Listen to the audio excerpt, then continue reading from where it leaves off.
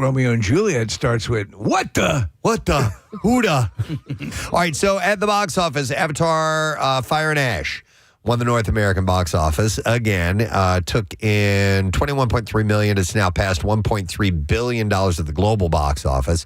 Second place is the horror movie Primate that debuted with $11.3 million. An inexpensive movie to produce, so that's a good return. The Housemaid is third with $11.2 million. Then you have Zootopia 2 and Greenland 2 Migration rounding out the top five. The Golden Globes were last night. I watched them. So we need to go into some of the stuff that we learned from the show last night. We've got Nikki Glaser was the host. It's her second Golden Globes hosting gig. She did a solid job. As with the Golden Globes, they keep it sort of lean and mean, so there's not a lot of production numbers or anything like that. Mm-hmm. And but she's known for her opening monologue, and I think she delivered. She mockingly called it, without a doubt, the most important thing that's happening in the world right now. So we have a couple of clips from her. We'll start with one, a joke about Sean Penn. Here we go. Colonel Lockjaw himself. Hi, Sean. You're the best. One of my favorite characters of all time. I love you, Sean. You're such an original. You know, everyone in this town is obsessed with looking younger. Meanwhile, Sean Penn is like, what if I slowly morph into a sexy leather handbag? And I feel like that's... it's hot. It's good. Then she takes a shot at, what are we doing? Kevin Hart here, Case? Yeah. All right, here we go. And Kevin Hart is here. Yes! The Rock's plus one half. Love you, Kevin. Kevin, I love you. Kevin is obviously nominated for his hilarious stand-up special tonight. I love you so much, Kevin. You're so funny. And you and The Rock together are like my favorite comedy duo. Such a classic comedy duo. You're like Steve Martin and Martin Short, but for like people under 50 IQ. You know what I mean? Like, we need movies too. Teyana Taylor. We're going to her next case? Well, these are acceptance speeches. These are not Oh, shows. okay. Yeah, all right. yeah. So those are the monologue jokes. The monologue jokes. And then we go into some of the acceptance speeches. All right. So I'll just roll through case and you pop these in where appropriate. Sure Okay. So Hamnet won Best Motion Picture Drama. I'm going to give you just a snapshot of everything. The Studio won Best Television Series Musical or Comedy. The Pit won Best Television Series Drama, which I was very happy about. So I got Claire into watching it, Preston, and my decree is I will tell her when to look away. Okay. You know, when there's a lot of blood. Yeah. But otherwise, she's enjoying it. It's a great show. Adolescence won Best Television Limited Series, Anthology Series, or Motion Picture Made for Television. And Adolescent star Owen Cooper became the youngest person to win Best Performance by Male Actor in a Supporting Role on Television at age 16. It's pretty wild. He's the second youngest male Golden Globe winner overall behind Ricky Schroeder, who won for The Champ. He was only 9 years old when that happened in 1980.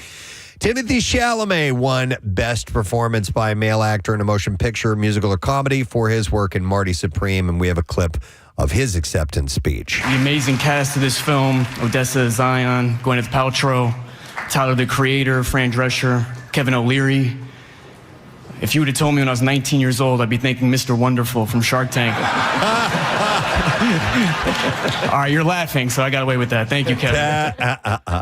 Rose Byrne won Best Performance by a Female Actor in a Motion Picture, Musical, or Comedy for her work in If I Had Legs, I'd Kick You. I freaking love her, man. It's the first Golden Globe of her career. I love her too, but I don't know what If I Had Legs, I'd Kick You is about. I don't either. Okay. Can you do a quick check on the plot synopsis? What I do know is that Conan O'Brien is in this movie. Is he? Yeah, he plays a therapist or her therapist. Okay. I believe she's going through a divorce and, it is kind of like spiraling. My wife went and saw this by herself. I probably should have went with her, but she really wanted to see this just from the, watching the coming attractions. Was there a book that she'd read, or is this a... You know what? I don't know. Okay. I don't know. All right, so this is her acceptance speech, or a portion of it. And I want to thank my husband Bobby Cannavale, who he couldn't be here because he's we're getting a bearded dragon, and he went to a reptile expo in New Jersey. So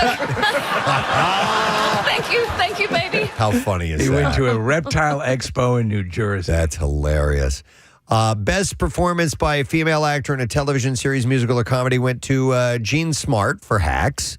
K-pop Demon Hunters won for Best Original Song with the song Golden. Yeah. Which I thought was pretty cool. I had told you guys I watched that, Steve. I know you were right out of the gate on that. We're bouncing around a little bit. Best performance by a female actor in television series drama went to Rhea Seehorn for Pluribus. You It's a good have performance. male actor in a television series drama went to Noah Wiley for The Pit, which is great. Performance by male actor in television series, musical, or comedy. Seth Rogen won that for The Studio. And what else? You know what's happening last night, by the way, throughout the broadcast? A lot of people who had won left. Or after they didn't stay for the whole ceremony. And Seth Rogen was one of them. When he won, he took off after the win. kidding. Yeah. But he came up twice, so he left after the second one? Yeah. No kidding. Oh. Then you have best female actor in a supporting role in television. That went to Erin Doherty for Adolescence, and male actor in a supporting role in television went to Owen Cooper, like we said, for Adolescence. Also, One Battle After Another, one for the musical or comedy movie. Last night won a few awards. Well, you consider it a comedy? I mean, In the way The Martian's a comedy? yeah, kind of like that. I mean, there's some funny moments for sure, but it's more of a drama. And Sean Penn was amazing in it. It's a strange movie. It's Paul Thomas Anderson, Which you would expect. He won for directing last night and for Screenplay, too, adaptation. And so we have a clip of Teyana Taylor, who won supporting actor in that, and she was excellent in that movie. And here's a clip of her acceptance speech. Last, but most importantly, to my brown sisters and little brown girls watching tonight, our softness is not a liability. Our depth is not too much. Our light does not need permission to shine. We belong in every room we walk into. Our voices matter, and our dreams deserve space. Thank you so much, everybody. That was Chuck D'Amico's speech at the Marconi Awards. Yeah, it was. I think she took it from him. She took it from him. I don't know. Must have been there. I don't See what know. happens. He was workshopping it. Yes. So anyhow, there are the Golden Globes for 2026, and that leads us into obviously more of the award shows coming, the Oscars and everything down the road. No clear, so it looks like, One Battle After Another is strong, but so is Hamnet? and Marty Supreme. Big Ping Yeah. Pong. Yeah. Yeah, nothing's blown me away this year, Yeah. So There's not the done deal. This one's going to sweep. Exactly. I'm not seeing that. Steven Spielberg brought on, I think it was the producer maybe of Hamnet, and she had a beautiful speech. It was just kind of talking about being an artist and putting yourself out there. We'll have to pull it later on and share it with you guys. I found it very inspiring. What was weird, though, It was sweet. all that time Marissa Spielberg was behind her and he had flipped his eyelids up. Yeah. I think that is so That gross. is so Yeah. disrespectful. Me too. Not just disrespectful, it's just gross. I hate people when they do that. But it's I can't impressive stand it. when And why people can- Spielberg? When people can do it with one, because I need two fingers. I don't want to see that, Not really right? that. I don't want to see that. All right, on from that, we had another terrible story. There were a couple of deaths over the weekend in the world of entertainment, and the great Bob Weir of the Grateful Dead passed away. And he was 78 years old. He lived one hell of a life, but thought he had a longer way to go. As for did sure. I. Yeah. I mean, the Grateful Dead, Jerry Garcia and Bob Weir, right? I mean, and now, Phil what do you Lesh. do? I mean, Phil Lesh, Lesh just passed away a couple of months ago. Yeah. His death was announced on Saturday in a statement on his Instagram page. The family had said, "It is with profound sadness that we share the passing of Bobby Weir. He transitioned peacefully, surrounded by loved ones, after courageously beating cancer as only Bobby could. Unfortunately, he succumbed to underlying lung issues." The statement did not say when or where he died, but he lived in the San Francisco Bay Area pretty much his whole life. He joined the Grateful Dead originally, the Warlocks, in 1965 in San Francisco. He was just 17 years old. And he spent the next 30 years playing endless tours with the Grateful Dead alongside, of course, Jerry Garcia, who passed away in 1995. Weir wrote or co-wrote and sang lead vocals on Dead classics, including Sugar Magnolias, One More Saturday Night, and Mexicali Blues. After Garcia's death, he would be the Dead's most recognizable face. He kind of was the guy. Yeah, the guy I always thought of outside of Garcia. In the decade since, he kept playing with other projects that kept alive the band's music and legendary fan base, including Dead and Company.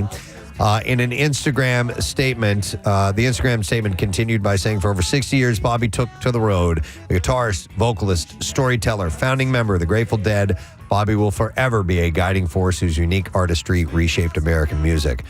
His death leaves drummer Bill Kreutzmann as the only surviving original member. Like Casey said, Phil Lesh died in 2024. The band's other drummer, Mickey Hart, practically an original member since joining in 1967. He's still alive. We've had him here in the studio. Yeah. He's a sweet guy, 82 years old, but he wasn't one of the core original members, but he's pretty much is. It's kind of funny and ironic that in Spinal Tap, they kind of lampoon the Grateful Dead because, the keyboard players all passed away in the Grateful Dead, and they did it with the drummers of Spinal Tap, and the only members of the Grateful Dead who are still alive right now are their drummers. Yeah. The founding fifth member, Ron Pigpen McKernan, had passed away in 1973. That guy, when he would walk around, there'd be this sort of pile of dirt that would... Yeah. No, that was from the Peanuts. Oh, okay. Pigpen, different guy. So born in San Francisco and raised in nearby Atherton, Weir was the Dead's youngest member, and he looked like a fresh-faced high schooler in his early years. He looked different than the rest of the band members. He looked more mainstream. He was generally less shaggy than the rest of the band, but eventually he got a really long beard in the past few years. So Weir had said in an interview, it was during the Grammys Music Cares Person of the Year honor last year, he said longevity was never a major concern of ours. Said spreading joy through music was all that we ever really had in mind, and we got plenty of that done. Claire turned to me last night after she was unaware this had happened, and she said, Pierre, these guys, there's a certain logic to it, that they're all if you believe in whatever rock and roll heaven, it's symmetry, I was stopping off to pick something up yesterday, and I was walking up to where I was going, and I saw a car, and on the back of it, it had said "Be grateful," and then it had a little, the little skeleton guy with the cane and everything. Mm-hmm. So the guy was walking out to his car, and I just turned. I'm like, "Sorry about Bob, man." We had a quick chat about Bob Weir for a moment, but I know how when things like this happen, if it's somebody important in your world, in entertainment, it can hit like an actual relative passed away. I know it's happened to me on many occasions. Yeah, think about somebody who's especially for Dead fans who tend to be more dialed in. It is like a family member. The Dead won few actual Grammys during their career. They were always a little too esoteric, getting only a Lifetime Achievement Award in 2007 and the Best Music Film Award in 2018. Just as rare were hit pop singles, but Touch of Grey, 1987. That brought a big surge to the aging band's popularity. It made me sit up and take notice. I loved It's a great song. That great video. And Hell in a Bucket. And by the way, so I went... When I heard Bob had died, I pulled up the video for Hell in a Bucket, and it made me realize why it's a bad idea to have a music video that is literal of the lyrics. Yeah. It's a terrible music video. But it's a great song. Right. I love Hell in a Bucket. Touch of Grey is great. It's a beautiful song. But in 2024, they set a record for all artists with their 59th album in Billboard's Top 40. That's insane. 41 of those came since 2012, thanks to the popularity of the series of archival albums that were compiled by David Lemieux. So a big hit in the world of rock and roll as Bob Weir passes on. And I'm sure Matt Cord's going to play some sets of music today. So that'll be later on this morning. And then another death, and this may not be a name that rings a bell right off the bat, but my God, this guy was in everything. Actor T.K. Carter. Oh, yeah. Veteran actor who has memorable roles in The Thing, Runaway Train, Punky Brewster. He passed away. He was 69 years old. And I'll go through some of his TV and credits, but Steve, I did a little dive because I'm like, man, I remember him so much. So here's some titles. Hollywood Nights. Yeah. Corvette Summer. Of course. Seems like old times. Steve, do you remember the movie Underground Aces? Yes, Underground Aces. Oh, my God. Yeah, absolutely. Terrible movie. All of the same period. Yeah. Southern Comfort. Dr. Detroit. Ski Patrol. Space Jam. He was in all this stuff. He passed away on Friday. They found him at his home, I believe, and no other information on his cause of death, but he was raised in L.A., started acting as a teen, doing stand-up as a teen. He eventually got on stage doing The Odd Couple, and then he started appearing on screen in the 1970s, small roles in TV shows like Policewoman and The Waltons and The Jeffersons, and eventually got his breakthrough role as a character Knowles as the cook in the 1982 horror film The Thing. Which is a staggering masterpiece. And also earned a role as Dave Prince in 1985's Runaway Train. And around that time, he also got a recurring role on the popular 1980 show Punky Brewster as Mike Fulton for 2 seasons. And then he did 1 season on the sitcom Just Our Luck. He starred as Iceman in Ski Patrol, earned a voice role as Naught in 1996's Space Jam, and then he was into several TV shows at the time. Moesha, The Steve Harvey Show, The Nanny, NYPD Blue. I mean, this guy's, you should see his credits. He just worked. Which is great and instantly recognizable. Yep. And then he appeared in the TV series The Corner and a series of smaller films in the 2000s before returning into TV in the 2010s, made appearances on shows like How to Get Away with Murder, Everybody Hates Chris, Saints and Sinners, and The Bobby Brown Story. And he continued working up into the 2020s. His last credit was a show called The Company You Keep in 2023. So he had one hell of an acting career. T.K. Carter had passed away, so it was sad to see that. All right, some other stories, and a little bit of the heaviness continues because Timothy Busfield, of course, he's married to Melissa Gilbert, from A Little House on the Prairie, most known for his roles in Field of Dreams and the series The West Wing, and he was Poindexter in the Revenge of the Nerds movies. He's facing 2 counts of sexual abuse involving a minor after an arrest warrant was issued on Friday. The investigation involves twin boys who were actors on the TV series The Cleaning Lady in 2022. Which Busfield was the director. One of the boys told an investigator last fall that Busfield touched him inappropriately on more than one occasion while they were on set. Warner Brothers issued a statement late Friday confirming that the studio is cooperating with authorities. And in the wake of the allegations against her husband, Gilbert has apparently deactivated her Instagram account. Neither one of them has commented on the accusations. So I guess a lawyer or a spokesman for him or somebody associated with him, of course, as you would well imagine, is saying this has been blown out of proportion, that it was a misunderstanding at best, but it's not good. We'll have to wait and see. Yeah. And then this is a weird one. I just saw this morning. Over the weekend, news broke that Daniel Stern, star of Home Alone and City Slickers and all these movies, was busted at a hotel in Camarillo, California on December 10th. He was cited for soliciting prostitution. Now, police tell TMZ that he was not booked. He was just given a ticket. So no real legal thing. It's basically like a slap on the wrist. He says he didn't want to be alone. All home, all alone, and everything. Without a hooker. So, this seems like one of those, hey, shame on you, and they're going to move along. But still, Home Alone guy, wet bandit. But he was just given a ticket. So I thought that was kind of interesting. So this is a great story. We just mentioned that Noah Wyle won a Golden Globe for Best Actor on The Pit. But he's also retained some medical skills being a TV doctor from the set. Page Six reports that at the Critics' Choice Awards last week in K-pop Demon Hunters producer Michelle Wong fell, injured herself as she was leaving the event, and Wiley came to the rescue and bandaged her up. Wow, really? So I don't think, I've been watching the show, and obviously you have as well. And as I said before, I achieved a milestone of getting my wife to start watching it. That's the most densely packed medical jargon, medical stuff you've ever seen on a show. There are entire passages where there's really nothing but straight up medical emergency room dialogue. Yep, absolutely. I would trust Noah Wiley. Yes, for you got to pick up something. Most medical procedures. Yeah. He could do a trach on me. And Absolutely. I'd be all right with that. I've seen him work. Sources say Wong wound up with 2 bloody gashes, which Wiley wrapped up when someone brought out a first aid kit. And according to a witness, Wiley did say at the scene, "I play a doctor on TV." It's okay. I'm a TV doctor. Oh my God, that's so great. Actor Alan Cumming was honored with a star on the Hollywood Walk of Fame on Saturday in Los Angeles, celebrating his extensive achievements in both theater and film, with friends Brian Cox and Monica Lewinsky present for the ceremony. I didn't know that was a friendship there.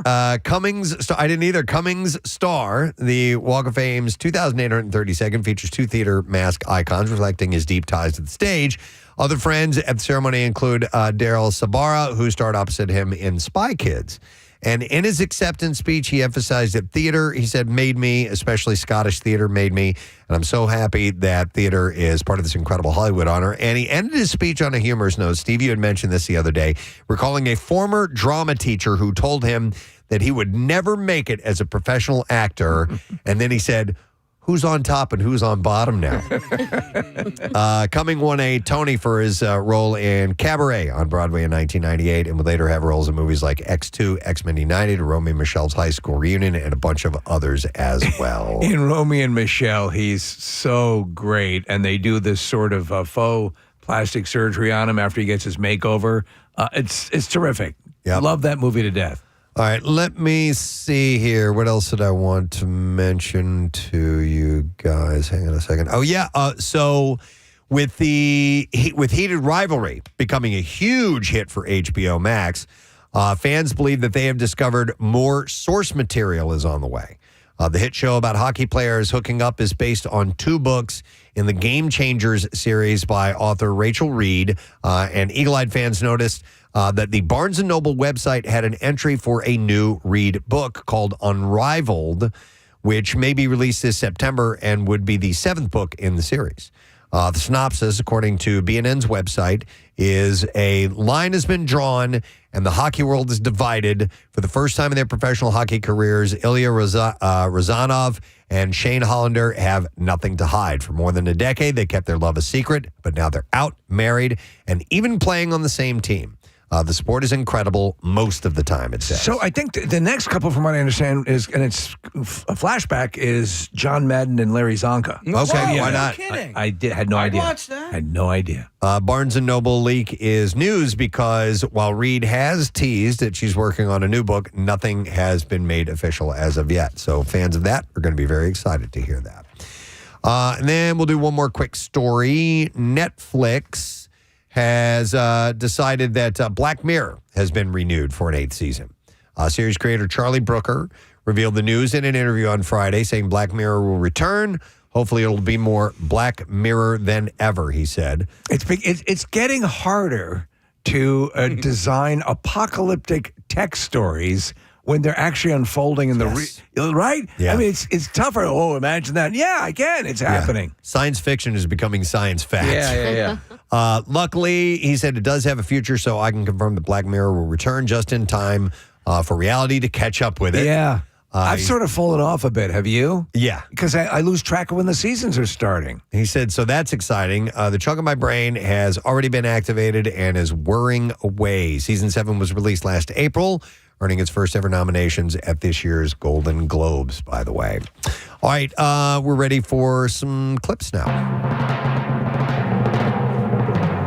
Industry takes us into the chaotic world of investment bankers at a prestigious London group. And here, actress Miala dives into how she got into the headspace of her character. You know, I think just sort of my philosophy in general is like to be able to do something honestly, to really give authenticity to a character. I can't judge them. I have to believe whatever it is that they believe, to do what they do, and to do it honestly. Shut the fuck up! New episode of Industry is streaming now on HBO Max. Before we get to the next clip, I want to point out something pretty obvious that we missed, and a texter has passed it along, going back to Alan Cumming.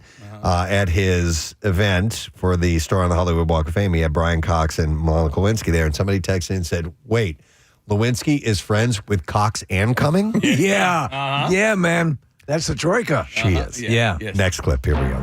Thank you for that, by the way, texter. All right, so the spy thriller The Night Manager returns for a new season after 10 years. Here, Tom Hiddleston discusses how that decade gap has affected the show. Here we go. That's the great thing about the 10 years is the more we realized it would be 10 years, the more we lent into it. There've been 10 extraordinarily complex years in the world. We've all been through them. You know, there's been so much has happened. Wait, hold on a second. Game over, man. First 3 episodes of The Night Manager is streaming now on Prime Video if you want to check that out. There you go. It's your entertainment report for this morning, my friend. We have beautiful colors in the sky. On this your 30th anniversary, Preston. It is today. The sun and it's a beautiful. It's almost Norman Rockwell-esque. It is very much so, and it's perfect for my 30-year celebration of being in Philadelphia. Do you remember what the weather was pulled into like? town? Yeah. It was overcast. Yeah. I remember it. I'll tell you about it when we dive in a little bit more, because I remember specifically driving into the area on that day in 1996. So we'll get into some of that. We have a couple of guests that are going to reflect that little date in my own personal history.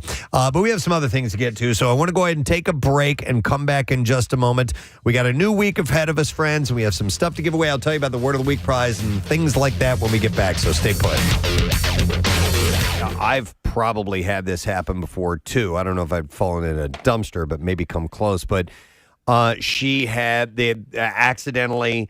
that put something in the trash can, took the trash bag out and threw it in, and then later on realized, I accidentally threw my medication away. Oh, no. Yeah. Yeah, we've all had that. So you have to go get it. Yeah. You got to go get it. Right. So apparently she went, and she went to go get it, and it's hanging down low, and so there's like a side door on on their dumpster that you can open up. Okay, so she opens that up, I guess, and it's at the bottom and it's far down, and she's got to lean over and kind of bend halfway down to go. And as she leans forward, her body weight is too much over, and she goes tumbling in head first into the dumpster. Somehow or another broke her rib on the way in. So as you imagine, as she's raking over the edge. That's what I was thinking. It must have just pulled a rib up and snapped it. Probably what happened. And I was like, okay, are you just saying you have a broken rib, or did you actually go get it looked at and you have a broken rib? She says, yes, X-ray, it's a broken rib, or whatever. The doctor determined that it was a broken rib. Now, it's not one of those where you can have rib breaks that are debilitating, that are just you can't move. It's not that bad. So it was funny. We were able to laugh at this. It was funny. Yeah. And I'm sure other people have fallen in dumpsters or had something just as stupid happen. So I figured, you know what, that might be worth bringing Sure, up. absolutely. 215-263-WMMR if you want to share. I think in my top 5 things of grossest things that I have ever encountered, it is dumpster and or trash juice. I can't. Oh, my God. Stand What it. is that? I don't Dumpster know. juice and trash. So, Casey. Oh, my God.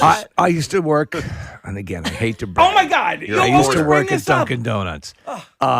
There's drinks and things, and all sorts of magical things that are in that. But when that dumpster would turn, there'd be things that would come out like that just formed because of the humidity or whatever it is. Jesus. And that was the most pungent, piercing smell came from the liquid. And I don't think it's like dumpster soup. In Star Wars: A New Hope, I don't think that scene where they're in the trash Too chute- pleasant.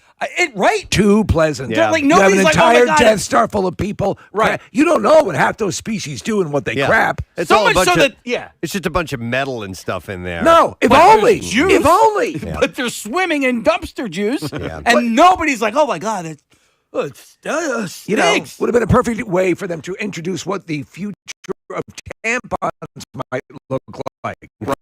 Oh God, Preston, and that like just that big dumpster and your poor sister. Yes.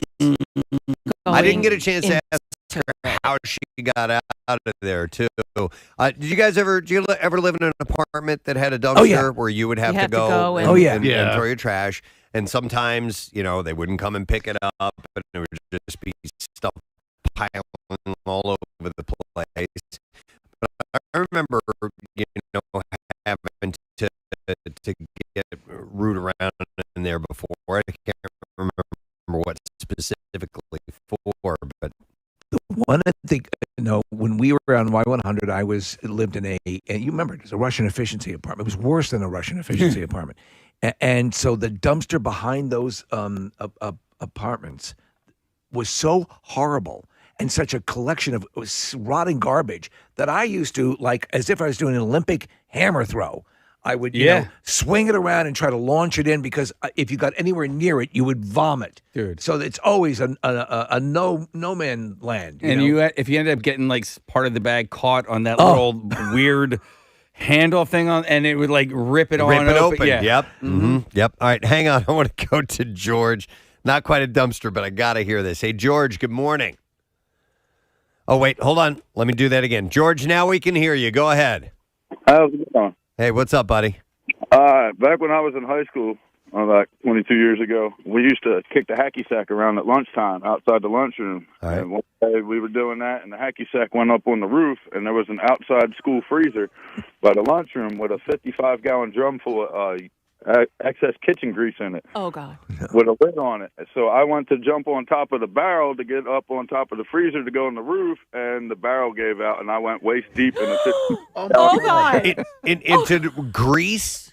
Kitchen grease, yeah. Kitchen grease. Used kitchen grease. God. Yeah, in the middle of the school day, my principal came out and he goes, "There's a write-up for being in an unauthorized area, but I don't know about a write-up for smelling unsanitary." Jeez. Nasty. So, okay, so you're a mess, dude. What did you do? How did you get cleaned off? Did you have to go to the locker room and get in the showers? Actually, believe it or not, I live here in Glassboro, New Jersey, and so Glassboro High School is right next to Rowan University, and I lived on the other side, so my principal allowed me to walk home, so I had to walk home through the middle of the university. So you kind of slithered home. Wait a second. You're smelling like food, and you're walking around like, were you attacked by packs of wild dogs or what? I mean, you're out with this stink wafting off of you. No, it was just rank, especially when my friend's girlfriend reached in her purse and started spraying me with a bunch of different perfumes. Yeah. Hey, where'd George go? I don't know. Just follow the trail, and you'll be able to track him down later on. Jesus. Oh, my God. Yeah, man. thanks, George. Steve, Steve, I know you love bragging about Dunkin' Donuts. And I know. I hate to do it. Well, no, it's okay. Not everyone has had that opportunity. Are you going to one-up him with McDonald's? I'm going to sympathize. We're the same team, really. But, so when I worked at McDonald's, there were actually two dumpsters. And one of the dumpsters was normal trash in case that dumpster juice would end up in there. And then there was the grease dumpster. And you would have to take out the used grease from the fryers. And for whatever reason, whatever coagulated in that, probably had some alien life in there. I don't know what the hell that it was, but it became sentient at that point. Yeah, it was, and it was a different level of gross than the other dumpster. They were both disgusting. Yeah, very disgusting and smelling.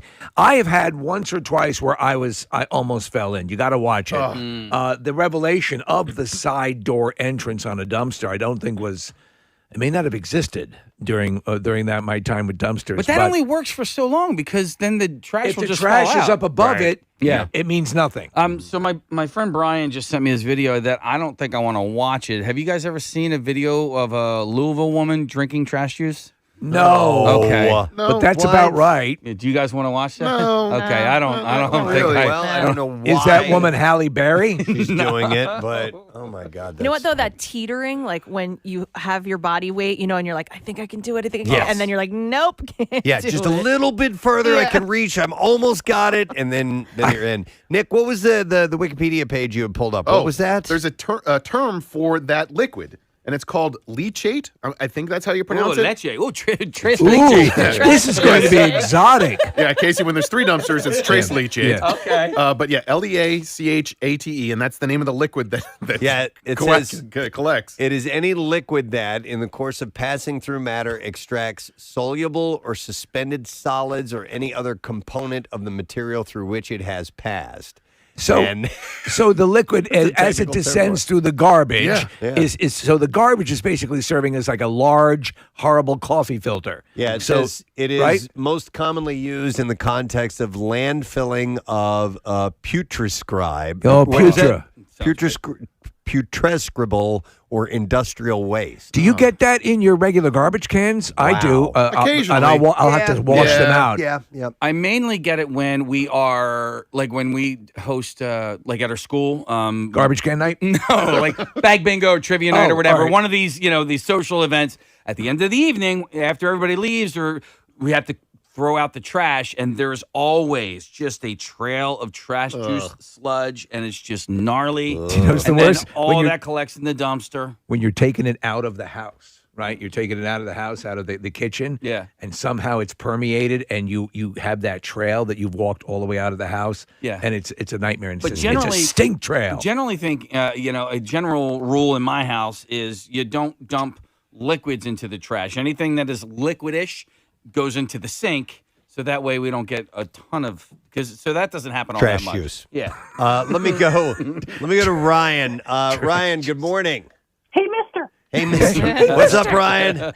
Not much. So a couple times at my work now, I've been at this job for like 20 years, and I've accidentally thrown a money bag into the dumpster. A money bag? Yes. Okay. So I fill vending machines, so collecting the money and mixing it in with some waste sometimes. Yeah. And had to dig through the dumpster for it a little bit. And That- one time for a pair of keys, too, from my brother-in-law. Well, the money bag, I think, wins. There's certain like I'm reminded of the Lenny Dykstra story. He had how expensive were his dentures that went in there? There were many thousands of dollars. At a certain point, you can teeter on the line of the hell, I'm not going in there for that. But that's a point at which you have to say, "Oh no, I'm going in." Yeah. Hey, Ryan. By the way, did you have to go deep down it? Did you wait a while before you realized, or was it fairly short after you actually? I had to root around a little bit once or twice. Okay. So, yeah, pretty gross. And then one time, Nick, I was trying to dump the grease into the grease trap at one of my old jobs.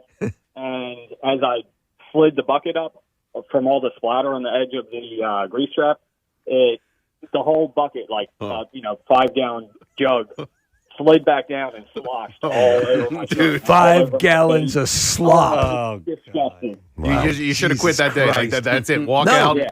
Next job. That was too easy. You needed to jump off a high rise. Set yourself on fire. I'm done living.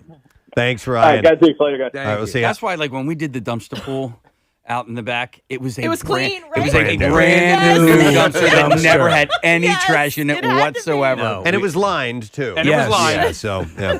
All right, we got. I'm sure there's lots of trash guys listening. Sean's one of the trash guys. He's loading up some stuff right now. Hey, Sean, how you doing? Good morning, Preston. How are you? Good morning, man. We're doing well. So you can weigh in on trash juice. Oh yeah, Casey would love what I'm doing right now. I sit in a machine all day, and in front of me they dump the dumpsters that come from all over the place, restaurants, all over. Any dumpster that's at an apartment complex, Right. everything comes here. All the wet stuff, I take it and load it into the tractor trailers all day long. That's what I watch. Is stuff being dumped it out. I take it and load it into trucks, and it's disgusting. Casey, you would get sick. What's it smell like? Well, you only smell it when you get out of the machine. The machines that we have in here have filters in them where it stops the smell from coming in the machine. Oh, good, They're good. brand new, but if you get out, I've seen many guys get out that are brand new that just can't take it and start vomiting right then. Sean, you're an expert here. Is it possible that if you haven't thrown liquid into a dumpster, does it still create a juice anyway? Do you have? It depends on the weather and what people are putting in the garbage. A lot of people that throw stuff in dumpsters throw things that aren't supposed to be in there. Right. So that's covered up a lot. But no, we get dumpsters that come here, cans that are dry. But with the weather and with the rain and the snow and people throwing, say somebody throws a half a gallon of something that still has liquid in it. Yeah. When we pick it up, it's going to crush and it's going to leak out all over the place. Dude. So, Yeah, thank God they have air filters for you, man. Thanks, Sean. you got that right, guys. Thanks, man. See you, Steve, buddy. down the shore, they have, and it happens all day long on the beach. They have, garbage cans and recycling cans, and they have a truck, this cool little truck that goes up and down the beach, and it will empty. I love those them. things. But very much, Marissa. Don't forget Cardboard Classic, friends. That is approaching, and you can sign up now if you have not done that yet. Enter your sleds. It's Friday, March 6th, and there's a lot of things going on, including a big event with Mountain Fest that Montage Mountain is putting on through the course of the weekend. So we're going to have live music when the Cardboard Classic is over with that big 80s tribute. And then Saturday is Sugar Ray and Wheatus and pond skimming and fireworks and all that stuff. So make the full weekend. Tickets and VIP packages are on sale now. You can go to WMMR.com for the information. But we need people to enter to be a part of the spectacle that it is. We want it to be, listen, we've had a good run of the best evers over the past 5 or 6 months. I'd love to see this be the best ever cardboard classic. Yeah, so details at the website. Check it out, WMMR.com. Sign up and make your plans. You had an eventful weekend, Steve. Yes. So you remember last week I told you about how we rung in the new year with this woman driving into my wife's parked car and hitting the front left. The car flipped over, by the way, for those who don't know the story. Claire's car flipped over completely. Yeah. Yeah. And so, we were in the house. The car was parked at the side of the house. All good. Anyway, on Saturday, we're going to get her loaner car. So we're going to Enterprise Rental. I'm taking her over. We leave the house for, put on the alarm, the whole thing, and we leave the house for about an hour and a half, hour, 35 minutes. They sent us to we have an Enterprise Rental like a mile and a half from the house, and they sent us some other place. So, okay, well, I guess if that's where they want us to go. Okay, so we go there. That's a separate story. We separate because Claire now has her loaner car. She goes home, and I'm going to go hit the supermarket and pick up a few things and meet her back at the house. I got a panicked call. Kizzy, our dog, somehow found a box that we forgot were there, and we're very fastidious about this, of chocolate-covered, chocolate-covered nougats. Ooh. Yeah. And I had eaten one, and so she's panicking. She's on the phone with poison control, and calling everybody. And our good friend Grace, who is the one who rescued Kizzy and from this puppy mill. I've told her the story countless times. We're checking with her. Long story short, it ends up she ate about 8 of these things. Oh, my God. no. And obviously, chocolate can be toxic. Yeah. As my wife will say right now, thank God my family buys cheap chocolate because it was not the most intense dark chocolate. Okay. So, but still, you don't know. Oh God, we yes. don't know. Yeah. And the big boogeyman is dark chocolate and dogs. And so I'm like, I go home. She's doubled over because in the interim, this has caused her to have a massive migraine. Oh. So she's doubled over in agony. I grab the dog, go running out to Metropolitan, the animal hospital. Zoom over there. I have the half-chewed box, I go running in, and, Kizzy's like, there's really no signs of anything, but, I think I'm running down the clock. But it's one of those cases where I'm simultaneously furious that she scoped this out, found it, like you bastard. But you don't want anything to happen to your pet. You know how you love them and you want to strangle them sometimes. So they get her in there, and then I'm immediately, comforted because she's a big dog. Yeah. So these nougats, they were dark chocolate covered nougats. So it wasn't like a solid piece of dark chocolate. Right. And so. But the standard protocol is to force vomiting. Induce vomit. Okay. How do they do that with dogs? I don't know. They don't have like Ipecac. Something similar, I assume, is pretty quick. But in my mind, I'm like, will she remember that she had to be made to vomit before she goes rooting around in the kitchen again? No. I'm Dude, like, it's their instinct to find out things that smell good and that they'll dive into it. They don't know. But like Sherlock Holmes, how did you find this? Yeah. We had an incident before. And listen, she never had the opportunity to be mischievous during her life. And we're like smiling. It's almost like when the dad in A Christmas Story hears Ralphie say the F word for the first time. You get a bit of a smile on your face. But man, I'm like you. And I was it was raining. Yeah. Let's just say I was going over the speed limit. A bit over the speed limit. Getting her to the vet, but it all worked out. But it's just one of those things where it's like if you've had pets over the years, it's like, where did you find that? Dude. How did you get that? Yeah, my dogs get into everything, and you always think it's Reggie because if it's up on the counter, you think it's him. But man, Fozzie's the worst. Really? Yeah. He ate the rest of my pizza about a week and a half ago, and I know, and so how many pieces? It was a Detroit style frozen pizza, and so it was thick. It was like 6 slices, but 6 is really big. And not only did he get into it, but like I wasn't done eating it yet. So I had it on our stove, and I put it behind on the back of the stove. I put a cast iron skillet in front of it. He'll never get it. He'll never get it, right? So when I had discovered that I was like, "There's no way. Yeah, there's no way that this was Fozzie." So I go, "Reggie, did you do this right?" And when I hold up the empty pan, Reggie's just looking at me like, what? And Fozzie just hightailed it out of there. I was like, out of the room. How do they know, by the way? Oh, man. How do they know? Yeah. Like, I mean, that's just, but I mean, that's like, so a brief experience earlier with Kizzy when the biscuit lady came in and brought, 8 months ago or whatever. We love the biscuit lady. Her stuff's amazing. Brought in a whole box of biscuits and there was one for me. How many sticks of butter you think are in each one of those biscuits? Like, I mean, they're like eating they're dense. delicious Super dense. bricks. Yep. I had one biscuit.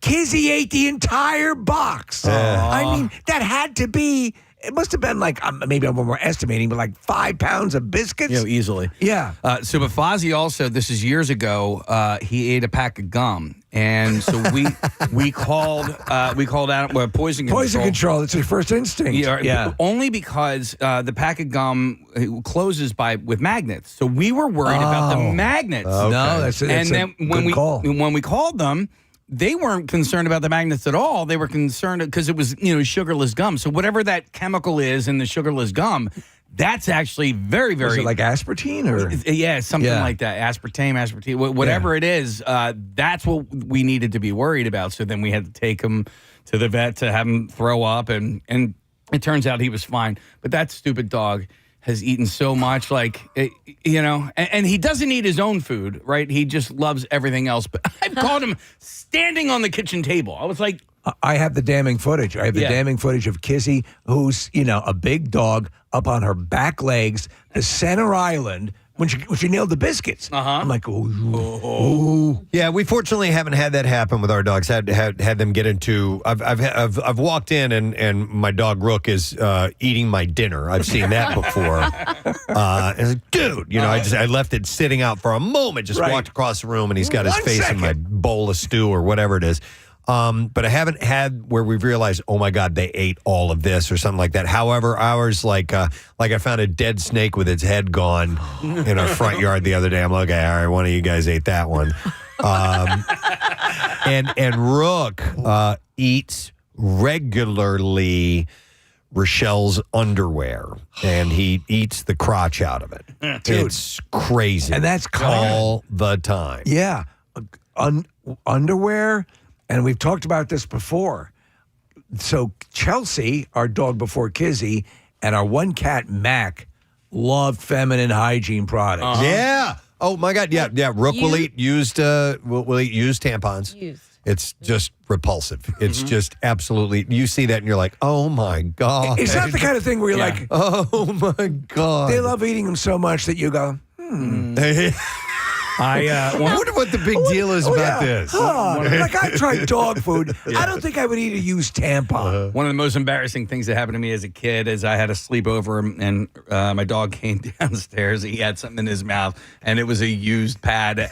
Yeah, and like it happened in front of all of my friends. Yeah. I mean, ultimately, it's really not that big of a deal. But at that time in my life, it was so embarrassing. Has any dog company or toy company ever made? Oh my God! Like a play toy to use tampon? Probably. That's a great idea. Why not? Right, Marissa? See if that exists. Everything exists as a course. dog toy. Yeah. Oh yeah, tampons. Tampons. PAWN. Oh my God! All right. So, Pumpkin pet insurance. Recently analyzed, this is between 2020 and 2025, thousands of veterinary claims to find the most common and most dangerous things that pets swallow regularly. For dogs, number one is chocolate. Yeah. So that is their number one. And that's why we freaked. Yeah. Candy and chocolate are number one. Number two are toys or toy parts. Number three is clothing. Number four, sticks. These are things that they eat, swallow, and eat. And number five on this list, money. money as dogs. Oh. Yeah. You imagine, like, I guess so many people touch it that it has so many smells on it. Like a scent or something, maybe. Or maybe do they use, sometimes, if you're in a pinch, will you use paper currency for tampons? I've used it to smoke weed out of, but not tampons. My buddy's dog, he would eat rocks. They had a shed in their backyard, and it was on, like rocks was its base, and they had to cut the dog off from being able to access that part of the yard. Would that indicate some sort of medical issue if they're eating other than just being a dumb dog? I have no idea. All right, now the top 5 things that cats swallow is also on this list. Number 1 is string. They will regularly eat string. Number 2, toys and toy parts. Number 3, hair ties and accessories. Number 4, office supplies. Office supplies. And number 5, money as well. What is it with the money? I don't know. I never had a pet that ate money.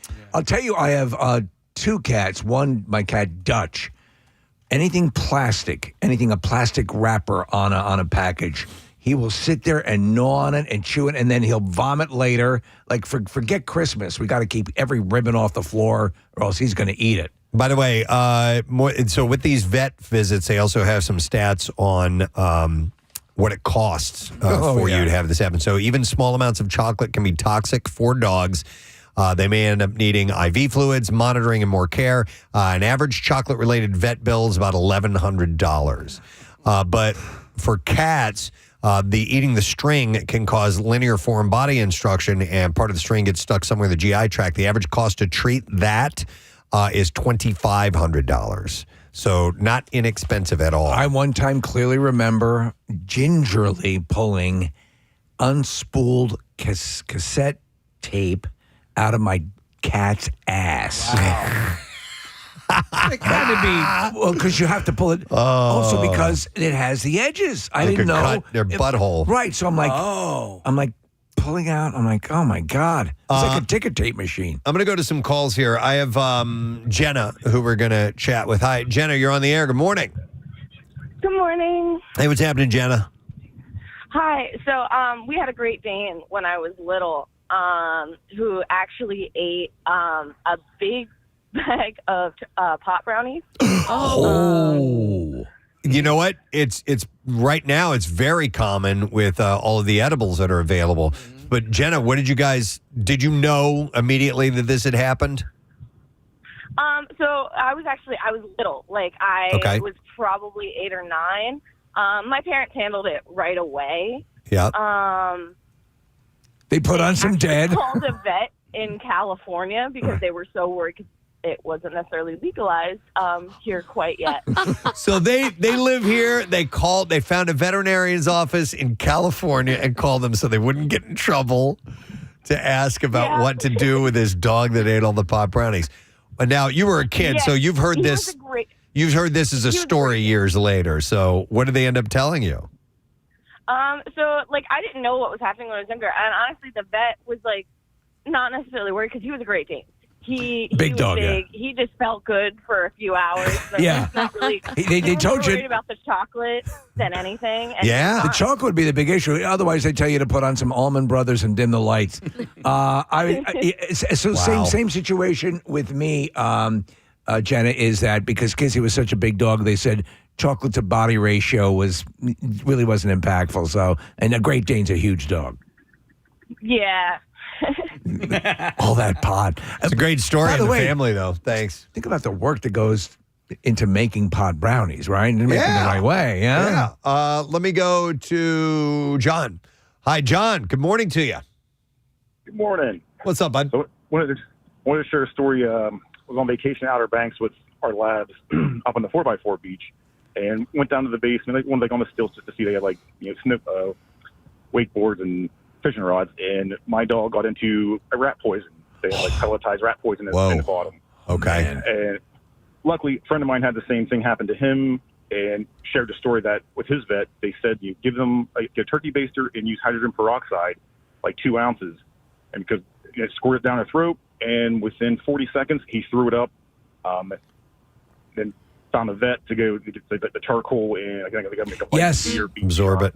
Yeah. I'd forgotten about the charcoal thing, and you bring it up, John. We didn't need to use the charcoal on Kizzy, but so it was just a turkey baster with hydrogen peroxide and caused immediate vomiting? Yep.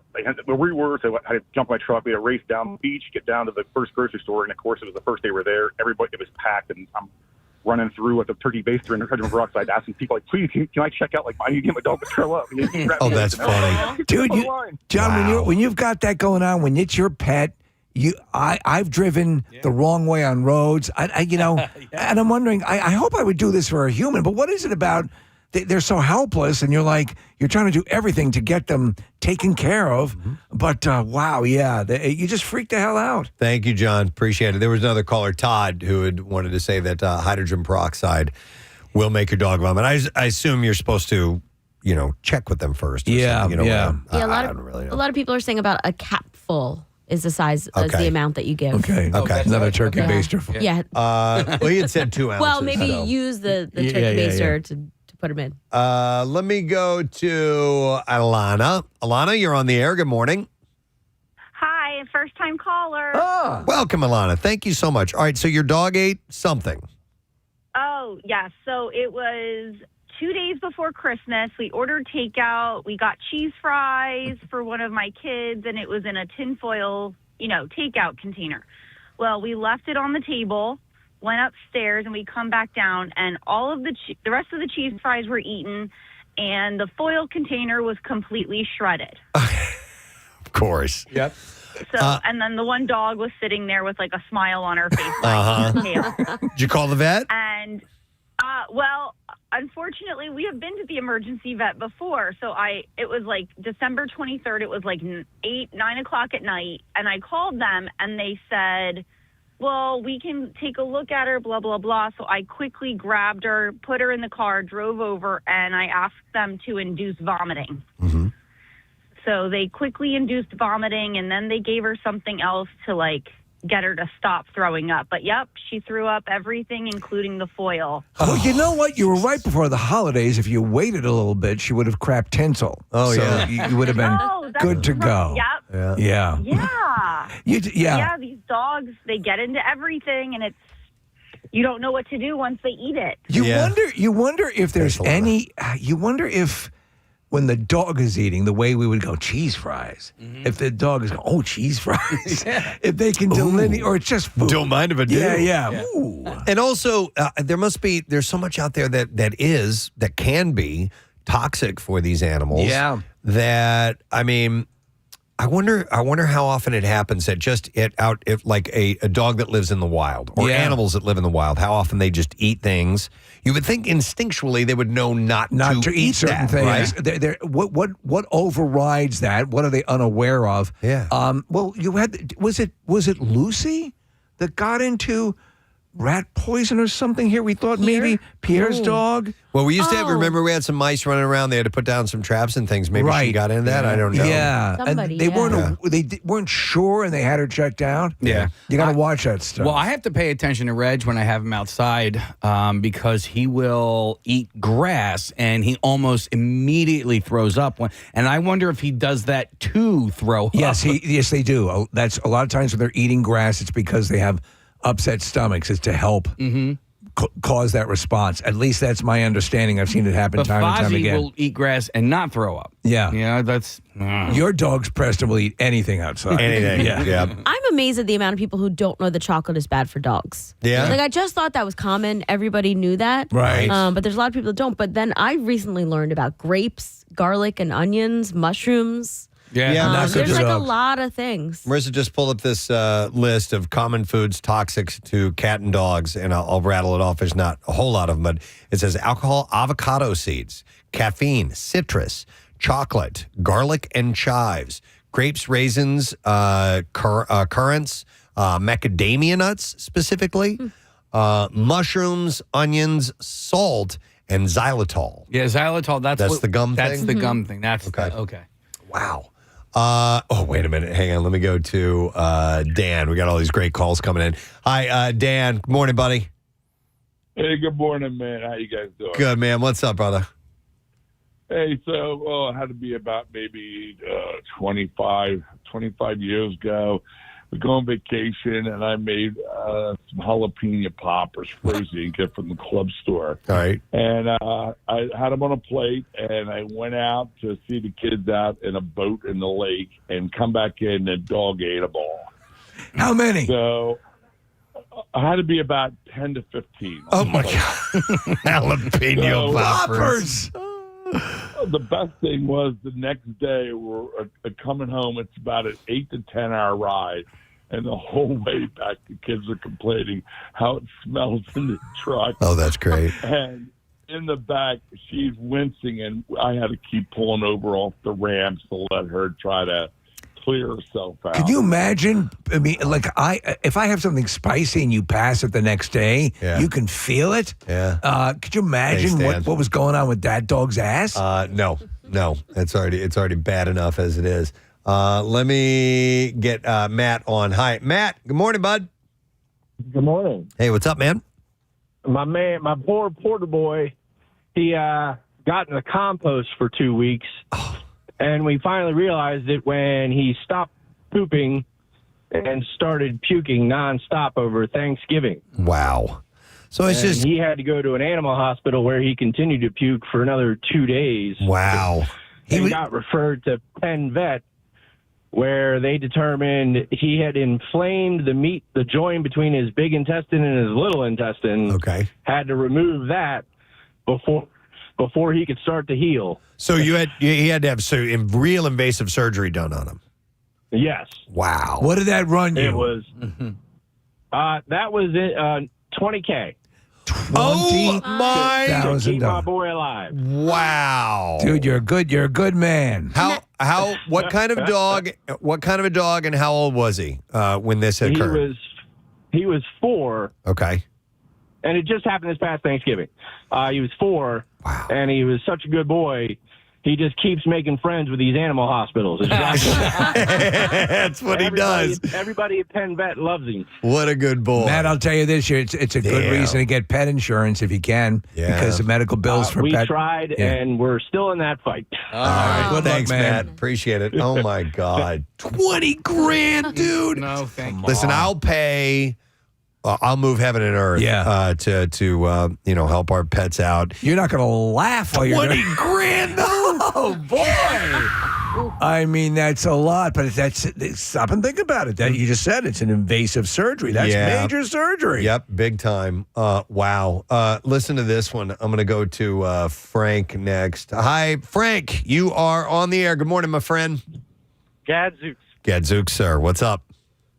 So we had this big old sheepdog, and she ate about 2 boxes. I think they're called snaps. Oh, they're these little fireworks. Snap and pops. They're like paper balls. Yeah. Yeah, you throw them on the ground, they snap. Yep. She ate 2 boxes of them. And when she cracked, it must have sounded like a Gatling gun. But what would be appetizing? What would be appetizing in that? Why something, but would your dog eat that? Like Frank, you just said I wonder if it looked like her kibble, and she was just like, "Yeah, that's the same thing." But at some point, it gets in the mouth, and the taste buds go, "No, this is not kibble." Sheepdogs are like one of the more intelligent breeds, so Yeah. I don't know. I mean, it usually has like some sort of sawdust in it. Yes, something. Yeah, but Frank was saying he was hoping that the dog would poop and pop. Is that what you said? I was hoping for it, but no, it didn't happen. But you could kind of see them in there, so that was at least a little bit fun. Oh man! Did you have to go to the vet? Did you? I imagine you got her checked out, right? So my dad said he called the vet, and the vet said just poop them out. But that was like the 80s, and in hindsight, my dad probably just lied. Yeah, right. That's what my dad would have done. Oh, they'll be fine. Just poop it out. Yeah, poop it out. They said it'll be fine. I'm not paying $20,000. Thanks, Frank. No, that's totally the way my dad was. Yeah. Like if a pet had something expensive, no, he'll poop it out. No, he was not interested in spending that kind of money. Let me get to. We have so many good ones up here. It's tough to choose. Wait, hang on. There was Denise. Hi, Denise. You're joining us on the air. Good morning. How are you? Good. All right, so Steve's dog, Kizzy, ate all these chocolates. What did your dog eat? So when I was a kid, we had a little Karen Terrier, and she ate a whole chocolate cake. She made it disappear.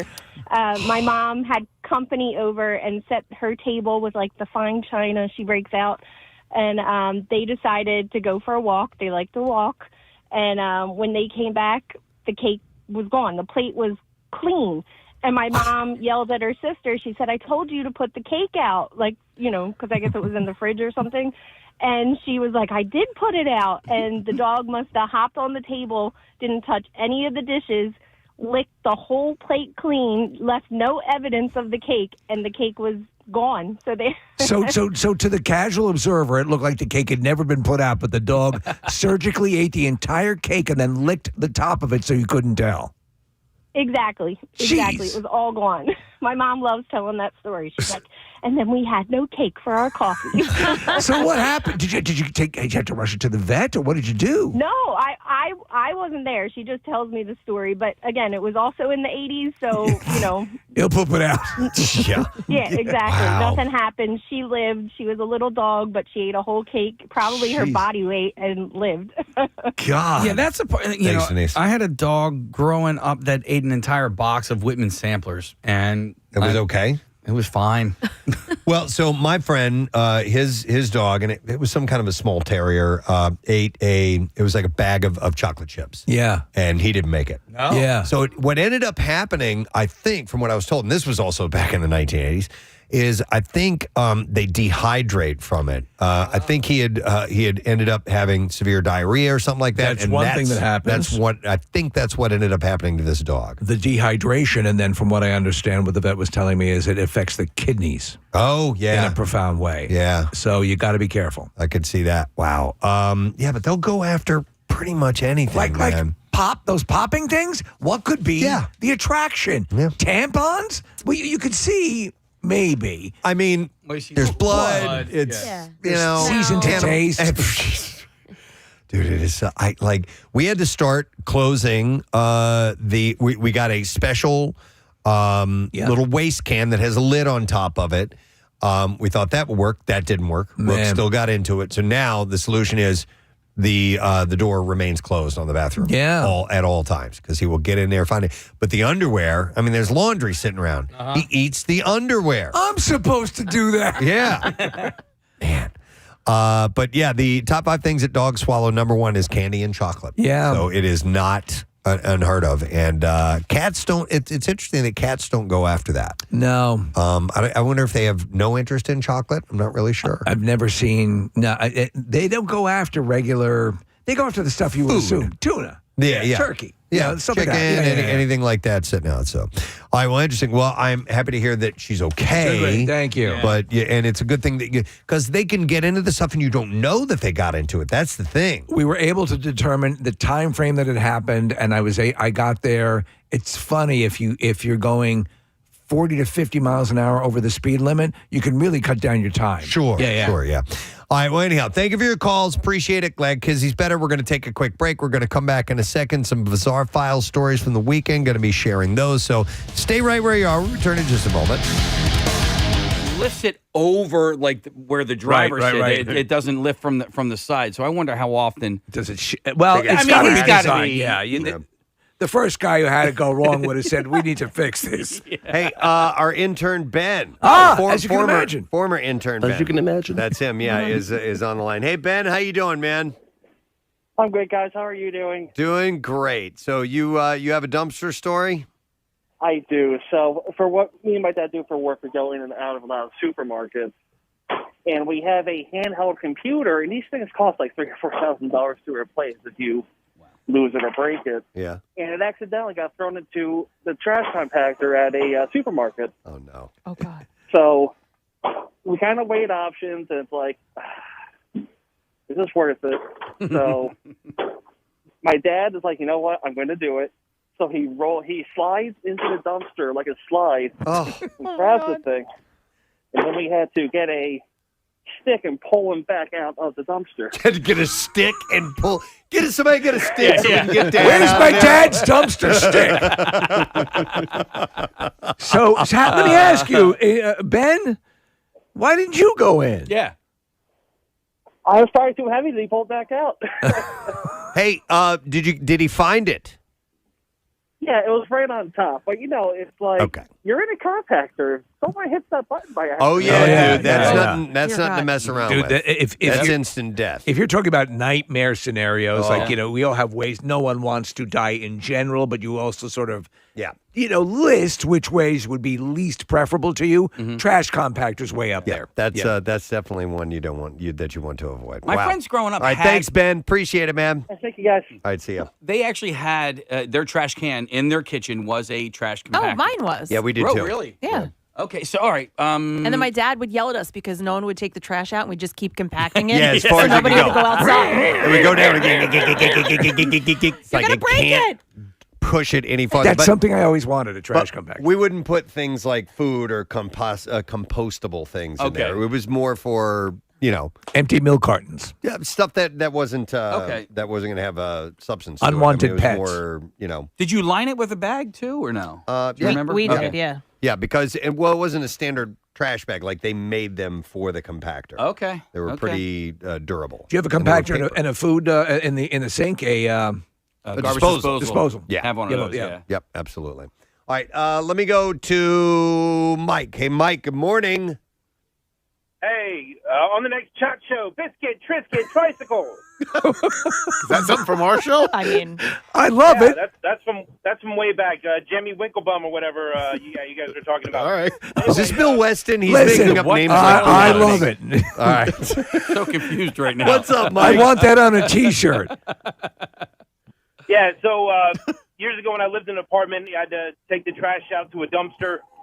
The lid was open, so I heaved the bag in, and all of a sudden I hear this scurrying around, and a squirrel jumps out, and it's got like this, and lands with all four paws on my chest. Oh, my God. Air karate. I'm like,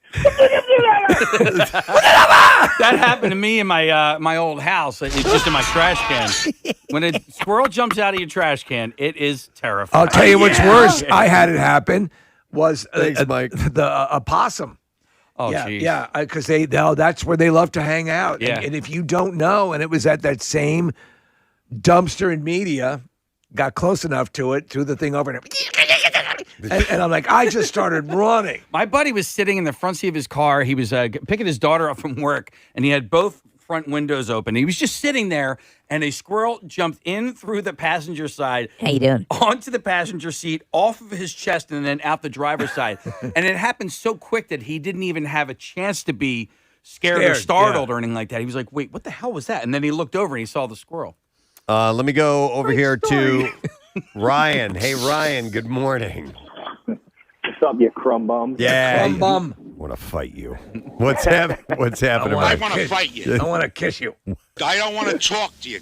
What's up? I just want to feel you. So I was in about I'd say 7th grade, and me and my buddies went to all-you-can-eat Chinese buffet. All right. I had a retainer at that time, Yep, the retainer story. and I forgot it on the table, and I guess they didn't think that it was worth saving. So me and my buddies had to crawl through the waste of a Chinese buffet dumpster. For, That's got to be the worst. 2 hours. Oh. Literally 2 hours. It was. Did you find it? Yes. Oh. Yes, we did. I did. And My you put it parents right were- back in. Get away from me. I told my parents, and they were like, "You better effing find that thing." Isn't that in the movie Parenthood? It He is. loses Yep. his retainer in the Yep. garbage, right? Yep. Yeah. And they dig through it in the back of the That's- restaurant. Yep. That's Yeah, common, I mean, Ryan. nasty. Yeah. Talk about trash juice. I mean, that was Oh, God. gnarly. Yeah. I bet. want to have a real full blown Thanks, Ryan. study on the causes and for example, well, what makes it so pungent? I assume obviously you have all these different things that are going together, but why is it always incredibly foul smelling? Well, you've got some gases that come from the garbage. decomposition Yeah. of organic material. Right. That's definitely going to be a part of it, and that's what I think really gets rank.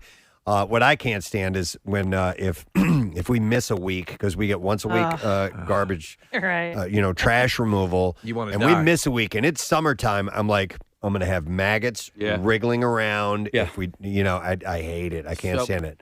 When I played softball, we played. It was called the Incinerator League because essentially our softball field was right next to a trash dump with an incinerator. And when you played there in the middle of the summer, you got there on a bad day. It was just right field was just terrible. Staten Island. Oh, so God. as you would the Fishkill and those general areas in and around New York, which are these large dump areas. The smell would be so bad. I remember pulling off one time just to get like a soda at a like a Sunoco or something, and I'm walking around. I'm looking at people like, can't you smell this? Yeah. So they were so used to it. It meant they were just okay. They were that's nose the smell. blind. Yeah. You mentioned Fishkill. There were a couple of times growing up where my dog got out. Okay, so he got out, he jumped the fence or did whatever, and he was gone for like an hour or two, and he would come back. And it was as if I don't know where the hell he was, because this happened on a few different occasions, where he just smelled like horrible, rotten fish and garbage. Sure, and, he was probably getting into some dump somewhere. and just rolling around in it. Yeah. It was terrible. If you're just tuning in, my sister fell in a dumpster and broke her rib Oh, God. over the weekend. So that's how we got started on this conversation. Dude, how long did it take for her to get out of the dumpster? You know what? I didn't ask. I need to find out more. It doesn't sound like she was stuck in there for too long and was able to get out. Yeah, totally. It could be, man. Yeah. That would With a just pound, suck. Yeah. Did you had a story about someone who was screaming? It wasn't from a dumpster. It was from a Goodwill clothing. Yes. Yeah. Hang on. I'm going to go to John. I think we have a winner here. Hi, John. You're on the air. Good morning, bud. Yo, good morning, Preston and Steve. How are you? Wonderful, well. man. I can't wait to hear this story. Do tell. All right. So I have an excavating outfit. We do a little bit of demolition work. 2 winters ago, just about this time of year, 2 winters ago, we were doing work in the Pocono Mountains. Mm-hmm. We're doing a demolition up there. There's a mobile home that caught on fire. We had to go up to demo the rest of the remains of the house. So the dumpster driver shows up. First thing in the morning, drops the first dumpster. We load it out. Okay, no problem. Second dumpster comes. I have to go number 2 really, really bad. Really bad. And there's nowhere around. Oh, We're in the middle of a trailer park. Right. Okay? Nowhere around that I can go number 2. Right. It's an emergency. Yeah. Right? Yeah. You have to do this. Phase 6. Right now. Yeah. Right now, or I'm going to drive home in a bad way, right? Yeah. 3 hours back to Chester County, Pennsylvania. Okay? So I put a little trash inside the dumpster, all right? I jump inside the dumpster in a 30-yard dumpster, jump over the top, on top of the trash, to then go number 2, all right? Everything was going swimmingly until I heard a backup beeper of a truck. There's no way that guy's coming for me, right? Maybe it's a trash truck. I don't know. I'm in a 30-yard dumpster, can't see. I have 2 laborers on the job. They're both sitting in the pickup truck because it's 10 degrees out with the heater on. Yeah. I'm in the dumpster. Oh, my God. Yet again, don't know what's going on. Yeah. All of a sudden, boom, the guy backs into the dumpster. I'm like, no way. No way. He's going to pick it up. So I start yelling, yo, I start yelling. Nobody can hear me. My laborers know what's going on. They're laughing at me. Oh, no. So the guy gets out. I'm still yelling. I'm still going, number 2, still yelling. But, you're in a 30-yard dumpster. You can't really hold on to the side. Yeah. You're kind of hanging out in there, Yeah. Sure enough, he picks the dumpster. I ride the dumpster all the way up onto the back of the truck. While in it, Oh, my God. but, when it goes up on the truck, it's at a pretty steep angle. Yes. All the trash is sloshing around. I'm flying to the back. I'm flying to the side. I'm pissed. I'm freaking out in there. And the guy just never even knew anything of it. So Never knew. how did you eventually vault out of it? Eventually, when he pulls the can on the truck, he's got to get back out to then secure the can, right, Yeah. to the truck. So he comes to the back of the truck, and I'm like losing my mind with my pants down, trying to crawl up over the side of the dumpster so that he doesn't take off down the road with me in it. Oh. Yeah. Dude, so that's like 9 levels of embarrassment. But it was awful. you had to do it, and you actually made a good call with the dumpster. It sounds like what do they call that? Lily padding it when you Yeah. when you go in a porta pot. And you have to, so you don't get splashback, because unfortunately that happened to me one time. And so I found out about the art of the lily pad, which is you lay a whole bunch of like toilet paper down first. To stop the so splash. no It's a splash. landing pad. Lily pad. John, you poor son of a bitch. the good thing about it, though, is when you're in a 30-yard dumpster, it's got trash in it. You're not really worried about a lily pad. You just let her go. Yeah. You just go. What were you planning to wipe with, if I don't mind asking? I had John? napkins in the truck from All right. McDonald's. Napkins in the truck. That's beautiful. Thank man. God we stopped at McDonald's on the way up in the morning, 4 o'clock for breakfast sandwiches. We got napkins. We had napkins. Thank God. You know what I mean? John, that's one of the best stories I've ever heard. Oh, it was awful. But, it was a good day. All It's a good day. Thanks You for managed to sharing, take John. a dump in a You guys dumpster. rock. I'd hate to hear what a bad day is. Oh, my God. Some text coming in. This one says, I used to work at Walt Disney World and Magic Kingdom, and everything was underground. So all the juices from the garbage from the park would leak down and drip on you as you walked from one area to the next. We used to call it tunnel juice. Tunnel juice. And it was a rite of passage to have it drip on you. God, So that's awful. one time, and again, please understand, I'm not trying to brag every time I mention this, but when I was working at Dunkin' Donuts, they were doing work in the parking lot, and the woman who owned this franchisee said, could go out and pick up the pieces of pavement and put them in the dumpster. And so I'm like, okay, I'll do this. It's fine. So I'm moving all this stuff, and she's, you sure you want this all in the dumpster? Yes, put it all in the dumpster. Okay, I'm putting it all in the dumpster. Put a lot of it in the dumpster. The truck comes in, the forks go to the side, and it's going to lift it up. And you're,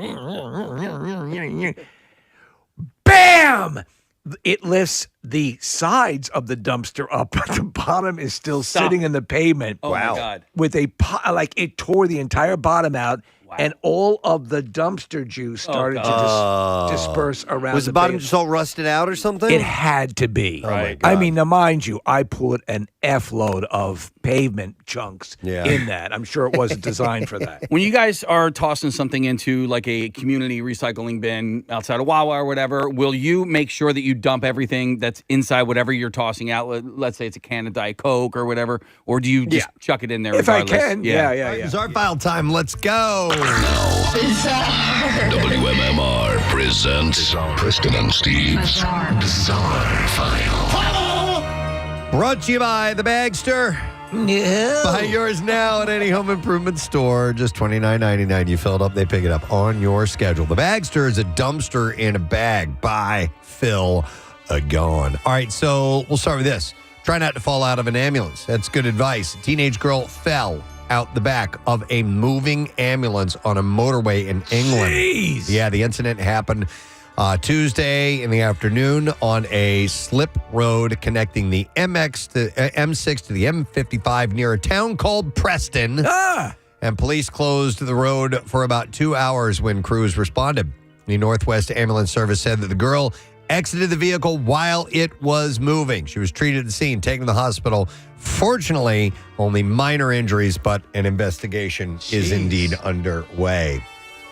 So courts are now facing a growing threat, and that would be AI-generated deepfakes. And Melissa Sims says that her ex-boyfriend created a fake AI-generated set of texts that put her behind bars. She said it was horrific. Sims said that she spent 2 days of hell in a Florida jail. She's from this area. She said it's like you see in the movies, Orange is the New Black. They I got put in the general population. Her story made headlines in Florida. Sims and her boyfriend had recently moved there from Delaware County. She said that her nightmare began in November of 2024 after she called the police during an argument with her boyfriend when she said he allegedly ransacked her home. Next thing she said, I know, I'm looking at him and he is slapping himself in the face. She said he also allegedly scratched himself. And when police arrived, they arrested her for battery. Now, as part of her bond, the judge ordered Sims to stay away from her boyfriend and not speak to him. Fast forward several months, and she said that her boyfriend created an AI-generated text that called him names and made disparaging comments. She said, I ended up getting arrested for violating my bond. No one verified the evidence. That's scary. The judge, Herbert Dixon, says Sims' ordeal is one of increasing frequency. Several years ago, they said, I started out with just fake audio recordings, and now it's gotten to a point of fake video and fake images being produced. One of the things that we're trying to do is develop a framework for the response, for the for the responsible use of artificial intelligence. He believes prosecutors and police need to do a bit more due diligence in this age. They're going to need to. Before they begin charges. And as for Sims, her story does have a happy ending after 8 months of legal wrangling by her attorney. Prosecutors dropped the bond violation charge against her, and last month she went to trial on the battery charge and was acquitted. Sims shared her story on the journey to advocate for a new law to create AI evidence standards and penalties as well. What about him paying for all her legal costs? Yeah, I would hope and so. all that crap. I would hope so, but I did. There wasn't any information in the story about that. Wow. All right, this is messed up, man. There's some disturbing stuff in the story, but it has a good ending. A New York man who was kidnapped and tortured by a former friend provided testimony that put his captor away for decades. A guy named Shaw Powell was convicted of kidnapping and torture last month, 2 years after he held Jamil Brown hostage in a shed in upstate New York and viciously tortured him. Brown testified at trial, recounting his violent ordeal at the hands of Powell. And courtroom coverage by local news outlet, Brown told the court that in September 2023, Powell beat him with metal poles, bit him, and burned him with cigarettes. He was unconscious. Powell duct taped Brown's wrist and to his ankles. But the most horrifying detail Brown described in court was how Powell pulled out 2 of his front teeth with pliers. Whoa! In a grotesque moment of necessity, Brown said he got his hands on one of his extracted teeth, and then used that to saw through the duct tape, and that's how he got out. Could you imagine you're using your own ripped out tooth? Wow. Before sentencing, prosecutors... This better end up as a Netflix series. Prosecutors stated that Powell was a man who was not at all prepared to accept what he did to another human being. When Powell heard the guilty verdict against him, he lost his cool and punched a wall. Before going to trial, Powell had rejected a plea deal that would have sentenced him to 10 years in prison. His defense attorney asked the judge not to impose a longer sentence because he opted to go to trial. The judge was unmoved by the request, saying this sentence is not punishing Mr. Powell for going to trial. It's punishing Mr. Powell for the completely barbaric assault on Mr. Brown. So what incited this from the beginning? Do they stay? Oh, they didn't say.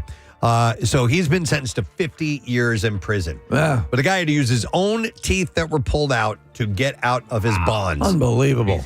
All right, a lighter story, and we will end with this. Several monkeys are loose in St. Louis. The Animal Care and Control Division shared this on Friday. Hey, it's some monkeys. Where the monkeys came from remains unknown. But the department said that the exotic animals are prohibited in the city of St. Louis. Initial reports suggest 4 monkeys were on the loose near O'Fallon Park in North St. Louis. I bet you I know their names. What are they? Nikki, Peter. Oh, yeah.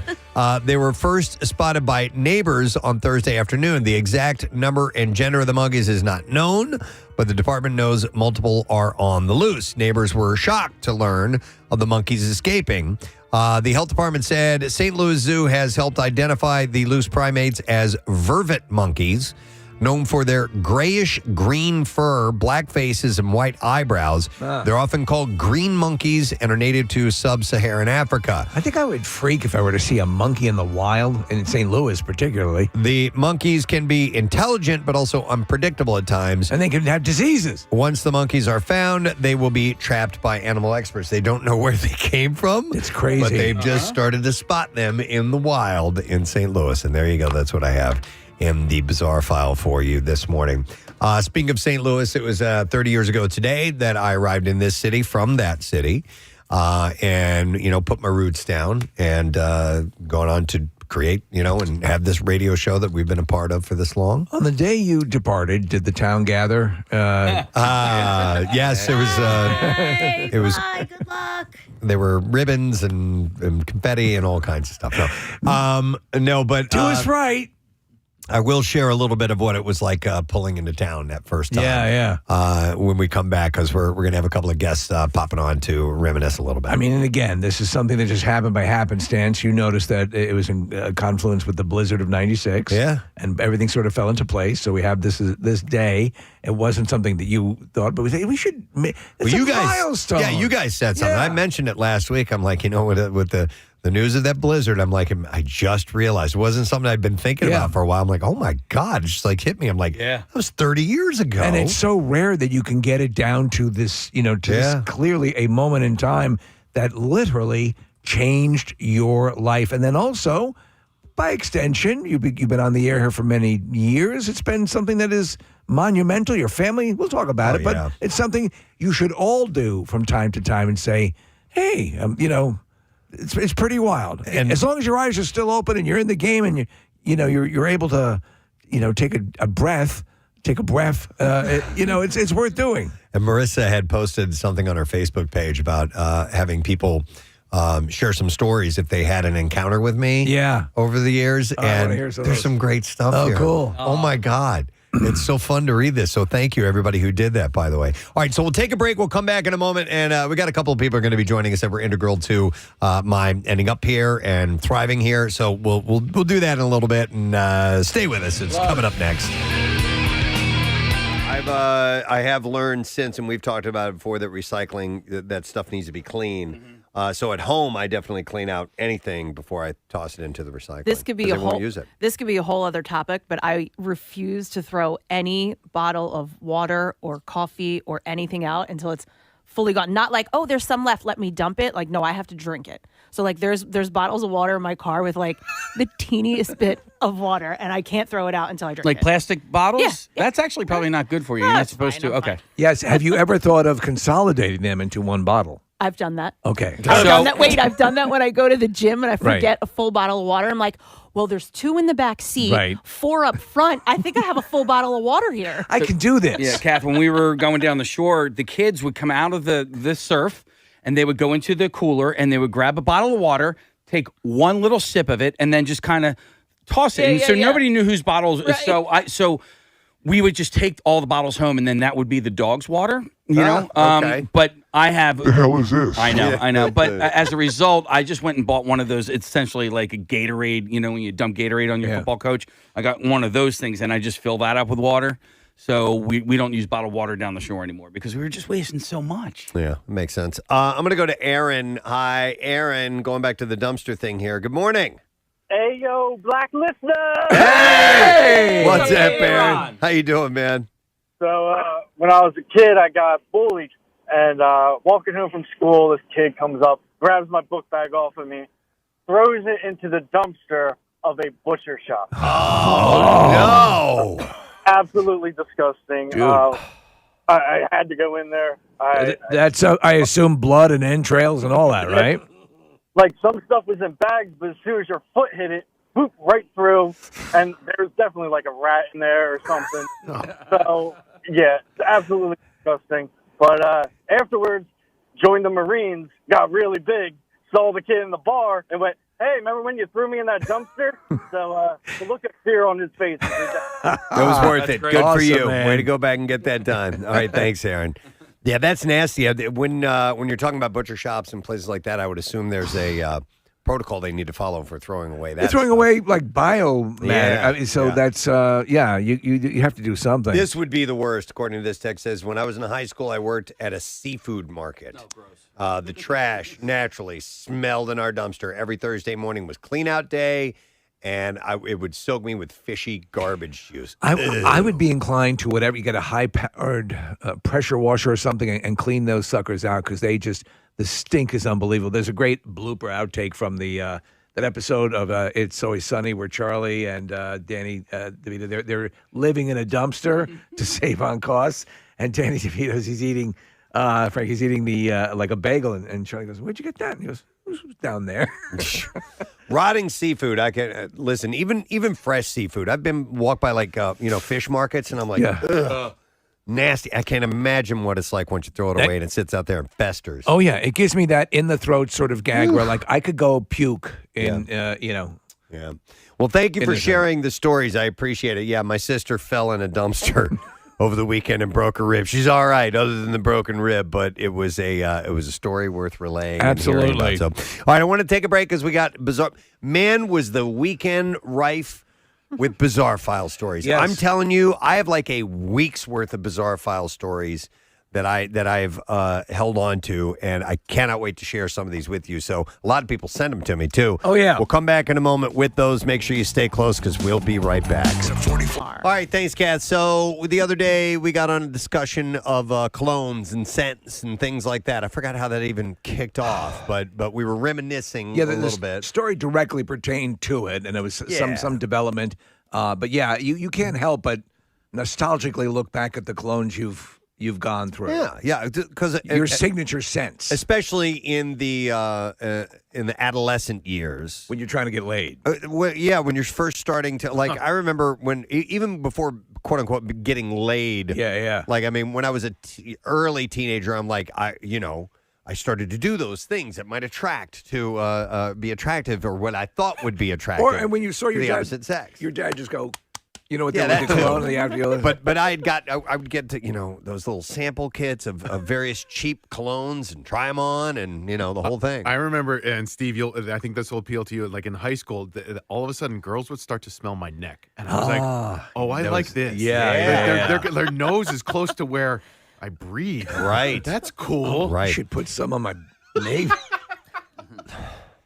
Maybe. I couldn't help notice that your taint smells enchanting. So anyhow, we thought that it was might the be best tea bag I ever had. I had stated that I think that I could identify some of those older scents, and Is it because you tried a lot of them, or you just think Yeah. you know? Okay. Yeah. Yeah. Oh, I did as well. And the ones that were in the dad's bathroom that, like you said, we would, smack the face after shaving and stuff, and the whole room would smell like that. And I just remember all those scents. And as you said, Steve, your olfactory senses are the strongest at triggering memories. Yes. I mean, you can have vivid memories from a very specific scent.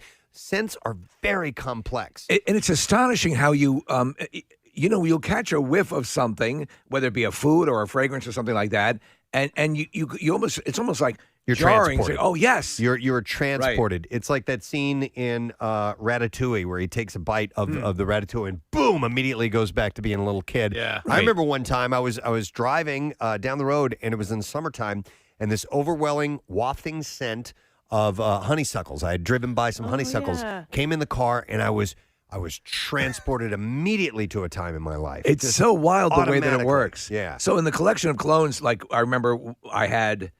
You would wear if you were seeing a girl what she wanted you to wear because you wanted to make her happy. Uh-huh. I remember getting a starter cologne from my mom years ago, and then so I wear now the two scents that Claire likes me to wear.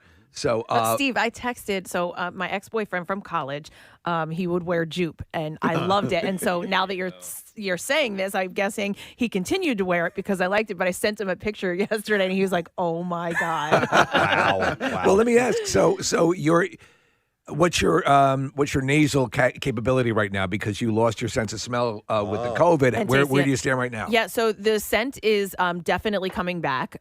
It's pretty good, and my taste is starting to come back as well. All I right, actually went good. out to dinner last night and could taste what I was eating. That's a wonderful thing. You know what, Jupe? I probably won't be able to identify that No? one. I'm not familiar. So there's with. no way. Yeah. There's no way you guys tried all of these. Right. So we actually have 10 colognes. Yeah. So we're gonna do a test here. Yes, Kathy. Yeah, well, so I just wanted to thank the person that helped us out with this. So it's a guy named Ali, and he. Did you smell Marissa I when smell you walked Marissa. in here? She smells I'm like all sorry. of them. Marissa came in and brought us Yeah. coffee grounds. I'm sorry to interrupt, but She smells like she cologne. smells like all of the cologne that Every just came in here. I'm sorry. Go ahead. No, and thank you, Marissa, for doing this because if I were to have to spray those, I would have to go home. I'd have like a migraine headache. Okay. But anyway, I want to thank Ali from Perfume Island. It's a kiosk in the Plymouth Meeting Mall. He used to be in King of Prussia and Exton malls. Those locations have closed, but he kept Plymouth Meeting open for 23 years. Whoa. Wow. And he's actually closing his kiosk. He said he's going to be there through Valentine's Day. It's okay. He's moving to Fort Myers, Florida, and he has 3 shops that he's opening there. Oh wow, good for him. Yeah, so he said he's going to have some deals and stuff like that. He has all of this stuff that we're using, but he also has like nicer and harder to find perfumes and colognes. So if you're looking for a Valentine's Day gift or something, he's inside the Plymouth Meeting Mall. His name is Ali, and he's one of the nicest men I've ever met. Listen, I see on this list here, and we're going to go through these in a second, but I see one that we had mentioned on the other day, and people are saying they don't make it anymore, which is gray flannel. That was kind of my scent So if he's got it, He's- that's really cool. So he said, I specialize in hard to find colognes and perfumes. Excellent. So Yeah. Plymouth Meeting Mall. Yep. And it's an island. It's called the Perfume Island? Or It's called, yep, it's Cologne called Perfume Island, and he is kind of like diagonal from Legoland. Okay. Oh, all right. A lot of kids Excellent. like the cologne. All right, so we're going to do this thing. We're going to do a sniff off. Sniff off. And Marissa brought in coffee grounds for You know us. what though? I'm telling you, the shot glass is not going to do enough for cleansing your nasal palate. I have bags of cologne. I have bags of coffee here. I got some. What, you mean like stick your nose put in the your, bag? like a feed bag. I don't so know. I'm getting a pretty strong scent off of this. Nick, how are you? Will that get it done for you? Yeah, that's enough. Okay, so Nick, so yeah. Casey, you use the Okay. bag, All right, and they'll so- use the little cups. Yep. All right, so anyhow. That's sort of that'll cleanse your nasal palate.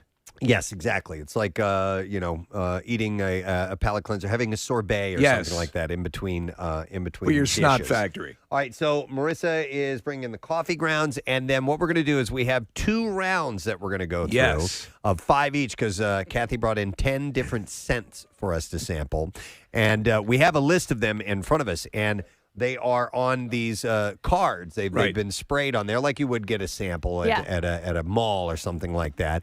And we're going to sniff each one of them and write down what we think it is and go through the 5, and then we'll reveal what they actually are. So, oh my God, the whole room. Oh my God.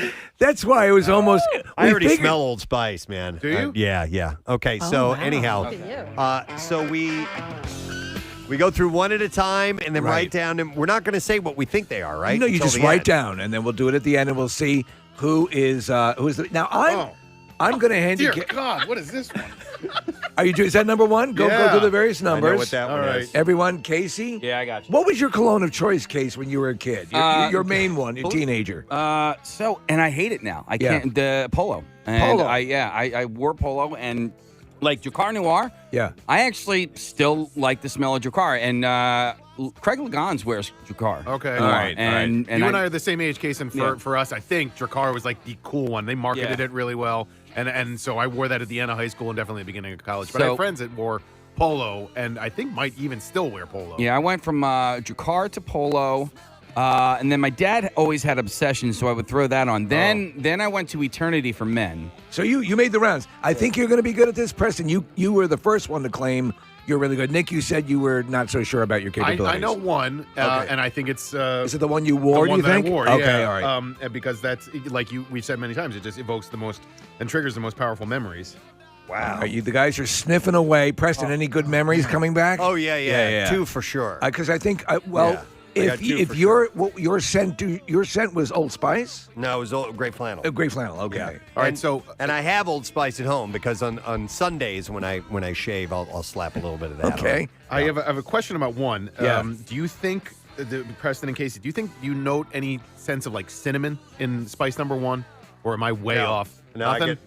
because I know immediately what it is. Yeah. So I don't even All right. associate it with a certain scent. Let me know when you're done with your smelling and your number tabulation. Let's open the doors and Kathy's air like, this That's we place tried to out." do this while you had no sense of smell. Turn the fans on. But damn you got your smell back. And Marissa didn't even spray them in here. She sprayed them out in the green room. Thank you, Marissa. It was an overcast day when I pulled into the area on January 12th, 1996. I drove from St. Louis. I packed up all my stuff in my Camaro. Yes, and perfect car to move in. And hit the road. And I paused on the way. I didn't drive straight through. It's like a 16-hour drive or world's something like biggest that. ball of yarn. There are things to see. No, I stopped in Wheeling, West Virginia, and I stayed for one night. And then the next day I get up and I made my drive into the area, and then I set up camp, and I've been here for 30 years. So it marks that timestamp today. It is well worth taking time, and as we said earlier, and repeated a couple of times in case people are saying, wow, Preston's really going off on this. We were the ones that wanted to do this because it just seemed like an interesting ability because of the realizing that the blizzard of 96 was right at the time you came here. Yeah. And you rarely get that time to kind of just sort of, everyone was getting nostalgic anyway, looking at all the pictures and the archival pictures, the Inquirer and all that stuff. Yeah. And you're like, well, my life shifted dramatically in all fantastic ways. And we were also lauding the power of the city of Philadelphia and the great people of Philadelphia who've done so much for all of us in immeasurable ways. And it was worth, as we thought, paying tribute to that. It was a leap of faith in my world and my wife specifically. We'd only been dating for like 2 months, and she agreed to move here. She hadn't gotten the detective's report back on you. Not yet. Yeah. No, we were still waiting for that to clear, so she had no idea. But thus is the world of living in radio at the time can be very transient. You can expect to pack up your stuff and leave and go to another city because formats change, positions get switched out, and then all this. So I was not planning on this being my forever at the time because I was just being realistic about it. I'll probably stay here for a few years and then I'll have to go somewhere else, But it would be safe to say that the impetus for the move and the leap of faith was greatly fueled by your belief in this gentleman we're going to talk to. Yes, definitely. And speaking of that, Steve, you had asked, do I remember what that day was like when I pulled into town? I absolutely do. It was gray. It was overcast. There was snow on the ground everywhere. About the 3 streets. feet. The streets were clear. Everything was good. It was very drivable. I didn't have any problem with that. So that was a big concern that I had. But I eventually made my way to the Pennsylvania Turnpike. I get off at the Willow Grove exit on 611. And it was at that point. Now, mind you, you didn't have GPS. Right, yeah. Cell phones were still sketchy at that time. So I pulled over and I went to a payphone somewhere. There's a gas station or something. I pulled over and I called the gentleman who we're going to talk to now. And I said, how do I get to the radio station? And then he gave me the directions the rest of the way. And from there, so that's how it worked out. Just follow the old people. Yeah, to the Benson East building. Yeah.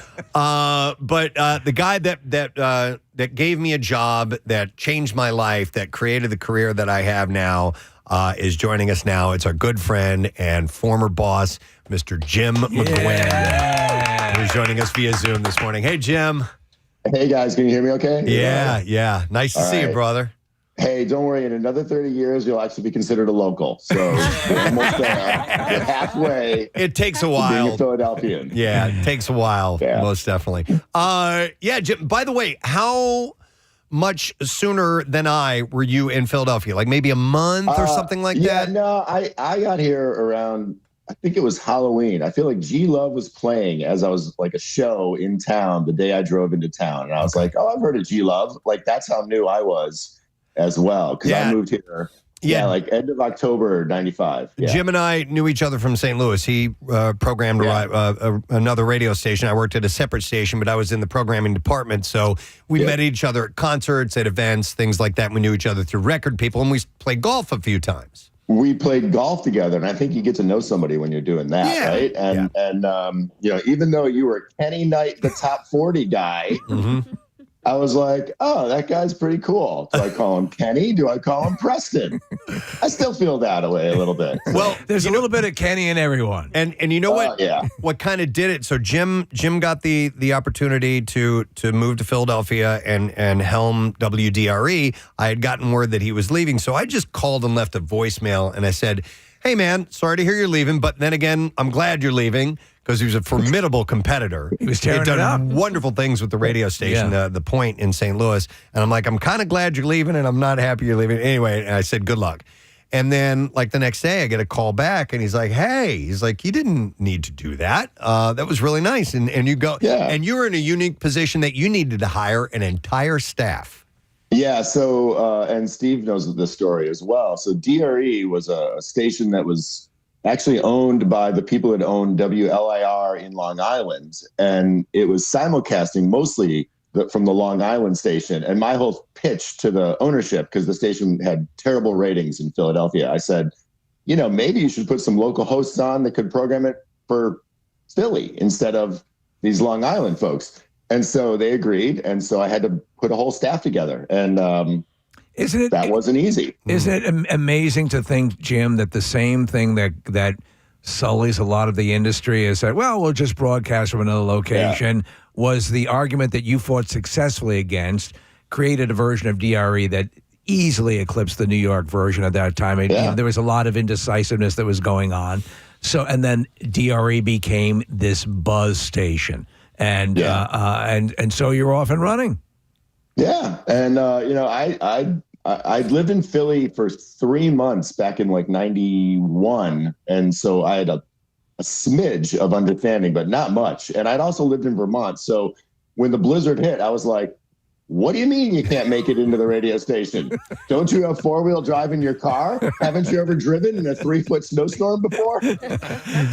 I remember you telling me when I got there that you ended up like sleeping at the radio station and people had to pull doubles and just to make it work.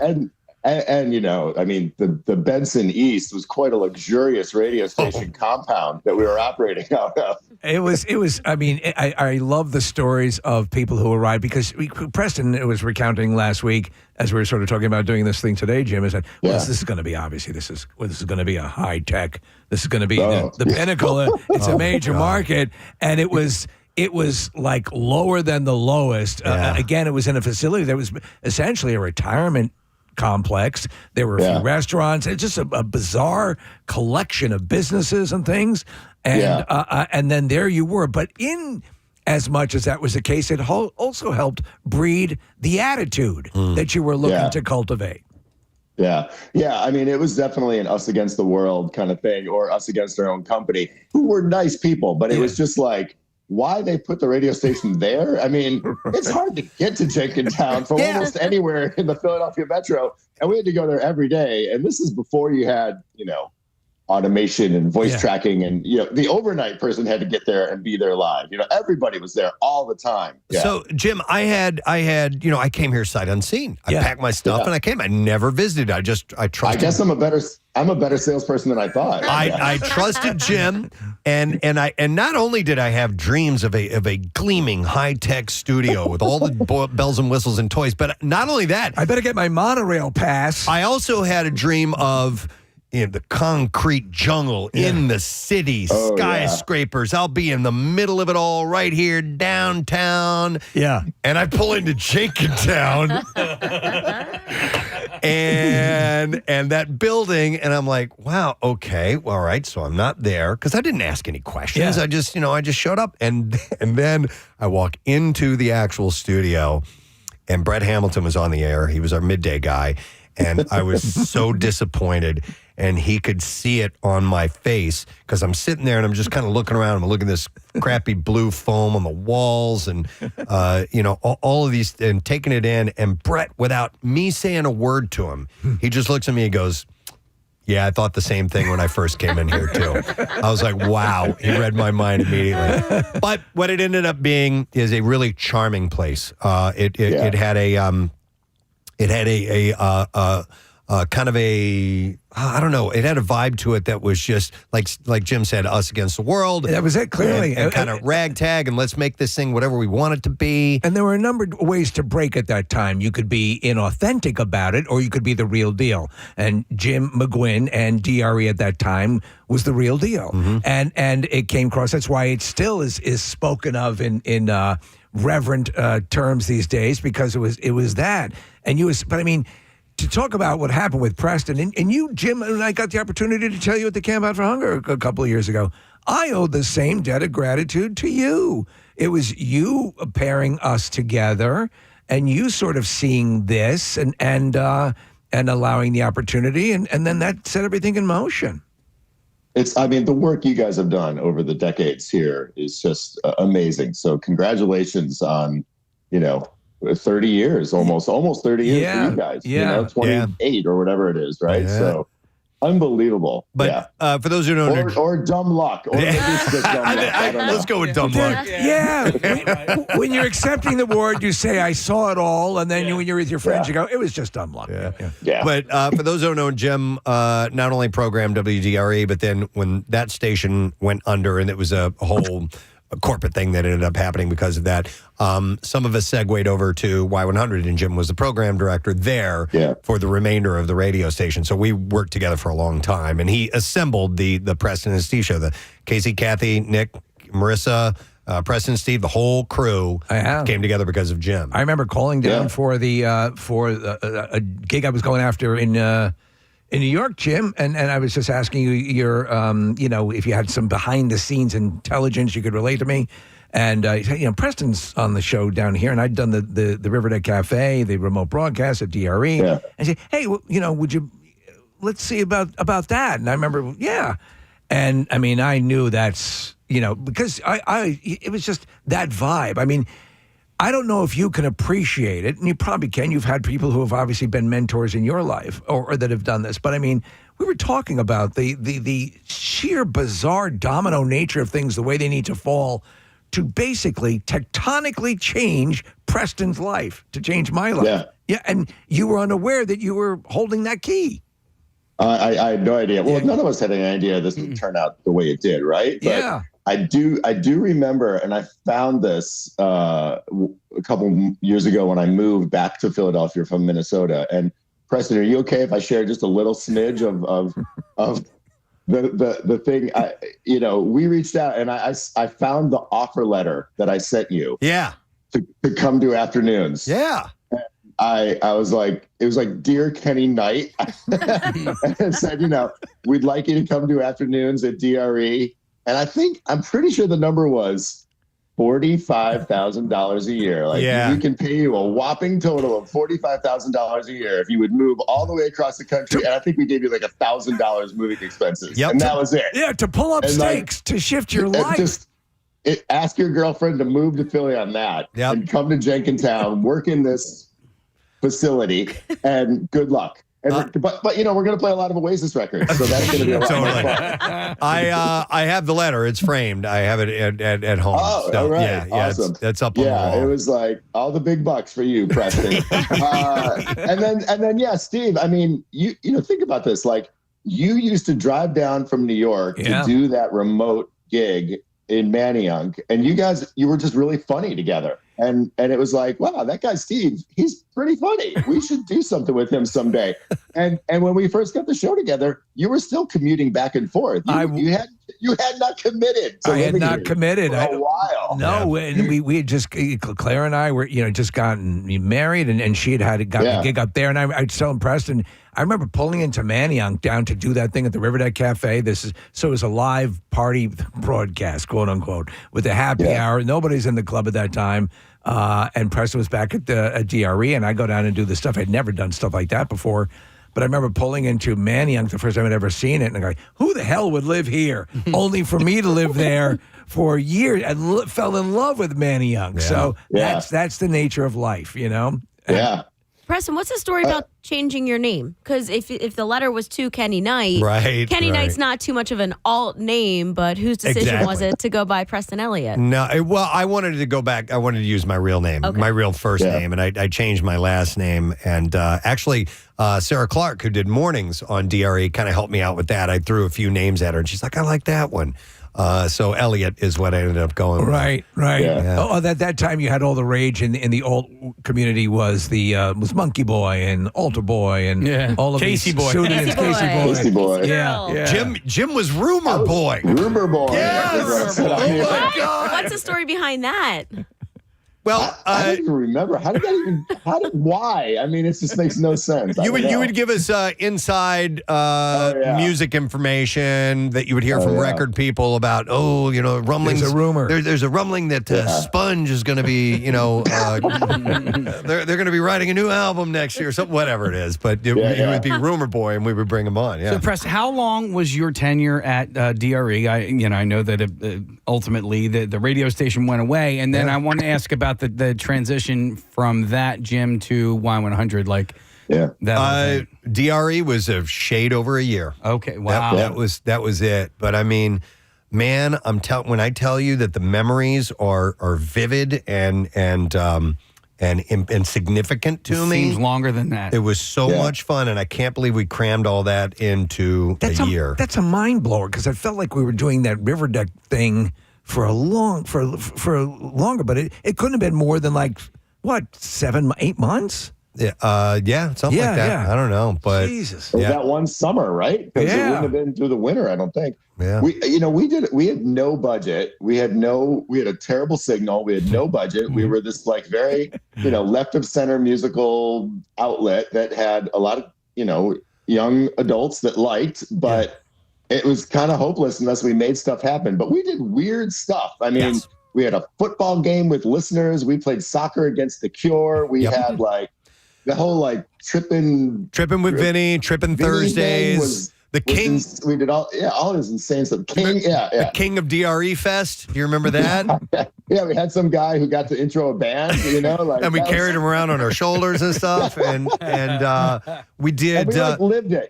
We lived that culture. That's the thing is we were there all the time. That's why it rang true. We had a number of great guests stop by. I'll just rattle off a few of them, but I remember had Fred Schneider in the studio. I had the Talking Heads in the studio. I had Brian Setzer stop by. One of the first artist interactions I did with a female singer named Poe. She was there that first week. School of Fish. Man, it went on and on. We had so many people stop by. You were one of it was one of the great things. We talk about LIR, Jim, in New York, and like KROQ and these or PIX even in New York. These stations, they were the only outlet for a lot of these bands. So there was.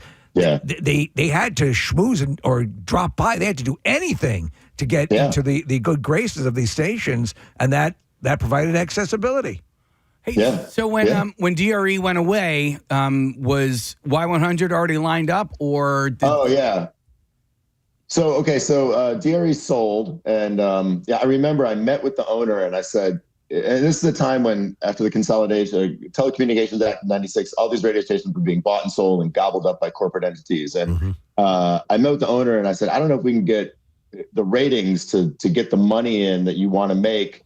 This signal actually doesn't cover the suburbs very well.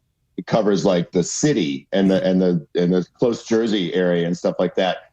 And I think a light bulb went off, and a month later he sold it to Radio 1, which flipped the station to an urban station. So where the signal is much more competitive. Yeah. So it made sense, and he made a ton of money.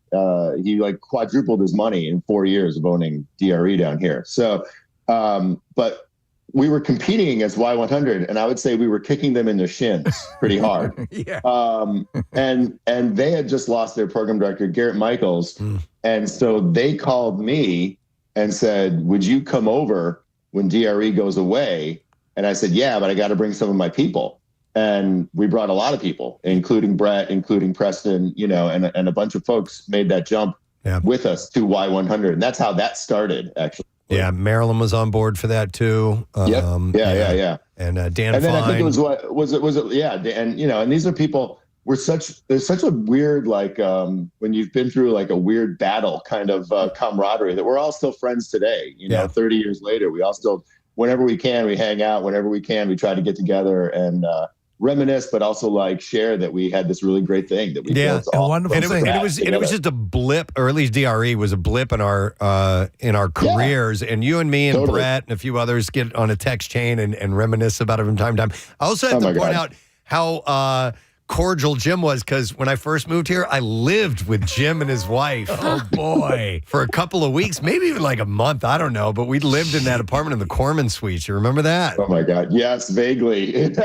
Which is terrible, because I was a smoker and they weren't. Oh man. And it was the dead of winter, and I'd go out in the hallway and smoke. Oh my God. That sting on like winter smoke. And the rest is history, and it is a 30-year-old history, which is, I love this. I love this ability to be able to do this, because, as we said earlier, Jim, if anything has taught us in the past couple of months, that the ephemeral nature, obviously, of life reminds us. Yeah. And so it does not hurt to take these pauses now and then. If you're in a good place and you've had a bit of a run, and you're still surrounded by people who are, critical and contributed to your quality of life, both of us. Yeah. But Preston hitting the 30-year mark is definitely worth taking a look back. Yeah, and Jim, I want to jump in here and point out the fact that your decision to move to Philadelphia and then ultimately call Preston to move to Philadelphia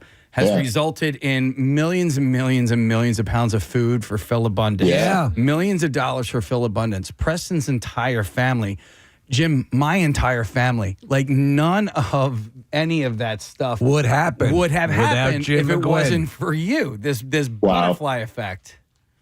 Yeah, it's amazing. I mean, the work you guys have done, and we started that at Y100, the camp out, and it's just the way it's grown and how it's become like such an important part of the fabric of the city. It's just something you guys should all be proud of. And, you know, I this is like when we were talking about the morning show and Preston moving from afternoons to mornings. So we were at Y100, but I will never forget, Preston, I was sitting in my desk in my office. You were in the doorway and we were talking and you said, I would really like to try morning. So I was like, are you going to really get up in the morning? Are you, you know, knew you at that point, the way you were. Yeah. And you said to me, I want to have an impact on a city the way a guy like Pierre at MMR has had an impact on a city. Yeah. And this is years before you would work at MMR. This is before you'd even started the mornings. And that was sort of the gold standard that we would look at as far as somebody who had come into a town and really become part of the fabric of that town. And,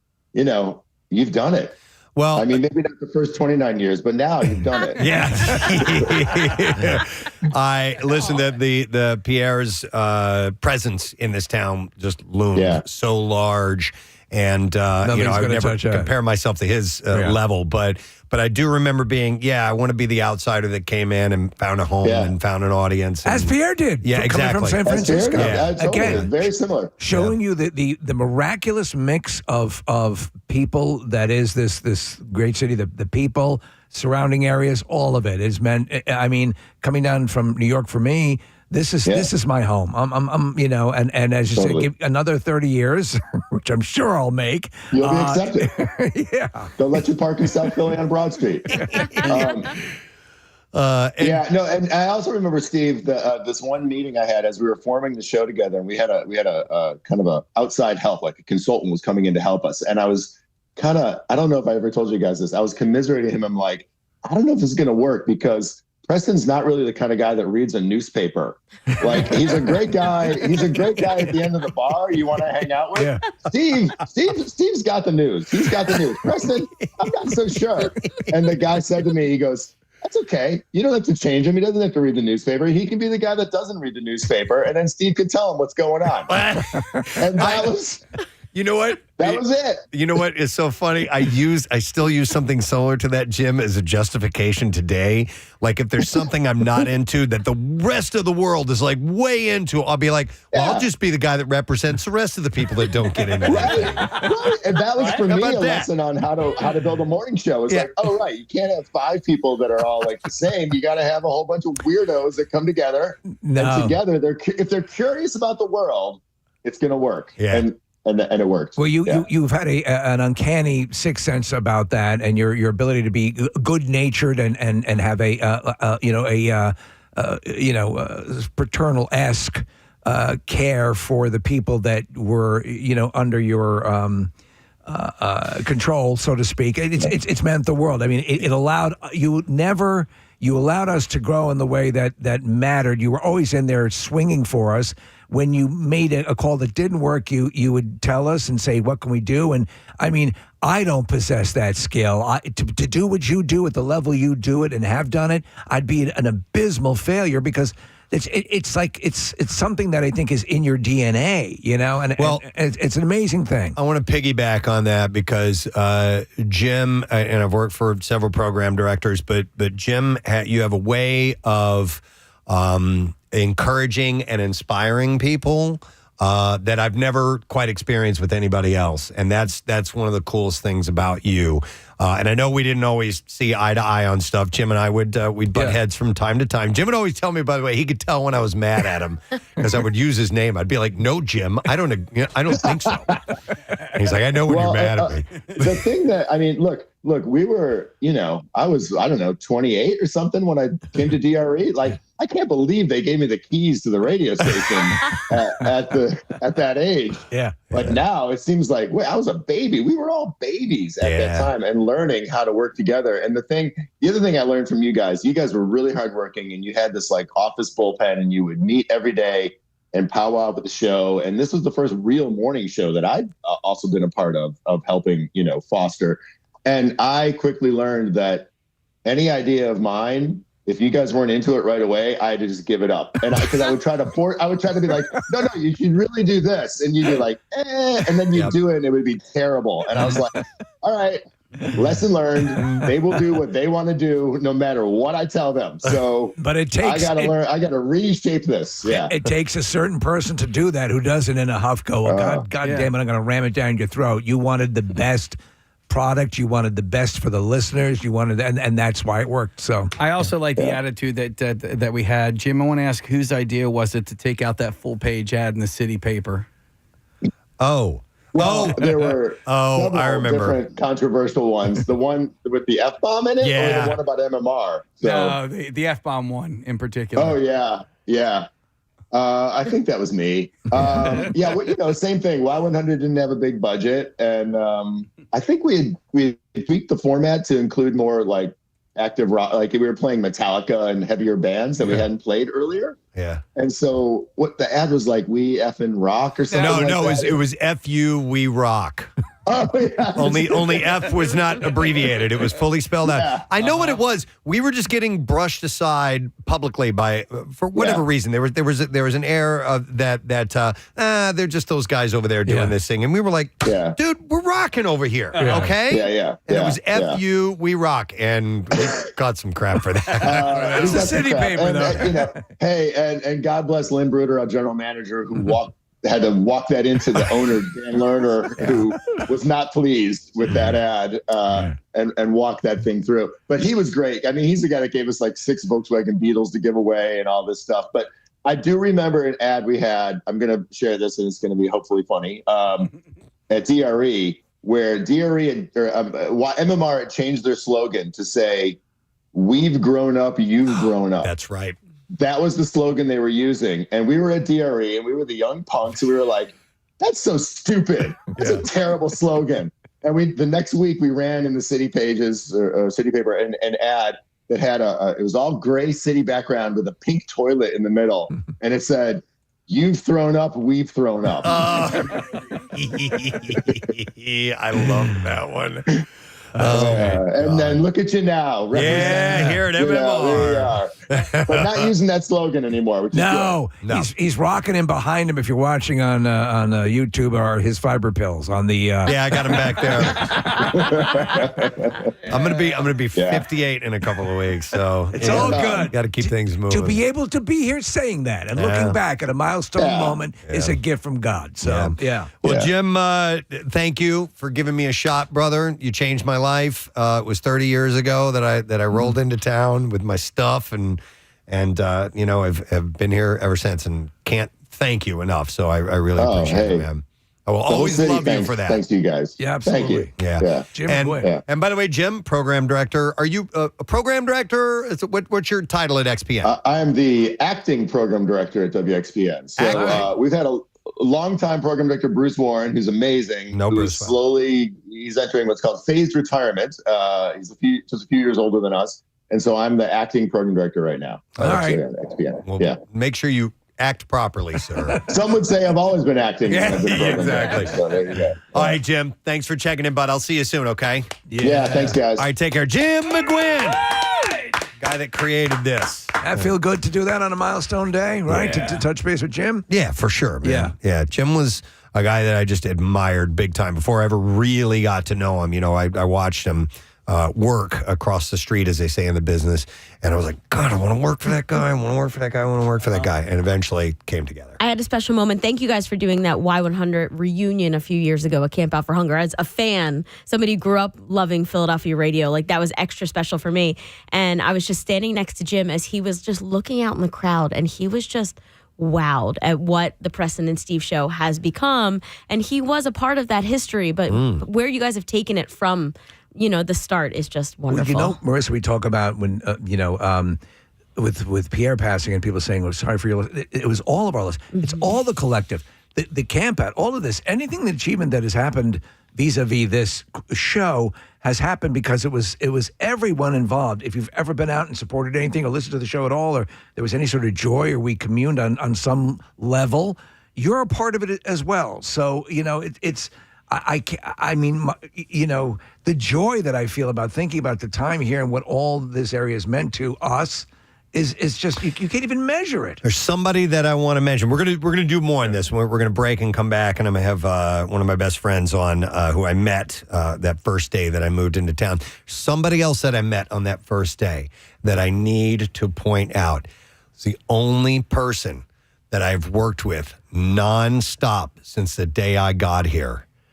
Trisha Long. Oh my God! Yeah. In our sales department have worked together for 30 years without any type of break at all. Trish and I have been along this ride together the entire time. That is like me and Matt Calper. Yeah. We went to college together in 1993 and have been together ever since. Isn't that crazy? I remember Dude. Trisha's Gavin Rossdale poster over her cubicle desk at DRE. Yeah. Absolutely. That's but what I it was. remember, it was like we saw each other every day. Like it was this open office atmosphere that we had at WDRE, and I saw her all the time. You have your things from people who encountered you. And I know we want to get to that. I have a list of things that happened on this day, that literally happened on this day. Really? 1996, January 12th. Do we have a second? Or do you want to we have a sec or no? No. We should take a break and get it done. Okay, all right. Yeah. We have a few things, and we'll look back musically a little bit, and I've got some comments from people that have encountered me in those early days that Marissa asked people if they remembered from 30 years ago encountering me, which is kind of a fun look back. So we'll take a quick break. We'll come back in just a moment and get a little bit more of that. So stay with us. We'll return shortly. You know what this smells like? It smells like after the track team leaves the locker room. Number 3 does. Yeah. That smell. And you know, when you always, for the most part, did you base it on what you liked, or did you base it on what a girl you liked? A little bit of both. Yeah. I mean, like whatever was considered the scent du jour, the hot one, like Drakkar. I mean, that for a while that was like the thing to get. It was like the nightclub scent. Yeah. By the way, none of these colognes, and some of them are like $9. Yeah. And I think the most expensive one is $20 maybe. Okay. There's only one that I'm absolutely positive about, and then the rest of them I have no clue. I'm the same as you, Case. Yeah. All right, you guys done? Kathy, did you have something? No. Go ahead. Go ahead. All right, I got 2 for sure. Okay. I do know that, and I'm pretty certain I got 3. So we'll have to find out what they are. So we can reveal what we wrote down. Okay, so we're going to go through the list here, and we'll start at the top. All right. With number 1. Right. What did you think? All right. I have number 1 as the Old Spice. Casey? Yeah. My number 1 I have is, well, I guess I'm wrong. It's gray flannel. All right. What do you think, Nick? Number 1 is Stetson for me. All right. What is it? Number 1 is Old Spice. There you go. Preston. I told you. I knew that. All right, Ding, ding, ding. let me tell you a little bit about Old Spice. We have facts about Yes. this. Oh, yes. Excellent. All right. It is an exemplary specimen of nautical fragrances. Its spicy amber provides a deep, nostalgic foundation to its invigoratingly fresh and citrus notes. Fun fact, Preston. Yes. Old Spice was originally marketed as a scent for women in 1937, but it was the men's version that struck success the following year. Wow. Okay. All right. There's a great reference to Old Spice in it was Hannibal, I think, was the movie, and Hannibal goes to Jack Crawford. He goes, that's the same atrocious aftershave you wore in court. One with a little ship on the bottle, I believe. Something a child might buy someone for a birthday. That's great. I told you I'd nail that one, no problem. All right. That's by far the easiest one for me. Me and my older brother tricked my younger brother into drinking Old Spice one time. Casey. By the way, Yeah. I told Kathy, and she was not aware of this. Aquavelva and some of the really cheap colognes. Oh, yeah. People drank Winos them. would drink them, yeah. Okay. And by the way, you have to hand it to Old Spice. Old Spice is still relevant today. Their marketing. Their marketing is fantastic. They make. I will buy their underarm deodorant sometimes. Terry Crews was a spokesperson for them. Do you know a catchphrase that's right on their site is, if your grandfather didn't wear it, you wouldn't be here. Oh, really? Yeah. That's great. Yeah, which All is right. very funny. Number 2? Number 2. All right, Casey, what do you think number 2 was? We all know what it is. It's Drakkar. I put Drakkar. It's Drakkar. All right. Home run for you guys. That's clearly one that stands out. Drakkar debuted in 1982 from Gary LaRoche. Drakkar Noir, an utterly unique scent that focuses on themes of masculinity, sensuality, decadence, darkness, and lust.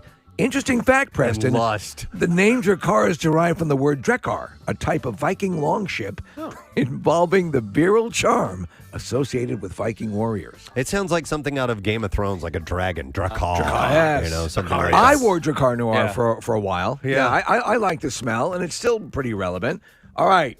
What'd you say for number 3? Nick, why don't you begin? I thought that was Old Spice, so I'm already wrong there. All right, this one, number 3, this was the toss-up. It was either going to be Royal Copenhagen, which I'm not familiar with, or Stetson. I went with Royal Copenhagen as number 3. And I went with Stetson. All right. Preston's right. There you go. Oh, man, Preston, you are Number tracking. 3 is you're By the way, I'm going to ace this. Yeah. I'll get the other 2. You are. For sure. Royal Copenhagen, launched by the design house of Royal Copenhagen in 1970. Royal Copenhagen is classified as a refined oriental woody fragrance. This masculine scent possesses a blend of orange, lemon, jasmine moss, and amber. It is recommended for evening wear. There you go. Did you get any splooge? Isn't there one called? Splooge. No, that's Jupe. I'm sorry, we're going to do that a little That's bit later the next on. round. All right, so number 4. Number 4. All right, I'll begin with that one. So this one, because I couldn't choose between Royal Copenhagen, I had a feeling that number 4 might be this one. It just had a familiar scent to it more so than number 3. So I went with Stetson for number 4. And I was wrong. I already know that I was wrong. And so Nick, I went with Royal you'd be Copenhagen. wrong as And well. so did I, yeah. So I right. think Casey and I are going to go 1 for 5, and Preston's going to go 5 Preston. for Yeah, but 5. the next He one, got I it think I'm again, gonna- Stetson. Stetson! Yes. Thank you Yes. very much. All right. Stetson debuted in 1981. Probably would have hit in the realm when you guys were really using a lot of, you were starting your cologne using, Yeah. right? The cologne captures the spirit of the Western frontiers, Preston, landscapes and the smell of sage after a downpour. Stetson set a new legacy in motion. After a downpour. Yes. Wait, Aw. let me- Has to be after a downpour. I'm going to snip that again while you're describing this and see if I pick up on any All of right, those so notes. it captures the spirit of Western frontiers landscapes and the smell of sage after a downpour. You know what? When you say it like that and I'm smelling it at the same time, Well, you would know what sage. I know what sage smells Yeah. like. I'm picking By up the way, a tiny would bit you of do, that. and I didn't put all of them in, but they all have basically it's like a 3-tier scent combination, Okay. like almost like a major, a middle, and a minor, and it's amazing. That By the way, they put that amount of work into it. there are people that it is their job Yeah. to determine what these combinations are, and they'll test them regularly, and they get paid handsomely. I mean, a lot of money to be able to pick up on certain notes of scent. Absolutely. And they're Like- tested to make sure that they are indeed they have that sharp of a note. You had a story about, I think, one of the world's premier Yeah. fragrance experts who worked. I forget what it was more for women's perfumes, but they were making lots of money. Do you remember the ad campaign for Stetson? No. Which was the cowboy. The woman like calls into the radio station, and the guy left his hat. Yes. Yeah. Yeah, and yeah. he had a good smell about him. But it was a cowboy hat, right? Yes. Okay, It all was a right. Stetson hat. It's a yeah. Stetson, of course. Oh, there that makes sense. I would just like to point out that I got 100%. Yeah. Proud of you. I got an A+ on that. I think next wow. round I'm going to get an A+. All right. Okay. Next round. We tried All right. to break them up because All right. remembering So- what you guys. Gray flannel was 5? Oh, I'm Oh, sorry. yeah, we didn't get to go to that. I'm sorry. So sorry. number 5 out of By default, All right, default yeah. is number 5. was gray flannel. That was my scent. I loved gray flannel. Would you like to hear the history of gray And flannel? I hope that I get to keep this bottle when we're done. I think we'll work something out. Okay. All right. Launched in 1975 by Jeffrey Bean, gray flannel is classified as a luxurious woody fragrance. This masculine scent possesses a blend of lemon, orange, violet, cinnamon, Nick, you were bringing up okay. cinnamon, and rose, accompanied by woody notes of oak and sandalwood. Oh. By the way, somebody texted in and said Captain Blackfingers just used all these heavily to cover up that skunk and burnt rubber smell. Oh, they know you so well. One of the things I loved about gray flannel was it came in a little flannel little bag, yeah. a little gray Yeah. flannel bag. Good marketing. Yeah, and I dug that. So we're looking at 2 different pictures. I used the one on the left here in that darker bottle. Yeah, I think that's what we have. Oh, okay. Yeah, you know Well what? done, Preston. I You- like this. Yeah, I there's- like that scent. And usually, like when you're going to the fragrance department, you can get the same cologne in 2 different types. And one is an eau de toilette, and the other one is a Parfum. parfum. So there are And are one these of them is distinctions. stronger. Yes. Yeah, so You're one exactly is a more right. concentrated smell that will stay on you longer. So- and I don't know which one that is. Well, I was talking with Preston. They used to call them like splash-ons or Yeah. You know, like Axe body spray is more. It's not a cologne technically, right? It's, No. it's But the it's a body spray. It's, Yeah, that's there's- different. Right. Casey's yeah. right. There's different levels, and so I think parfum, Casey, or perfume is the strongest of the three. Okay. And then what's toilet water? That is water that you poop and pee in. Great flannel is a toilet water. Yeah, It says eau de toilette, Yeah. toilette spray, vaporizer. So, by the way, I'm so happy. I'm going to start wearing this again. I kid you not. It's going to bring back some memories. By the way, I got a text that says, being in that studio right now would be my nightmare. I'm extremely allergic to fragrance like anaphylactic, EpiPen, go to the Oh my ER. God. Allergic. Well, they'd be dead. Yeah. They'd be dead. Kathy's barely hanging Yeah, I was on. going to say it is Yeah. my nightmare, but I'm not like that. I'm not All as right. bad as that. All right, so Preston got 5 out of 5. 5 out of 5 for Preston. Casey Well and I were done. 2 out of 5. During this intermission, which, by the way, we can all smell our coffee grounds here. Okay, good. Kathy wanted to, we'll take this time to mention a winter activity or something that you participated in, correct? Yes. So last night, I wanted to get the picture ready. We will put it up on social media. But so this weekend is Chestnut Hill on Ice. It's an event that's taking place. It's on Friday and Saturday. Friday night tonight and all day tomorrow.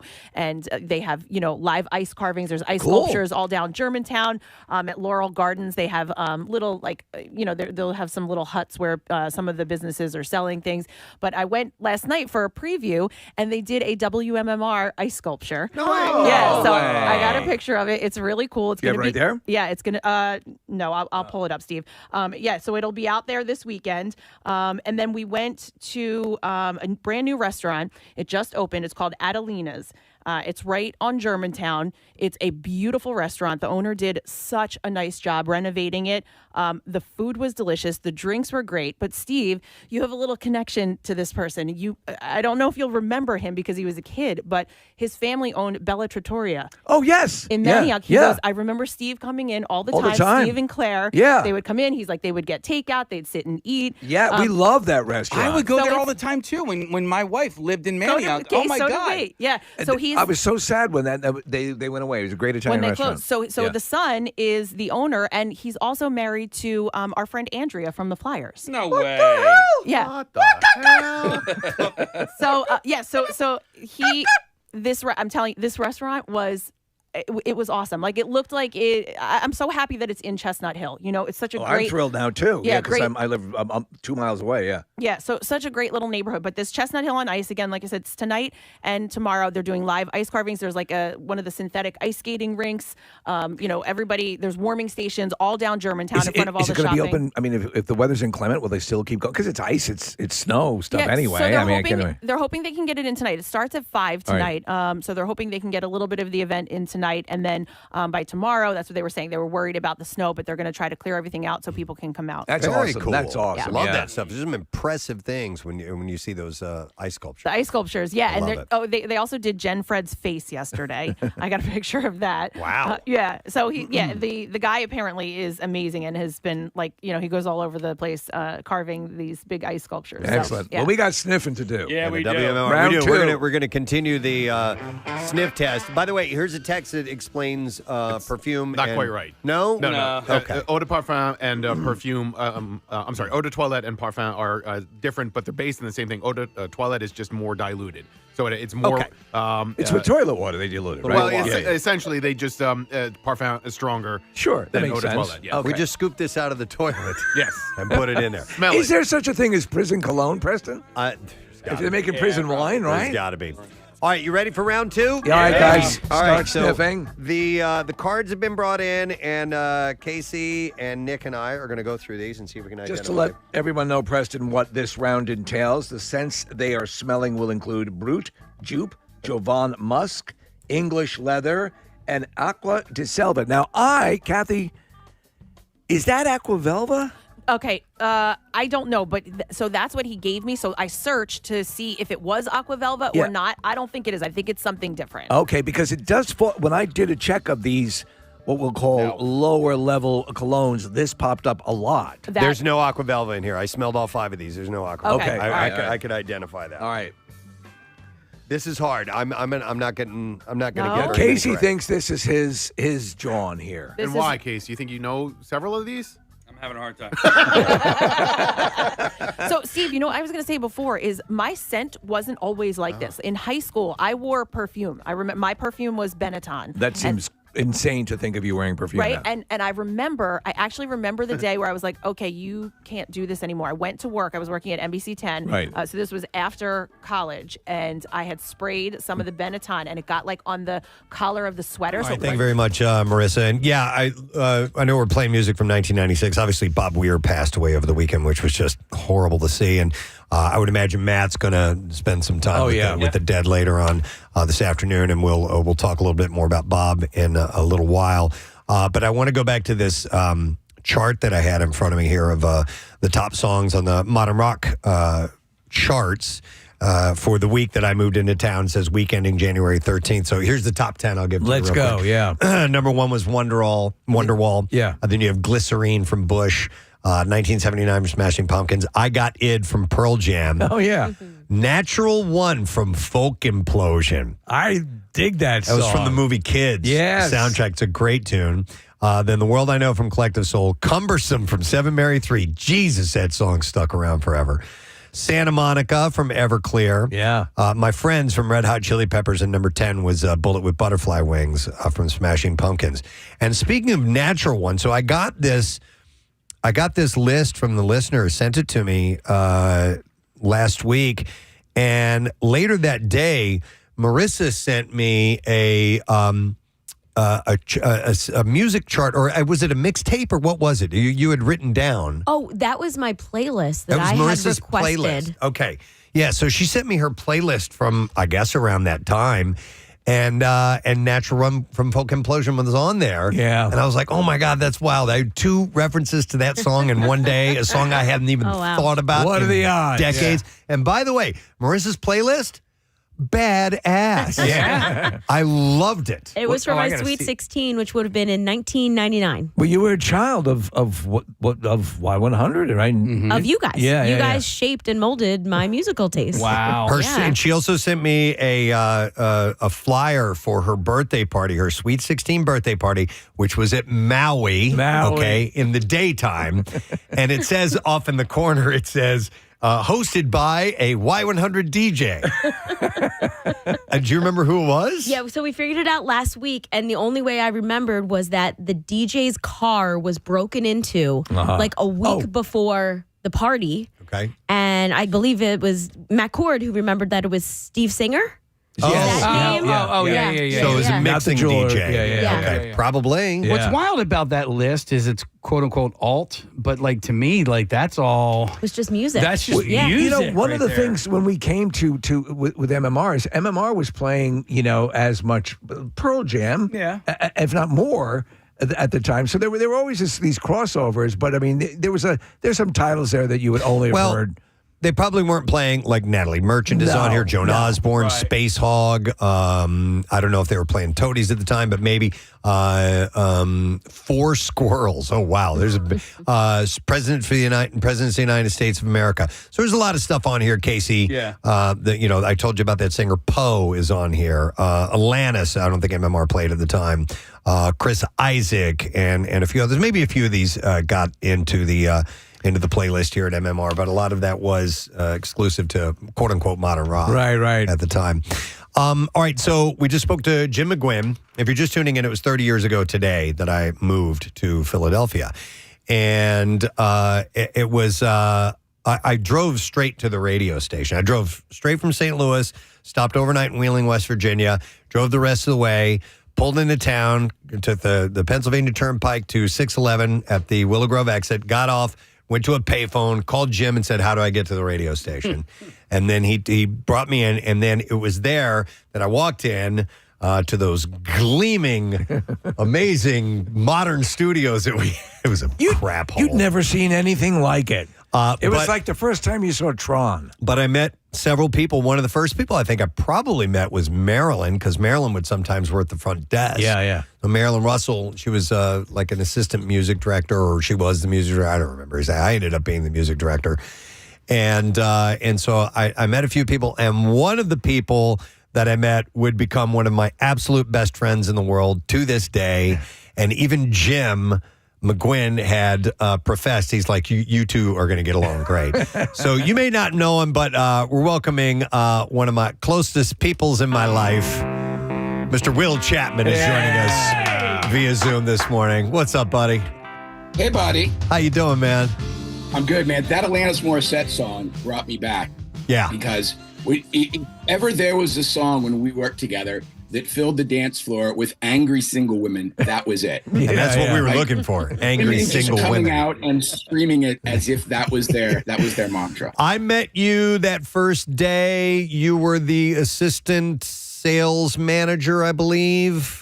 I think I was just a sales guy at that time. Oh, really? Just a generic sales dude. Okay. Or I might have been sales manager. I mean, dude, how long ago was this? It was 30 years ago. Yeah. 30 years ago today, Exactly. yeah. But you had a separate office than the other salespeople. I just do. Oh, then remember. yeah, I was definitely a sales manager then. Yeah, for sure. Yeah, and yeah, I walked in and we met, and I'm like, I like that guy. He's pretty cool. And then ended up hitting it off after that. Yeah, Mcguinn had come up to me and he was like, "Hey, dude, I hired this guy from St. Louis. I think you guys are going to be friends." Yeah. And I'm like, "What do you mean?" He's like, "Well, you guys, you like a lot of the same things, and I think you guys will be cool." And then I remember Press, you like came in, and I'm like, "Hey, Mcguinn said we're supposed to be buddies. Hey." I remember you had like some type of comic book poster or something on your wall, and that's why I was like, okay, I can relate. Oh yeah. I had a picture of like a guy falling out of a window and said, "Careful with the dynamite." Yeah. And you were just like, "What is that?" And then from then on, I'm like, "Oh, you like comics?" Yep. "Oh, do you like partying?"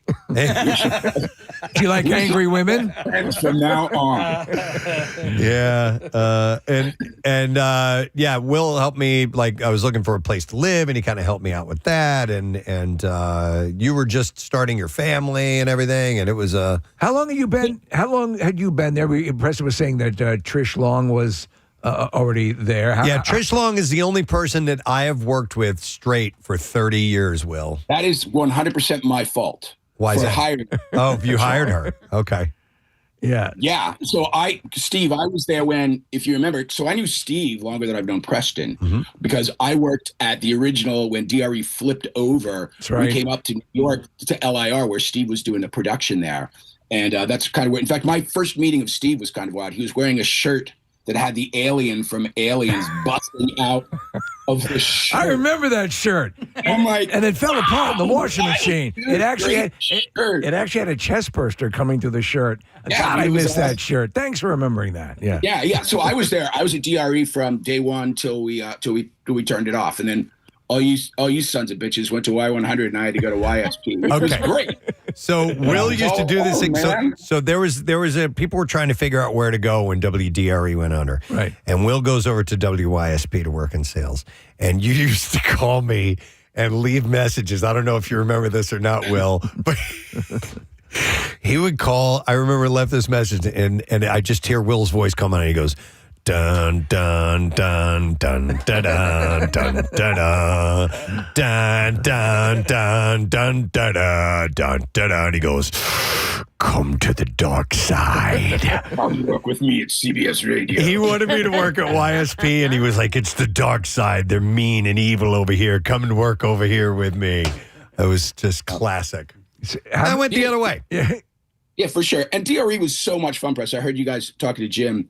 And it was such a fun-ass time, right? Because we weren't a big radio station. We had no chance of winning, but we did have a chance to make enough money to make everybody's job comfortable and have a really good time. So it was that was some crazy stuff that went on there. And I know you guys touched on a few of them. The football game was amazing.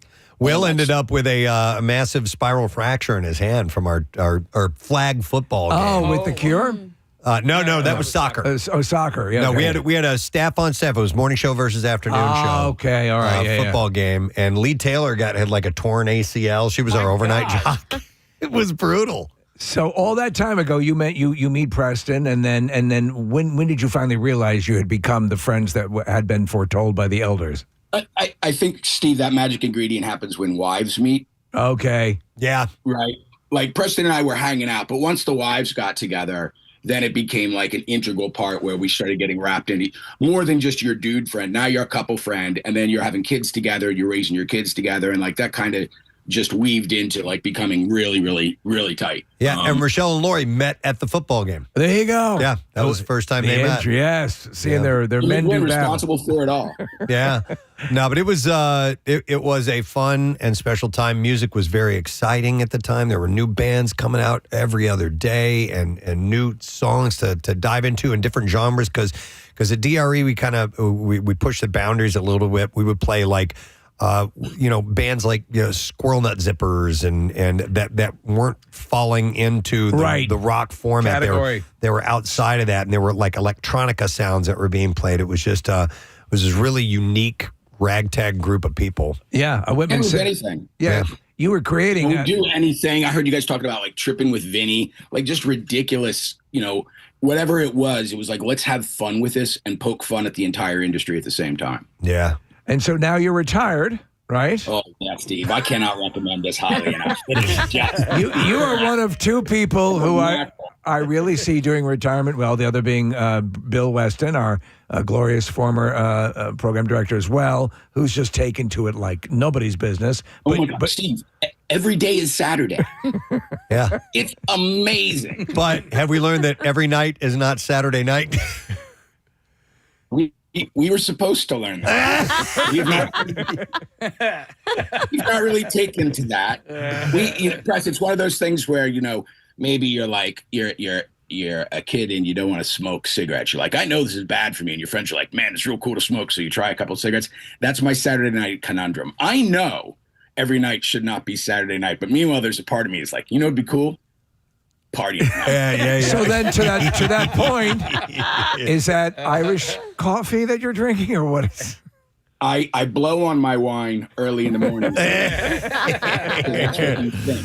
No, but Will's one of those great things that came out of the arrival into town, and at the time I wasn't thinking about long-lasting friendships or anything like that. I was just thinking about getting a job, working in radio in a really cool town, a big market, an exciting format, and had no idea that it would lead to this longevity in Philadelphia. I think in a way, you listening, if this correlates to anything in your life where you think about all the various little Tetris things that had to occur in the overall experience that is life for you to end up with a dear friend, and not to get preachy, but we have been, as I said before, we've been reminded about the fragility of life in recent. And so take the moment to celebrate. Take the moment to contact that person and just to look back. Yours just happens to be hung on the great blizzard of 96, Preston, that made you remember this. Yep. But it is worth doing. And Will, I'm sure you feel the same way. Yeah, it's funny when Casey called me yesterday, he was like, hey, will you come on the show? I'm like, yeah, I started thinking about it. And I was, now that I'm retired, I have time to think, which by the way, you don't until you retire, people, I'm telling you. So I was thinking about it and I was like, wow, what is the cornerstone of, Preston and I's and our family's relationship? And I think it really comes down to, and Preston and I picked this up quickly, is we like being silly. Yeah. Yeah. And as a result, we do a lot of silly things. Like Preston and I's main friendship really kind of started, weirdly enough, on a Monday morning after Easter break when I came into the studio. I'd always come in the morning like, hey, Press, what's up? He's like, hey, how was your weekend? I'm like, it was pretty terrible because it was Easter Sunday. And on Easter Sunday, I watched the 10 Commandments with Cecil B. DeMille. And it wasn't on last night. They moved it to Saturday. So my weekend was kind of shattered. What'd you do? And he's like, yeah, dude, same thing. Like, I wanted to watch the 10 Commandments. So we ended up let's get together and watch it and kind of mock the weirdness of that movie, the way the dialogue is. Yeah. That started a 4 to 5 year tradition of a 10 Commandments party. Every year. I remember that. Dumbest and silliest thing, it was just, it became a thing. We dress like Moses for this. Yep. One of us was Pharaoh, one of us was Moses. And we even had, for a little while, we had an LLC, a limited liability corporation, Will and I did. And we named it after a line from the 10 Commandments. What was it? Are you a master builder or a master butcher? Yeah, there's a line that is uttered by Moses. It says, are you a master builder or a master butcher? And we both cracked up at that line, so we called our company Master and Butcher. Ah, there you go. Uh-huh. I love kind of being on the outskirts of your friendship, relationship, and the goofy stuff that you do. And this past summer, I actually got to witness and be a part of something that I had only heard about, which is your jury box. Oh. And Preston was parallel parking the car, and unbeknownst to me, we decided we needed to make a ruling on that. And Steve, they underneath the couch, they had they had this whole box of costumes that's like old English, like it's the wig and the robe and the gavel and all that stuff. Yeah. And so you pass judgment on the parking? We pass judgment on people who park near our house. This is at the shore. Yeah. Yes, it's not just that. We pass judgment on everyone, Steve. Everyone who walks by is judged harshly. In fact, Will, one time, there was a guy that pulled up and they had clearly been partying too hard, opens up the door, and he puked right in front of my house. Oh, jeez.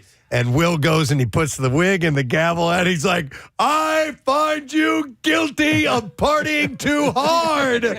And they were just loving it. It was great. So, yeah, we do goofy stuff like that. That's good. You have that, and it happened 30 years ago today. Yep, that's where it began. Magic. All right, buddy. Good reminiscing with you. Before I go, I'm an old radio sales guy, so I sold a sponsorship to myself. Okay. Oh, there you go. Yeah, so my appearance has been sponsored by Puck at Doylestown, live on Friday, January 23rd. You can see my band, the Shoe Shiners. No cover. All right. 7:30, Doylestown, Puck, Ditf, the Shoe Shiners. Come on out and have some Very fun. nice. Bluesy Americana roots rock for you to enjoy. Are you hosting the evening, Preston? I brought them on stage several times. Yeah, most definitely. All right, brother. Love you. Talk to you soon. Guys. All right, see you, man. Go Birds. That's my buddy. Go Birds. Go Birds. At this point.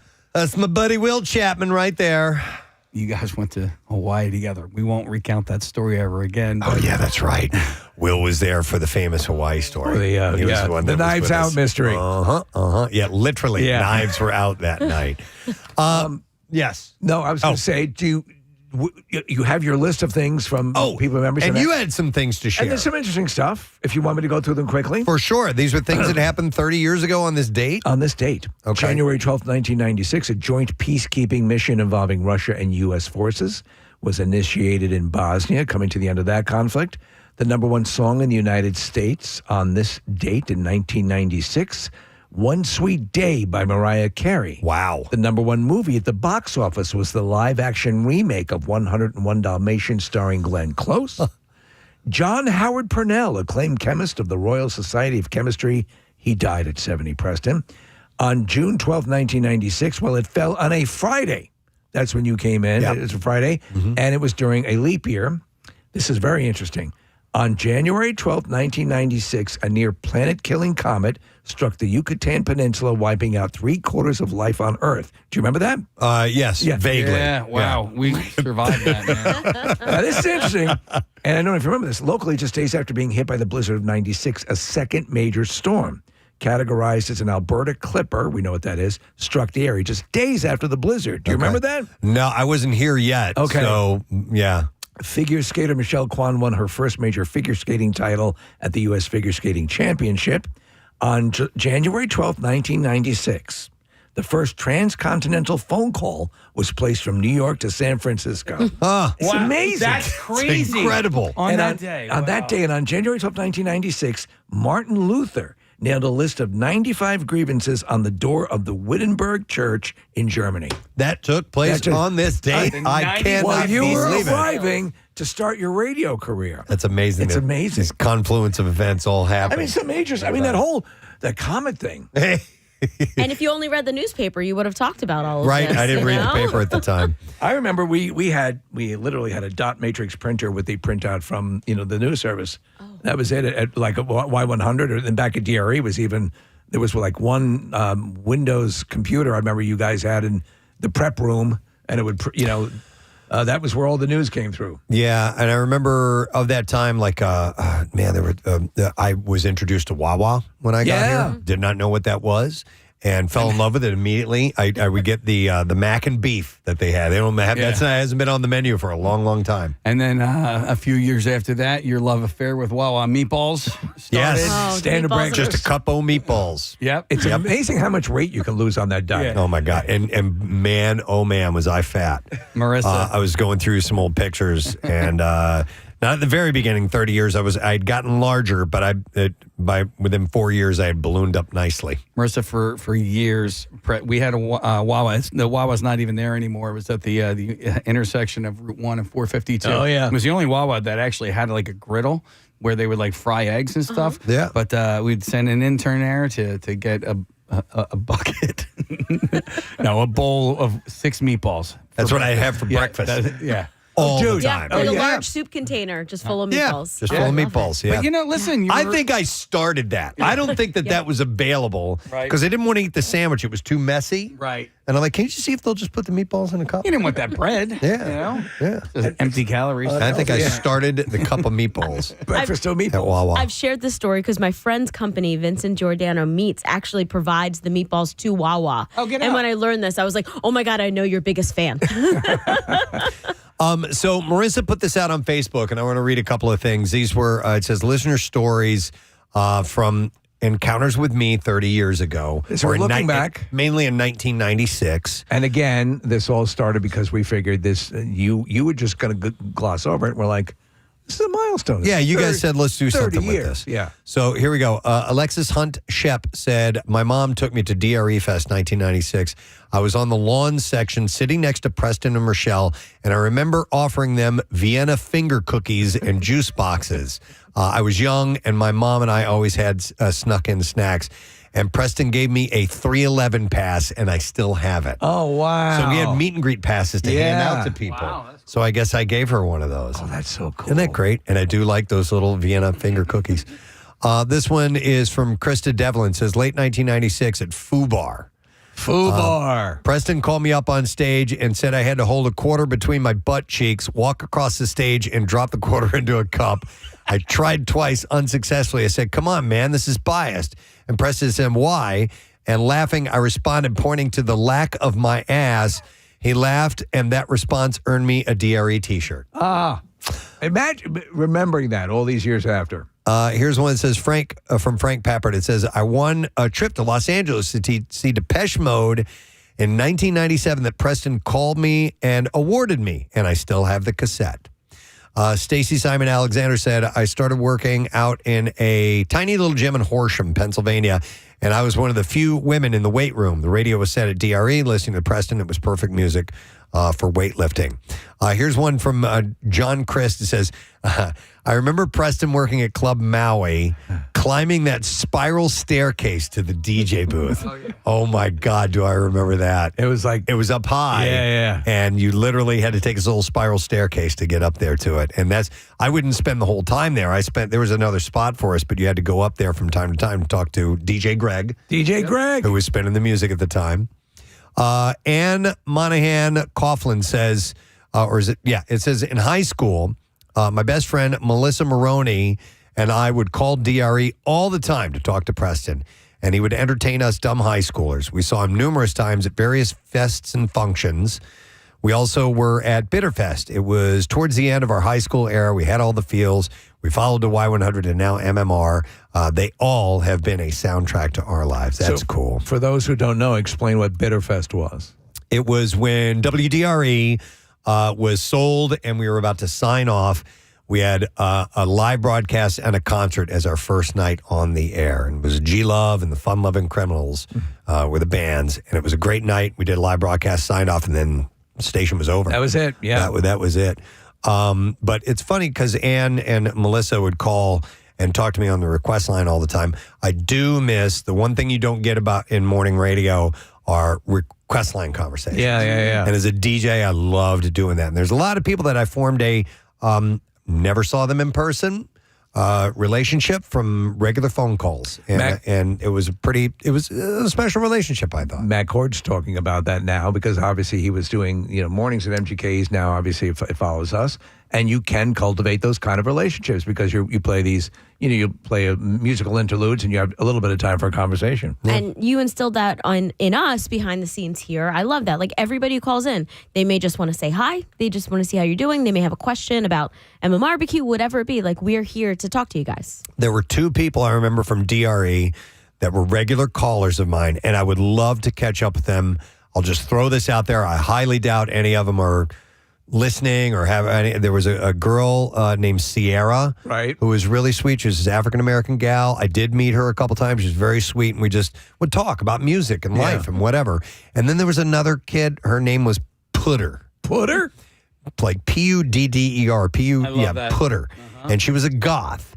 And she would call me, and we'd talk all the time. And it was really cool. And I'd love to just see where you ended up. Yeah. If you can let me know, that'd be great. So if anybody knows Putter, that was her nickname, or Sierra, I'd love to hear from them. Then we have this post from Sean Byrne said, I was the manager at Fat Tuesday. And every year we had Preston for the annual Mardi Gras broadcast. I still have the VHS tapes, he says. I'd love to see some of that. Wow. So Fat Tuesdays, you were doing those broadcasts, or you were hanging out there at DRE as well? I think that was Y100. That was Y100. Yeah. Okay. Colleen Weaver says, I won Trippin' Thursday on WDRE to see Green Day in Hawaii in 1996. Wow. Preston was the one who called to tell me I won. Yeah, it's a great prize, right? I went to the station to finalize the trip, got to meet him in person. He was on air, but took the time to say hello. Here's Richie Blywis says, I know that guy. Do you? Yeah, I work with him at the Phantoms. Oh, yeah. Well, so you say, I won a contest from the Phantoms ice hockey team to do Kids Run the Show night at the Spectrum. And I was assigned with Preston, who taught me how to be the MC for the game. There you go. Pretty Small cool. world. Yeah. And did he end up working for the Phantoms? I just remember that name, and I just associated with him with the Phantoms. I wonder why that is. All right, here's one. Joseph Thomas says, when I was attending Widener University, Preston had a weekly gig at Bootleggers in Woodland. Bootleg. During the summer, the bar hosted amateur bikini contest featuring at least 3 competitors each week. This particular week, Preston was having trouble getting a third contestant, so he took the stage to ask if any guys wanted to enter. I had a bit of a reputation for being up for anything after I had a few, so my friends immediately pointed to me. Preston handed me a Bud Light bikini, and I hastily changed into it next to the stage. By this point, a third girl agreed to enter, but Preston let me stay in it. And I ventured on stage with socks filling up my bikini top. Somehow, I won Wings tickets. This is a memory Preston may have willfully blocked, but it is one of those fun college stories that I keep with me to remind me of a simpler time. Congrats on the milestone, Preston. Some of us have been along for the ride as well. Did you ever do those Bud Fari ones? Do you remember what Bud Fari was? No. They would send a limo to one bar, and they would pick somebody out of the crowd, and you would get into the Bud Fari limousine and then go to another bar and then select somebody from that other bar to go with you back to the original bar that you were at. Oh, that's fun. It was, yeah. And it was a Bud Fari. It was Bud Fari, yeah. But I wasn't in radio when that was going on, so it was around that time that you were doing these things. So. Here's one from Sean Wilson. Says, I won lame ass trivia with Preston on DRE. The question was, in Groundhog Day, what trick did Ned Ryerson do at the high school talent show? I remember. What was the it? Whistling belly The button. whistling belly button Yeah. trick. That's right. And I won a DRE prize pack and tickets to see Rusted Root. Rusted Root. What memories, man. Jim Bellata said, I used to see Preston at the Trap Tavern for WDRE shows and live broadcasts, and around Philly at shows with local bands like WNOC and the Love Huskies. He once hooked me up to get into the Indre studio session with Paul Westerberg. Oh, All right? wow. Mike Gentile says, I remember Preston's afternoon broadcast on the last day of WDRE. He played whatever he wanted and then puts in parentheses, Kiss. Yeah, Jim let us play kind of whatever we wanted to. Yeah, as the out. Those last few days. And he says, I believe Mike Shikatino, said, I believe his last song of that shift was #1 Crush by Garbage. Actually, it wasn't. The last song I played was a cover song the Red Hot Chili Peppers did of a I don't know Was who it originally easy? did it. Okay. No, it was a song called If You Want Me to Stay. And it was about saying goodbye. Okay. And so I thought that might be appropriate. So I played Now, that one. At that point in time, you guys had made the deal to go to Y100? Yes, finally. Yeah, towards the very, very end, Right, yeah. thankfully. Then just a couple more quick ones. Is it Sly and the Family Stone? Yeah, that was it. Yep. Yeah. Sly and the Family Stone. Mercedes guy said, I remember the Fen ad. Fen. It was a weight loss, was it not? It was. Yeah. I was on it. That was at Y100. Oh, my Yeah, God. it didn't work. And then after that, they were like, anybody who takes this needs to see a doctor immediately. Barbara Adams said, got to know Preston and the rest of the DRE team working for Sonic Recording Studios. Oh, yeah. And helping make those classic Sonic sessions happen. I remember Barbara. And then the last one says, from Rich D'Ambrosio, I remember Preston sitting in every seat at the Wells Fargo Center when it first opened in 1996. Well, at the time, it was the Core State Center. Yeah. And yes, I did indeed sit in all the seats. The Xfinity Mobile Arena now. It was a nightmare. Steve McLean sent over a really, really cool video. And so, Rye, can you get that ready and play it? And because I have the audio that we can simultaneously play. You ready? 3, 2, 1, go. Okay. Okay, so we're watching the Y100 Beetle video. Yeah. Y100 Beetle. It's a commercial. A Y100 Beetle. Tune into Y100, 100.3 FM, tomorrow morning at 7:10. You could win one of 5. That's right, 5 Y100 Beetles. That's Jude, our voice guy. Y100 Beetle. From Philadelphia's new music alternative, Y100. Wow. God. All the image you guys had that kind of thing. Yeah, He it's was- like this. John, yeah. Yeah. That's right. There's more music anybody else plays. When I do the noticer, that's Yeah. exactly what Yeah. it is. High pass filter like this. Yeah. Alt rock radio had you had rock radio, which was like this for their voice people. The what we call the imaging of the radio station. So it was always like Philadelphia, Right. And then alternative guys were like this, right? Yeah, we're doing our thing over here. We don't talk that way. Yeah. Our testicles haven't dropped yet. Yeah. Preston, Yes. thank you for saying yes. Yeah. Yeah. Well, listen, I had no idea it would lead to this. It's been fun. It's been a lot of Yeah. fun. But yeah, We'll do it again in 30 years. I guess so. You guys do it by my gravesite. Yeah. But I mean, it was more so, that I moved here and Steve, you kind of did a gradual move in as opposed to like a day of here I am. Oh, Because yeah. otherwise we would celebrate that. No, there was no. Yeah, it was much more through bizarre attrition. And when Jim was talking about the guy who was consulting Y100 at the time, it was Scott Shannon who was consulting, the legendary Scott Shannon, who was the one who told them to hire me full time. Yeah. They wanted to, not the show itself or Jim, they wanted me full time, but the company was hemming and hawing and they said hire him full time. So Preston, you found all these amazing photos over the weekend. Oh, yeah. You and Steve with hair. Yes. This is great. I have pictures of Steve with hair. When you were digging through those with Rochelle, did she share any memories or kind of share how she thought at that time? I was doing all the digging. Okay. Yeah, it's because she just got back from a trip, so she was just kind of chilling out last night. But I did find, Oh. I found some pictures.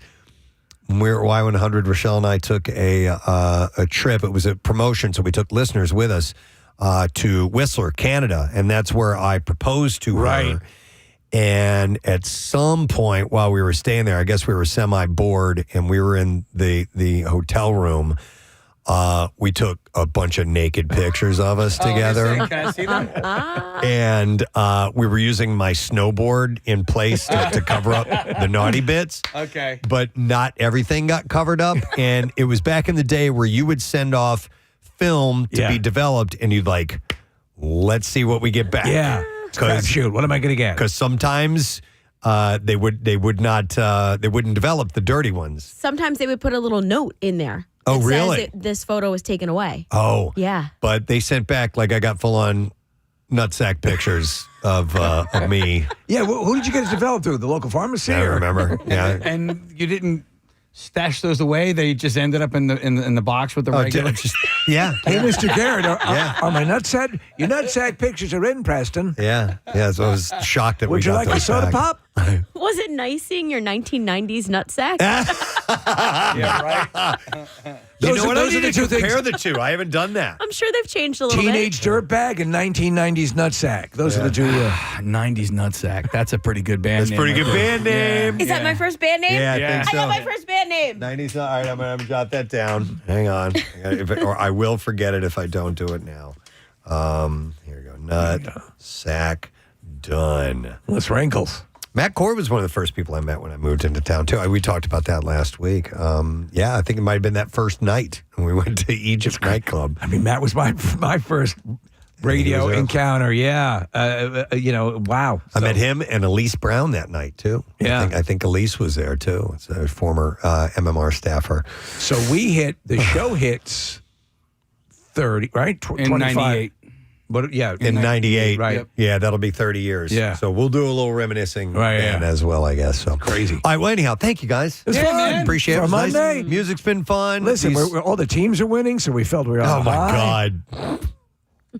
We needed this today. We needed Bad this. weekend. We needed this today. All right, well, let's take a break. We'll come back in a second. We'll do something we've been doing for 28 years, and that is the Bizarre File. So stay with us. We'll return in just a moment.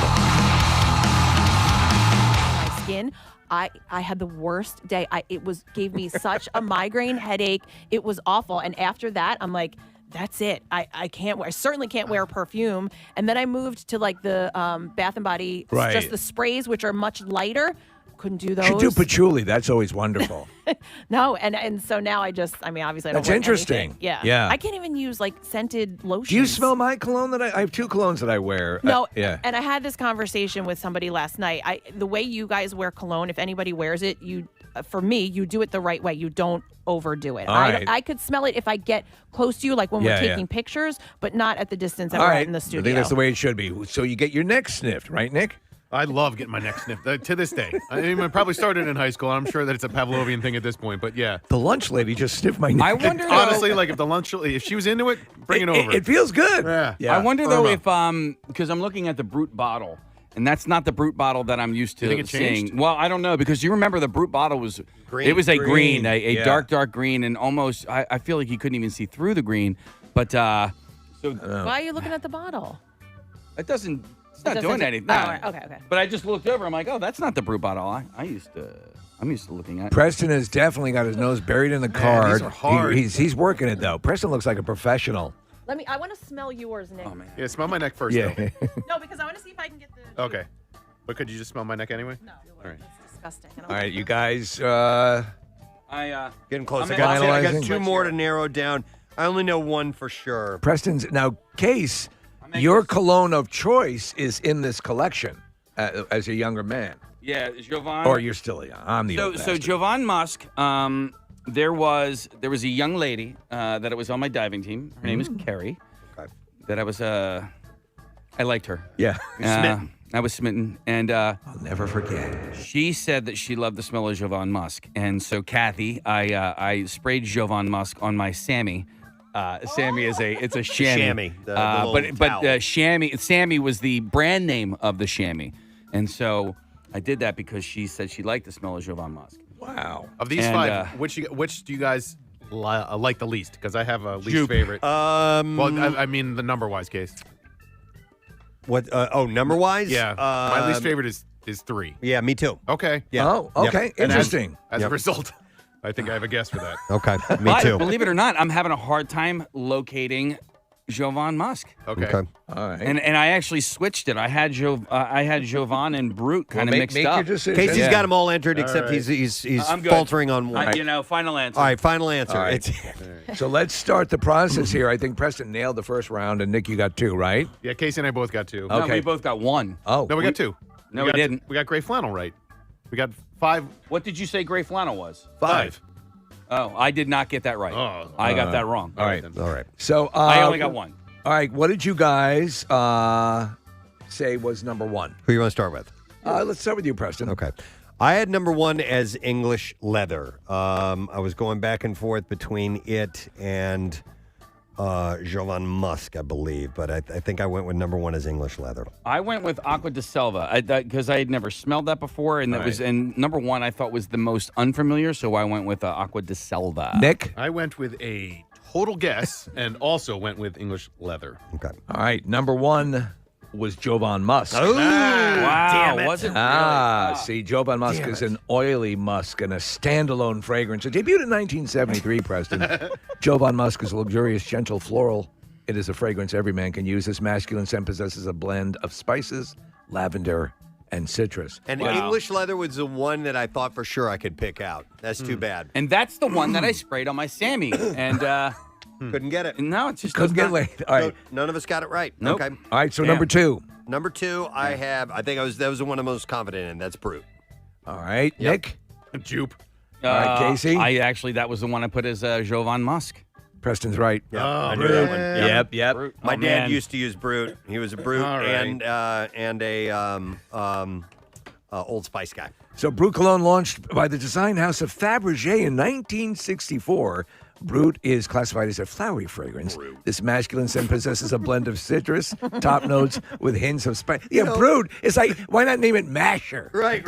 Yeah. Exactly. Cad. Casey almost had it right. I had that Brute was my first guest. You crossed it out? And I crossed it out. Son of You a know, bitch. you know what? Speaking of stupid names for Yeah. colognes, in the movie 9 to 5, the boss in the dream sequence said the roles are reversed, and she goes, "Ooh, you're wearing some lovely cologne. What is that?" And he just has this stupid look on his face. He goes, "Stud," which would have been like what a cologne Yes. would have been Oh, called. my God. Brute, stud. Come on. What are the ones in Anchorman? Oh my God, Sex Panther. Yeah. Smells like what? Bigfoot's D. Yeah, like a burnt hair wrapped in a dirty diaper or something like that. All right. Number 3. Wrong again. Number 3 I put as Jupe. Okay. Casey?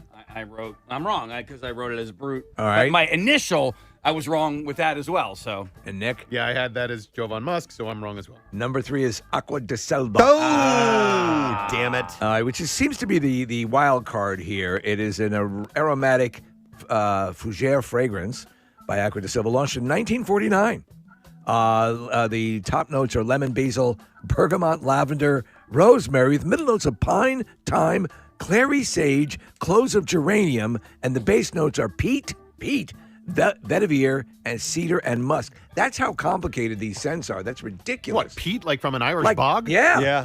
All right. Wait a minute. What the hell does this mean? Here's a text that says Jovan Musk was Tukey oil back in the day. Oh, for your... what the hell is Tukey oil? I guess getting laid, right? Tukey? I don't know. I've never heard the term Tukey before. That went up. Tukey oil. All right. We move on to number 4. Casey. Motor oil. Oh, is that what it means? Yeah. Oh, Tukey oil. Yeah. So I right. think number 4, I think that's what Jupe is. Okay. That's my guess. Man. Well, if you think that's Jupe, then I'm wrong because that was your favorite. I put English leather. I put it as Jovan Musk, and so that's wrong, correct? Right. Nick? I said Aqua de Selva, so I'm wrong as well. Casey's right. So Number 4 was Jupe. No, 4 is English Oh, leather. 4 is English leather. I'm sorry. Right. 3 and 5, Nick. Yeah. Smell it. All right, English leather was originally created in the 1930s by the Vienna-based MEM company. Because the scent was similar to Russian saddlers to tan leather, it was originally called Russian leather. Fun fact. Fun fact. I'm smelling this now. Nostalgic? Yeah, I'm No? way off. I'm way off on it. No, Well, and that now one that doesn't I bring s- back a memory. I smell 5 that Yeah. it's All right. Jupe. All right. So number 5, Number 5 is obviously. Jupe, right? Right. I had his Jupe. I got that one right because I just remember I didn't like the way it smelled. And I wanted to because it was a very, very popular cologne at the time, but I was like, I just can't get into it. And it was right in the pocket case for you. It debuted in 1986. Created by designer Wolfgang Jupe. That's where the name comes from. In Hamburg, Jupe possesses a blend of exotic spices, florals, woods, patchouli, Kathy, and honey. It says here, very, very masculine. So what is the tabulation here on that round? By the way, some people are texting in, or somebody did that Jupe is actually pronounced Yop. Is it? Oh, is it? Yes. So whatever. Let's go with that. All right. All right. Casey, how many did you get? In that round, I got 2 right. All right. In that round, I got 1 right. 0 for 5. 0 for 5 on that Yeah. one. Nick, what's your final tally? 2. Casey? 2 out of 10. What's your final tally? 2. No, 3. 3 Sorry. out of 10. All right. And I got 6. Yeah! You aced the first round. Well done. I'm disappointed in round 2, but man, I went 5 for 5 in 5 round for 1. 5. I'm pretty proud of that. Did you fact. get a lot of, as you guys were smelling the various scents, probably more so for you, Preston, were you, was it setting memories? off? Yeah. Yeah, most definitely, especially with Old Spice, Gray Flannel, and brute. Any memories of you with the girls saying, but the big game's tomorrow? That never happened to me when I would have been wearing Sense as this. But no, I remember. Listen, when I put on Old Spice, I do. Like I said on Sunday, sometimes after getting out of the shower and a shave, I'll put on Old Spice, and I think about being a little kid and being in the bathroom when my dad would shave and put that stuff on, and it's just a nice memory, I remember I'd be in there, I'd be grooming my dad's pubic hair as I did on Sunday morning. Sure, yeah. You were the right height for that. Sundays. Yeah. Wow. Okay. Well, that was fun. Yeah, there you go. Fun little walk down memory lane with this stuff. The name of the guy at the kiosk, Kathy, again? Perfume Island Yeah, is what it's called, correct? Yep, and his name is Ali, and he's right in the Plymouth Meeting Mall on the first floor. Okay. Did you ever have someone tell you that your cologne they didn't like it, or that it was too much, or that it No, never anybody outright say anything like that. So going back to earlier, my South African friend Mike lived with me for a little while, and I had to tell him because he used so much cologne. I was like, it's the whole house, and you smell great, but like it is giving me a headache. Could you just maybe like just a little bit less? Just a little bit. Oh, he was like, oh my God, and he was so nice. He's, oh, I'm so sorry. Like the one spritz less wasn't Wow, much better now. Yeah. All right. Anyhow, thank you for joining us on our little olfactory journey. We have other things to get to, so I do want to take a break because we got to get to the Bizarre File, and we have a few guests that are going to be joining us as well, and we'll give away our Word of the Week prize today, too. And don't forget, it's a fill-in-the-block weekend at MMR. Blocks all weekend long. You don't want to miss out on that, so heads up, you get to contribute to that. We'll be back in a moment. Stay with us. Thanks, Kat. So every now and then, a news story will pop up, and I will know that people want us to talk about it because they send me the article over and over and over. And yesterday, it was brawl at Golden Corral Steakhouse in Bensalem, Pennsylvania. It's a steakhouse? Well, not really. We had just been talking about It's a Golden buffet, Corral, but right? Yeah, but they're known for steaks. Okay, I didn't know that. But yes, it's one of those places you can go in and get your steaks, and it's like Sizzler or Sizzling. Well, we were talking to somebody Sizzler, about yes, it, about and I forget exactly what we were talking about. We were actually looking to see, because we said there were none in this area, Right. and then I found this one. I said, there's actually one in Bensalem. And so look at it. And this is the We one- might have I think we did circuitously this. caused the brawl. So, and how by many getting points- people so excited for Golden Corral. Kat, how many points did you guys get awarded? Did Bucks County get awarded just for having a Golden Corral? I think it was like 10 points. Oh, they didn't get. I don't think They so. did. No, they did. No. As a Hold matter on. of fact, you Oh my God, spitefully gave them points because I was like, Oh, God. because whatever. I don't want to get into it, but All right. but they get points just for having a Golden Corral. Marissa, do you remember? Wait, I'm pulling up the official Word document. Delco versus Bucksco. On 126, 5 points for having an old school buffet, Golden Corral. Oh, Okay. All my right. God. So I and got then a 10 brawl. So here's the deal. You can't take them away. The way the point system works for the Bi-County Cup is we don't take away points, we only give points. So we're avoiding the negative. Well, and we're hold only on. Here's highlighting the positive. Maybe this was called for. Yeah, Do who you knows? know what happened? Now, I saw a Reddit thread, and it was mainly it went into different directions, but it was suggesting that it started as an argument because they ran out of steak. Now, I don't know if that's Okay, the case here's or what I not. heard. That's very tangential to what I heard. Okay. I heard it started because someone got their steak before someone perceived that their meal had been ordered after. So there was a question about who got their steak before the other person. That can be restaurant contention. When you see another Right. group, of food, How are they getting their food food? before you do? Yes. Not. This is not certified as Right. the reason why this has happened. It's but scuttlebutt. A scuttlebutt. A number of different sources. Apparently, that argument or that perception immediately escalated to chair throwing. Wow. Like it got crazy quickly. It was bad. So a good source for anything Bucks County, whether it's good or bad, is Levittown Now, and they had this story up like right after it had happened. I believe it happened on Sunday. But the guy Tom that runs the site, at least according to him, that this place often has security guards. Okay, hang on. Okay. I've got Jay on the line. Used to work there. Okay. Says there were tons of fights there. So let's go to Jay. Hey, Jay, good morning. Good morning, guys. Hey, how are you? Wonderful, man. All right, so you worked at this very Golden Corral? Yeah, in Ben Salem, dude, that place is a barn, dude.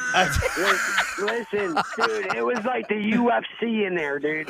Dude, they would fight over it. I want my steak medium. I want it well. Dude, people were jumping in line. I never seen nothing like it, dude. People were trying to hand me money to give them steak. It's insane, dude. Did you ever know? I assume you've seen the footage of this brawl, right?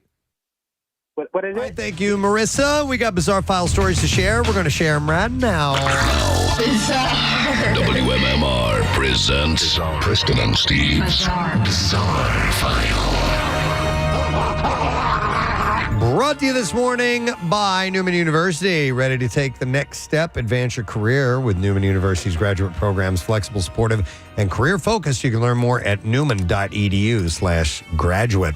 So about 250 passengers found themselves stranded in the Caribbean after a large rat was discovered moving through the cabin of a KLM aircraft. A large rat? Yeah, it was a pretty big one. The incident occurred on a flight operating from Amsterdam to Aruba. And according to the airline, the rodent was first noticed when the flight was still underway.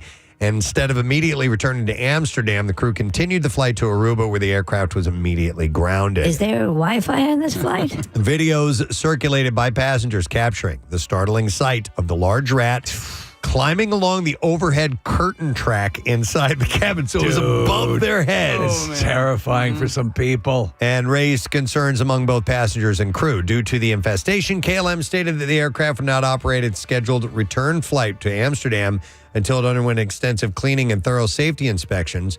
The scheduled return flight on Thursday was subsequently canceled, impacting 254 passengers. You've met our in-flight Ratatouille. KLM arranged hotel accommodation and the stranded passengers while the airline organized alternative travel plans. According to reports, the rat remained loose on the aircraft for over a day. Ground staff eventually captured the animal approximately 36 hours after it was initially sighted. Following its removal, cleaning and inspection teams commenced their work to clear the plane for service. They can't, if they find rodents on aircraft, they have to ground them immediately. Well, because they could have chewed wires. KLM emphasized that passenger and crew safety were the deciding factors in canceling the flight. The airline confirmed the aircraft would only return to operation once all safety checks were completed. Okay, you're in mid-flight. You have the option of having a rat in the cabin, a dead body that you have to sit next to, or someone who took a dump in the aisle. Wow. Because those are all stories that we've had. Yeah, I'm going with dump in the aisle. Dump in the aisle? I think that's safest. It's going to smell bad, but there's no danger of crashing. It's true, yeah. And there's not a dead body next to you. So I'll take a turd over a corpse any day. In the Philippines, an avalanche of garbage and debris buried or trapped workers in low-slung buildings at a landfill, killing 2 people, injuring dozens, and leaving 36 others missing. I've seen these like huge landfills that they have in these towns or these like shacks that are built on this I don't, what would you call them? Garbage mountains? Yeah, kind of like that. 13 people were rescued alive overnight, but one of them later died. Authorities said a second body was discovered later.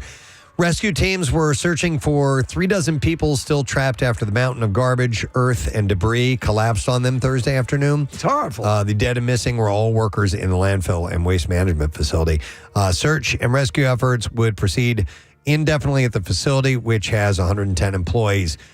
Pictures released by authorities show rescuers with earth-moving equipment scouring a building devastated in the garbage avalanche with its twisted tin roofs and iron beams.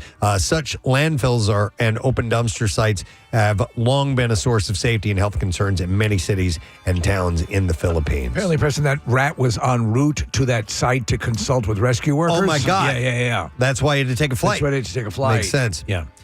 Colorado's Division of Oil and Public Safety is investigating complaints that multiple gas stations across the state received diesel in regular gas shipments. Oh, man. The agency began receiving complaints from drivers about their engines stopping after they got gas. We secretly switched diesel with their regular fuel. Let's see if they notice. The complaints were associated with about a half dozen gas stations in Colorado. As of Friday, 200 complaints had been filed. An inspector went to the Costco gas station and saw what appeared to be diesel in the regular gas holding tank. A sample confirmed it was diesel. Inspectors found contaminated gas at a Costco station in Superior on Friday as well. They sent customers an email who bought gas at a Costco on January 7th and 8th. The email said the issue didn't impact all of Costco's fuel location in Colorado, but didn't list the impacted locations. They said the impact of your vehicle should be minimal. However, if you have any concerns with your vehicle and would prefer a mechanic to provide a diagnostic check, feel free to check in and do so. Is that true? The Division of Oil and Public Safety is investigating. I've heard that it has to get flushed out. Yeah, that's what I've heard. It won't ruin your Right. car, but it does. It's a procedure. Yeah. It's not a little thing. You know, so. They'll crap it out. All right, in Michigan, the man accused of firing a gun outside of Romulus Middle School appeared in court Thursday afternoon and immediately began cursing at the judge. Shantez Gregory. It's a bold legal maneuver. Has been charged with false report or threat of terrorism, schools, intentional threat to commit acts of violence against a school, carrying a concealed weapon in a weapons-free school zone, amongst other charges. Now, it was about 9:50 a.m. on January 6th. Gregory allegedly fired a gun several times while he was about a foot away from the middle school. His son was attending the school at the time. No one was injured. The judge asked him to state his name for the record, and Gregory said, "Nope, good effing bye. Don't need to talk to me. Quit effing playing with me." He was then asked to state his name again. He said, "Did you hear that? I said, good effing bye. I don't need to talk to you. Goodbye. Don't play with me. Don't play on my son either. Goodbye. You can open the door. I'm ready." The judge then reiterated she needs him to state his name so that she can get him arraigned on the matter. He said, "I don't want to see no effing Judge Martin. Goodbye. If you want to talk to them, let them see me right now." "Sir, I need you to state your name for the record," the judge said. "Nope," Gregory said. The judge asked Gregory why he was refusing to identify himself, and he responded, "I don't effing play with me. Get this over with right now. I'm done talking to you. I ain't saying S else." He's got a limited script, doesn't he? After getting no response, the court concluded that he was Gregory. As the judge read the allegations against him, Gregory put his fingers in his ears. Wow. Signifying he wasn't listening to the judge and kept his arms crossed throughout the hearing. When the judge asked him for his response to the allegations, he remained silent and stood on mute on the charge. He said, "This is the fakest S I've ever seen in my life. This is the fakest F I've seen. You are going to actually act like this, huh? That S is fake." Like, this guy just, he does not let up the whole time. So clearly he's in some trouble. They didn't go for that. The court didn't say, "We see your point." Yeah, they were gonna charge him. Oh, by the way, he has, according to the judge, he has multiple trespass complaints. He has kidnapped his own son from school, violated court orders.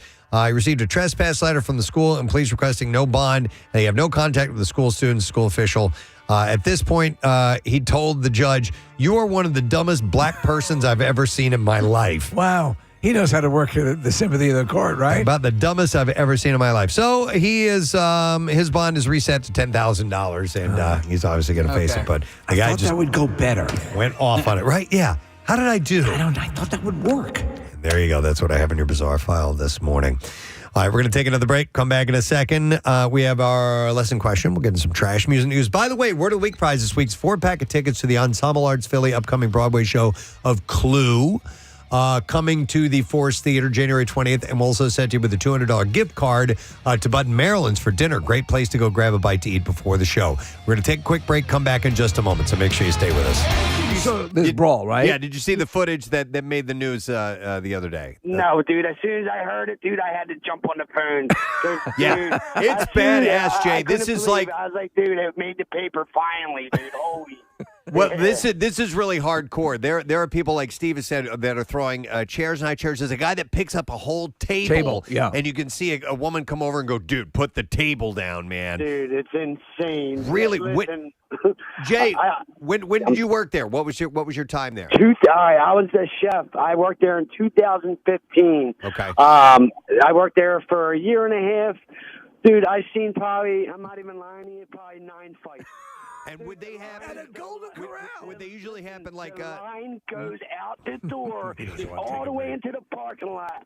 I mean, it was hours, hour wait. I mean, I never seen nothing All like right, it. Jay, hold 1 second. Preston has a question. Yeah, Preston? Jay, would it happen like on weekend nights or at any And holidays are the best, dude. Listen, the holidays, dude, people are getting smoked, dude. They want that steak, dude. I'm telling you. I didn't know. No, Jay, I didn't never realize that the big draw at the Golden Corral was the steak. Dude, it was insane, dude. I never knew it till I got a job there, dude. Wow. I mean, dude, it is insane. All right, man. You don't even need to go to UFC. Just go to Golden Corral. That's hilarious, Jay. Wow. We got about 50 dudes on this phone call. At least you were back there. You had knives to protect yourself back in the kitchen. I had plexiglass right in front of me, too. So Yeah, it was like being in jail. Oh, my God. You know? I'll tell you this: they trash this place, Preston. It takes about Thanks, Jay. a minute and a half, and they've trashed it entirely. I can't believe they're throwing the high chairs. By the way, those are effing heavy. Well, the especially the dude picks up a table. Yeah. And that could have killed somebody. And now nobody gets steak. Yeah. You know, like, Get you're out of all here. pissy Nobody's that getting you didn't get steak. your steak in time, and now nobody gets steak. Do we have the audio of the brawl? Marissa's going to send it over. We got Yeah. about 20 And look, seconds. there's girls in there, like kids in Girls, there. kids, everything. Yeah, that's bad. That's really bad. Yeah. All right, hang on. Let's play a little clip of the audio of the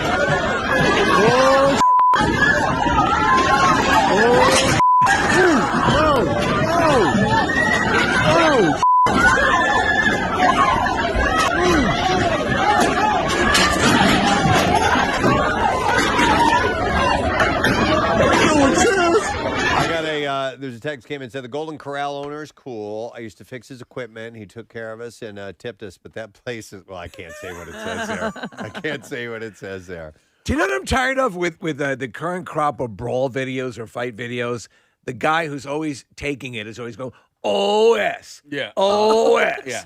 OS. Yeah, but you know what? That guy's standing back. I'd rather hear him do that Yeah, than yeah. jump But in tell, on it all. give us some color commentary. Remember the Wawa Know fight how to in report. Delaware, not in Delaware, in Florida, where the guy was commenting on? Yeah. His commentary was actually pretty good. Right. Where the dude ended up losing Give his pants. us some color commentary. Tell us what's going on. So reading the news report, the police report, it said that they didn't have an exact count on how many people were involved, but officers believe it was more than 40. Oh, clearly. And the fight left the dining room heavily damaged and sent people fleeing for safety. There weren't police weren't aware of any serious injuries. No arrests had been made. If I found myself in this situation, I would not be like in the mix throwing chairs. I You would leave. be the I'd be in the parking second, the lot. first person out the door. That's what you need to do. I You need to can't get say, out. though, if I were clocked in the back, if I just passively was sitting there and got clocked in the back of the head with a chair, You might that I react. might not freak the F out. Stand up and throw a high chair. Right, I mean, yeah. if you got caught up in it, it might be more difficult to leave. You know what I mean? Absolutely. Right. Have you ever been close to when a brawl or even a large conflagration like this kicks into effect? It's easy to get swept up in it, even if that is the last thing you want. No, I've been literally stuck in the middle of a brawl that I had nothing to do with. Those sort of things happen in nightclubs and bars all the time. A lot, you're right. This is just a restaurant. I don't know if they serve Golden Corral! I don't know if they serve alcohol, but when alcohol's involved, it happens quite a bit. Now, one time I was, and the bar doesn't even exist anymore. It was in Wayne. I was in the dance floor and a fight erupted around me, and I didn't know anybody involved in the fight, and I was getting jostled and thrown all over the place. And the next thing you know, my buddy John grabbed me and next thing I know, I'm in the parking lot. I'm like, how the hell did that happen? Good for him. Yeah, the dance floor where the fight happened, there was an exit right there, and it was right at the parking lot. I was like, dude, like saved my life. Yeah. Steve, I don't know if I've been in a brawl like that, but I have been in a food fight in high school, and honestly, it was a lot of fun. Like, you had the feeling that like it was about to start, and then like you'd see one grape go flying, and then like 3 more grapes went in this direction, and then apples started going, and all of a sudden it just turns into mass chaos. and it probably lasted 45 seconds to a minute, but during that time, it was pretty awesome. Nick, I was actually in college when Animal House came out. Okay. And so, yes, that became so common that the school had to put a kibosh on it. They were benevolent. They were food fights. Yeah. But when you're like, you don't know imagine you're sitting, apparently Golden Corral serves one hell of a steak. Yeah. And imagine you're at a Golden Corral where it's like going to the Cracker Barrel and having a fight between the Bloods and the Crips. Right. Somebody texted and said it was a group of about 60 people. Wait, was this the same one? I don't know if they're referring to the Golden Corral fight or another. It might be continuing from another text, but said that it was a post-funeral group. No serious injuries. That might have been a different thing. Another one says Aramingo Diner in Philly was a brawl every weekend. You know what was bad, from what I understand, Preston? Up here on City Line, the House of Pancakes. Yeah. Oh, So, really? so it was so bad, and I didn't realize this. And my wife and I went in, we were coming back from something, and it was there. Okay, let's go in. And they actually made us pay in advance. In advance. Right. They had made us pay in advance, and then the woman there indicated that there were people dining and dashing constantly, and people fighting all the time. It was the craziest thing in an international pancake house. Kathy, somebody says Bucksco should get extra points for dinner and a show. Right, exactly. You know. Apparently, I just got a text from a friend who's told me that one of our other friends actually goes to this place. Well, apparently the steak's good. I've been to Golden Corral. Like it is it is what you would imagine it to be. But but the fact that somebody was ready to throw down because they believe the other table got their steak first. Well, and how does it turn into that? Like, aren't you then mad at the server or the Right. chef back in the kitchen who Right. sent somebody else's out first? Like, Yeah, how does but it it turn can- into everyone involved? What can happen is, somebody asks a question, well, how come they got their food before I did? And then that person in that Why don't you party, mind your own business? Yeah, might Yeah. say something back, and then next thing you know, it's all in. People are being absolute idiots. Hang on a second here. Let me go to Heather. Hi, Heather. Good morning. It's that you just look so nice today. Well done. Thank you. What's up, Heather? I literally just got out of the shower. This is not even funny. Okay. I watch 6 ABC every morning and morning, noon, and night, and they had an update. They had the guy that threw the high chair, and he ordered his steak like on the rarer side, and the guy in front of him, because I think you line up and you tell the person behind the glass how you want it, what you want, and the guy in front of him got so pissed off that he got his steak first that he started the argument, and he hit him, and then the guy defended himself with the chairs. But I've been to that place once, and I will never go back. So, and apparently the guy got his steak quicker because He ordered it rare. Yeah. And therefore it takes less time to cook. Yeah. Exactly. So, number one, I don't go to Golden Corral for steak. I go to Fogo. Hello. And I'm telling you, really, over a steak, I don't know. Well, there's no rhyme or reason, but if you're gonna brawl, the fact that it happens at a Golden Corral, which I always would consider a senior citizen afternoon dinner at 2:15 kind of place, and you're having a full blown Hell's Angels type Altamont rally. I remember that one of the last big, huge brawls here that I remember seeing was at a wedding at the Sheraton in Old City. Somebody died, I think. Did that one? Really? Mm-hmm. I didn't remember that. I remember there was something. What happened, Preston, is that the people who were covering it video-wise were up on a balcony. Yeah, you had a and they good were view. catching the whole thing. Yeah. I've seen a brawl. Actually, I have seen a brawl take place at a wedding. Mr. Matthew Sweet is doing these days. He suffered a pretty nasty stroke. Yes. A little while back, and I haven't done a follow-up to see, what the latest is on him. so. Last I heard, it wasn't great. He was making headway, but not dramatic headway. Yeah. Hopefully something will come around. I had a chance to see him play live a few times. Great shows. One of my favorite concert experiences was catching him, during the week. They stuck a gig in at a place up on Long Island called Malibu. And it was 300 people in this room, and he was just trying out some stuff. But that show was amazing. Yeah. I mean, because the guy just knows how to write great songs. Yeah, exactly. All right, well, it is time now for our lesson question. We got tickets to see David Lee Roth Tuesday, May 19th at the Keswick Theater. So the question that we'll ask you this morning is, what band name from Marissa came to nude photos from Preston from 1996. So we added in our growing list of band names here that I have. Marissa has contributed one. What was that name? Her first. 610-660-9333. Let's see if you know the answer. All right. Marissa's band name has to do with nude photos from 1996 from me. Let's see if you happen to know what the name of that band was. And while you call, we'll get into the trash. The trash business is a gold mine. 93.3 WMMR with Preston and Steve's Hollywood Trash. Brought to you by Neumann University. First responders ready to lead. Earn your online bachelor's in public safety administration at Neumann University. Built for those who serve. Learn more at newman.edu/your degree. What's going on this morning, Steve? Well, Preston, Blake Shelton calling internet stories that he and Gwen Stefani have split complete BS. Shelton says some people will believe anything as sure as the earth is flat. Hey! Melissa Gilbert deleting her Instagram account after her husband, actor Timothy Busfield, was accused of sexual contact with minors. However, Gilbert had actually deleted her account because no one liked a photo she posted of her Caesar salad at Nobu. Oh, my God. And finally, Mickey Rourke showing he can still get work, appearing as the villain in a new movie called National Lampoon's Hollywood Hustle. Rourke says, despite what you might think, he had to call upon all of his acting skills to portray mafia boss Don Spaghetti and Meatballs. That's your Hollywood Trash. All right, somebody's got the answer. Let's find out who it is. What band name from Marissa came from nude photos from me in 1996? So we're going to go to Matt and see if he knows the answer to that. Hey, Matt, good morning. Good morning, Gadzooks. Gadzooks to you, Matt. All right, what was the band name Marissa has added to the list? That would be 90s Nutsack. Got it, Matt. Hang on.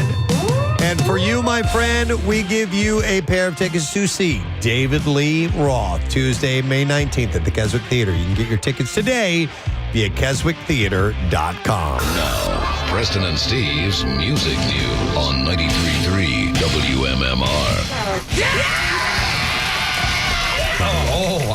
All right, so a couple stories to run by, and just the saddest one was a big loss in the world of music over the weekend. Bob Weir of the Grateful Dead passed away. He was 78 years old, and it was announced on Saturday in a statement on his Instagram page. His family had posted, "It is with profound sadness that we share the passing of Bob Weir. He transitioned peacefully, surrounded by loved ones after courageously beating cancer as only Bobby could. Unfortunately, he succumbed to underlying lung issues." I wonder if it was a pneumonia, which can happen. Quite possibly been that. Yeah. The statement did not say where or when he died, but he lived in the San Francisco Bay Area for most of his life. Weir joined the Grateful Dead originally, the Warlocks, in 1965 in San Francisco. He was only 17 years old. That's crazy. Man, and would spend the next 30 years playing on endless tours with the Grateful Dead alongside fellow singer and guitarist Jerry Garcia. Jerry passed away in 1995. Weir wrote or co-wrote and sang lead vocals on Dead classics, including Sugar Magnolia, One More Saturday Night, Mexicali Blues, Truckin', Hell in a Bucket. On and on. There's tons and tons of songs. What a volume of work. After Garcia's death, he would be the Dead's most recognizable face. In the decades since, he kept playing with other projects that kept alive the band's music and legendary fan base, including Dead and Company. Casey, did you ever go see Dead and Company? Never seen the Dead in any form whatsoever. No kidding. Yeah, it was kind of like my thing. I had an opportunity to see the Dead the last time they played in its entirety here in Philadelphia. I was like, no, I'll go see them next time. And then Jerry passed away. And I said, you know what? And not to say that the other members of the Dead weren't the Dead, but for me, the Dead was Jerry. And I missed my opportunity. You were more a Groban kind of guy. Yeah, I was right? more of a Groban guy, definitely. But there was an opportunity. I was going to possibly go see the Dead when Trey was playing the Jerry part. Right. And then so that was in Chicago, and I ended up just...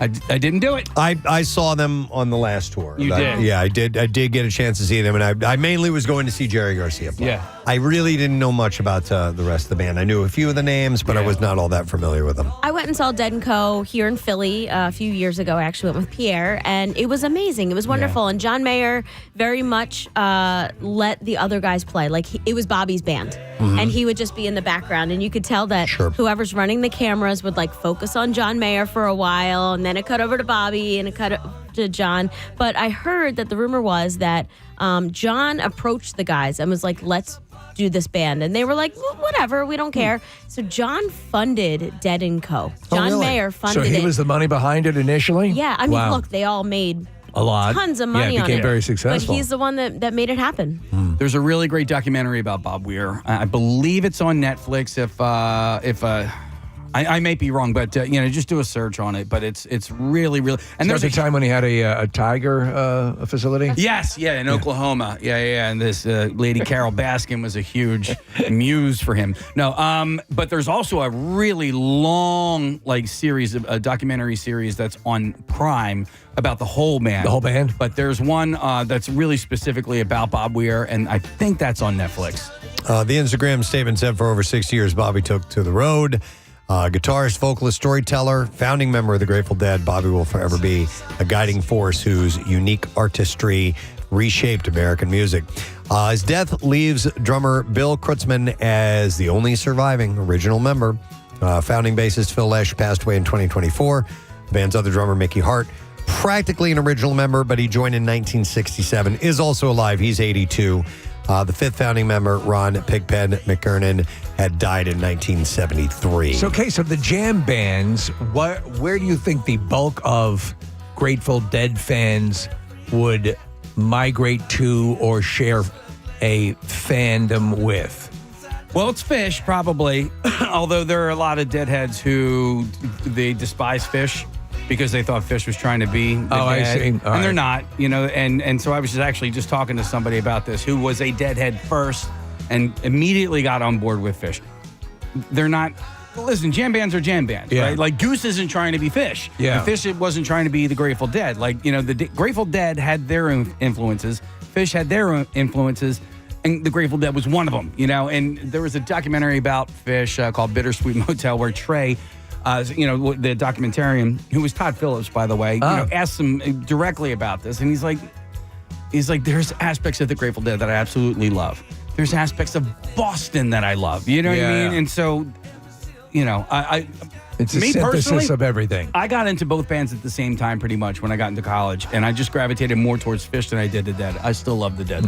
Born in San Francisco, raised in nearby Atherton, Weir was the Dead's youngest member, and he looked more like a fresh-faced high schooler in the early years, generally less shaggy than the rest of the band, but eventually he grew in a long beard and longer hair as he aged.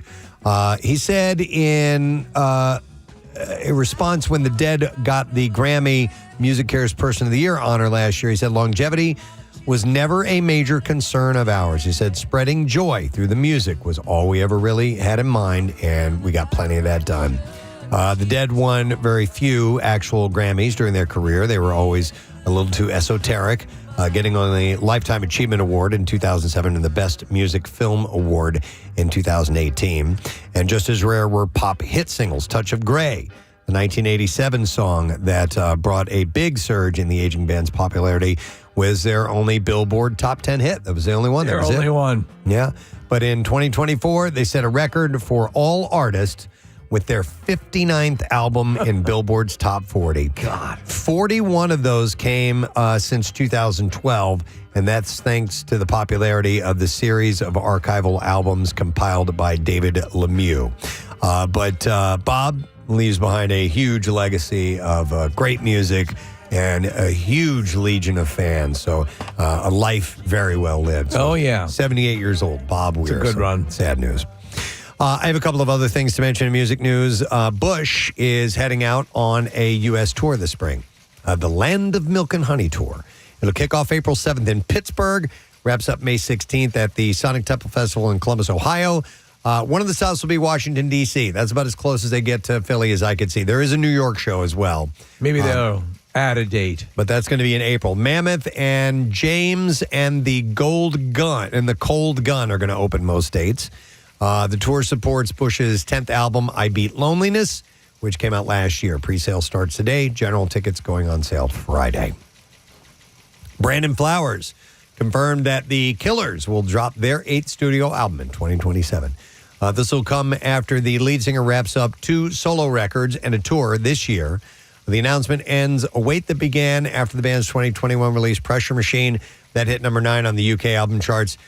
He had said in an interview, Brandon Flowers said, my best guess is that in 2027, you'll get the best Killers record. I have 2 records to complete. One's almost mixed. The other will follow shortly. I'm trying to decide how this is going to work logistically. I had a ball making them in Nashville. It's a departure for sure. Got to keep you on your toes. The one thing with Brandon Flowers' solo stuff is it's the Killers. I mean, it's indistinguishable. It's his voice. Right. So I don't know. A lot of times, I know artists will go because I'm going to, this is my collection of sea shanties. But it's very, you'd be hard pressed to pick one out, from the other. Yeah, it's like when Eddie Vedder does a solo album. Right. Yeah. It just sounds like Pearl Jam. Flowers also revealed plans to perform at the Sphere in Vegas. And then one last story. The tradition of the non-retirement retirement continues for rockers. Candlebox is not retiring after all. The band announced a farewell tour and final album back in 2023. But frontman Kevin Martin says that that's no longer the plan. He admitted that he was ready to quit back then and focus on family.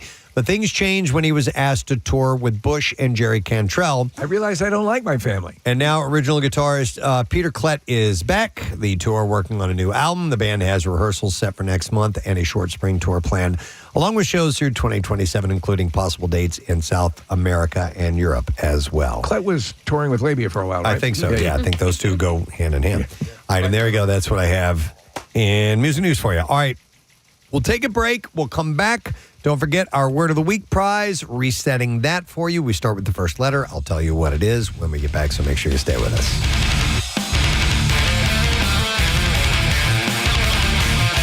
And it was, thank God, I had no connection to the people. My girlfriend at the time did. And it was the classic case where they get the guy out and he's putting the garter up on the thigh, and the actual groom thought it was a little bit too much. Oh. And so they got in and threw down and out on the dance floor. Now, it wasn't 50 people fighting over a steak, but it's like 10, 15, 20 people going at it. Yeah. And I was loving it. Yeah, I've only seen those at bars, at nightclubs. Usually it was a dance club where people are bouncing around on the dance floor. Sure, something yeah, like yeah. that, and then all of a sudden somebody gets into somebody's space or whatever happens, and that's it. And then there's a brawl, and then and Casey, you were like your friend pulled you out of there. The security teams, the bouncers, a lot of times don't have much discretion in who they're going to toss out because they don't know what happened. They just got to get in there and start yanking people out. You just have to. And a couple can get a little overzealous, and it can turn real ugly real quick. Pain don't hurt. There you go. I thought it'd be bigger. Yeah, absolutely. at the Golden Corral. Yeah, there's a place in Ridley. It had changed so many different names. At one point, it was a Brownies. It was a Wade's Irish Pub. I mean, I watched a couple of things happen there. I watched this chick just hurl a bottle into a group of. She had no idea who she was throwing or who she was going to hit or anything. Well, I mean, but you would expect like bouncers and people to be there. Yeah. A Golden Corral wouldn't. Honestly, yeah. Wouldn't have a bouncer. No, you have a hostess. Yeah. Or a host. Hey, if there's a brawl, we need you to handle the situation. Some 17-year-old girl. Yeah. Braces. Could you put that table down? Well, as a comedian was on last week with us, who was saying it's not the Silver Corral, yeah, it's the Golden Corral. Right. Wow. Well, this video footage is just crazy, man. I mean, it's like it's scary. People picking up chairs and hurling them across a room. Yeah, I've been in fights, but I've never been, in the middle of a brawl like that, and I don't know how I would react. Again, the notion that you're not getting your steak in time doesn't seem to be a real reason to throw down. On a different note, and we'll take the calls as they're coming in if you guys want to comment on this, but it does have to do with the restaurant and a bit of a scene that took place. And I wanted to make sure that I mentioned this. Casey actually sent this story to us over the weekend, and I forgot to mention it yesterday. But our friend John Dornbos, yes, oh my God, yeah, played a real life hero over the weekend. He and his wife Annalise were at a restaurant. And they were actually next door to a different restaurant where the owner of a Huntington Beach restaurant caught on fire because she got too close to a space heater and her clothes caught on fire. Dorm boss jumped into action and may have saved this woman's life. According to eyewitnesses on the scene, his quick thinking and action was exactly what needed to happen. Her name was Anna Nakayo, the co-owner of Veggielicious, and the victim of the fire has undergone 2 surgeries, according to her husband, Akira, after suffering 2nd and 3rd degree burns. Jeez. It could have been much worse if not for Dorm Boss's help. He said, the news interviewed him, he said, I grabbed my wife's blanket and I got her to the ground, meaning the woman who was on fire, and was just like, hey, help me out. I got you. You're going to be alive. It's okay. And I remember her looking at me, and I just said, honey, it's okay. You're alive. And we did it. So he smothered the flames with the blanket, and she was engulfed. Yeah. I mean, Good Lord. Like, she may have difficulty walking after this. Yeah, I actually had a nice correspondence with John about this, just saying, man, I'm so proud of you. Like, and I said, you know, it's crazy to think that, like, all of your life's experiences and everything brought you to that point in time and to that moment in that situation with a blanket to save that woman's life. Like, you know, it's just how insane. things played out. Yeah. Fate. Yeah. An unbelievable thing. But he was, talk about a guy, you know, his own story is amazing. He steps in and saves this woman's life. It's fantastic. So he said, one of the things I'm most thankful for about playing in the NFL, I played for 14 years, was just this idea of under pressure, being able to calm down and think. Yeah. And he handled it, saved this woman's life. So very proud of John. Always have been. Man. So that's just another thing, another wonderful thing that he's done. So good for him. And We should get him on and have him do magic for us. Yeah, we should, right? Celebrate. Wow, man. All right, going back to the Golden Corral. Golden Corral. I want to go to Chris, who's got a comment on this. Hey, Chris, good morning. Hey, good morning, guys. How you guys doing today? Good. What's up, my man?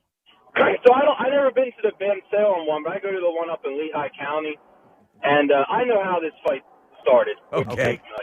Okay. All right. Just like Lehigh County, there's a big line that starts, but the grill's only so big.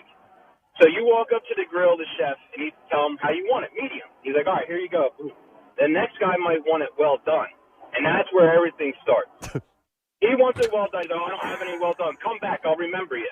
Like, okay. So you sit down, you come back 5 minutes later. Those people don't know who you are. They all just think you just cut the line. Okay. So this is obviously. But I got it for you. First off, it's against the law to have a steak well done. I mean, I agree. I'm with you, Chris. I'm a medium rare guy, so mine's always done when I get up there. And they do have very good steaks, Steve. Very good steaks. Do they? All right. So my question would be: is this why? So why don't you place your order? They give you a number like they do in other places. Yeah. You put the number on your table and they bring you your steak. Well, Steve, sometimes people lack that thing called intelligence. But they do have other good food there, too. You can go up there and get your steak and then go up there and get spaghetti and meatballs while you're waiting for it or whatever. Like you said, take a number, get like a digital system going. Yeah, right. But to have them in line, Chris, and have you waiting or having you not understanding the timing situation, that's like, you know, that's a powder keg. It is. It can be ridiculous. And then, like, the grill's only so big, so you might have 100 people in line, but you can only fit 20 steaks on there. All right. So when all the 20 steaks are up, and then and then the guy orders well done, and he kills it. That's how World War I started. All right. Thanks, Chris. We appreciate the perspective, man. Thank you. He does make a good point. And by the way, I had a scenario not that long ago where it was a stand-in-line type of thing. I think we're at the premium outlets. And had ordered something. They weren't ready. It was like an Asian buffet, and they didn't have enough egg rolls done. So I ordered those. Like, okay, we need to make them come back in a second. And I had to do that thing where I had to walk back up and get in front of people at the register. And, you know, they think I'm cutting in line, and I'm actually just going up to get what I had ordered previously. I hate that. It's just a moment of uncomfortableness. It's like the walk of shame almost. I hate it. You should be holding your shoes, Preston, with smeared lipstick on your face. Right. You're right. Yeah. And what they should do is have a secondary line that is for people who've already placed their orders and are coming back to pick that up. Just a little bit of tinkering around could have avoided this brawl. Here's an interesting text. It says, hey, guys, I'm a wedding photographer, and there was a brawl at a wedding. And at the end of the night, the Philly cops needed to go through my camera to find out who the culprits were. Oh, that's because great. they all fought and then ran, and they were family. So I guess nobody was giving anybody up. Right. Spell family. And I don't know how that ended up resolving itself, but they had to use that as evidence to track people down. I love those places where there'd be no way that you'd imagine there'd be something like a brawl or a physical fight, and you get one. Hey, let's go to Lou. Good morning, Lou. Yay! All right. Lou! How you doing, bud? Doing better, President. How you guys doing? Good. Lou had a touch of the Rona. Oh, did you? I Okay, had good. The coronavirus. Yeah, you're doing better though, right? Right. Plus, I got busted ribs, which is always fun. How I did- took a fall at the Poconos, so I'm still. Man, poor Lou. thing. All right, well, Yeah, listen. it's been a crazy month. But you're doing better. You wanted to tell us this story? Yeah. So one time I was working out in California. I had a Jack in the Box, and a buddy of mine was working the drive-through.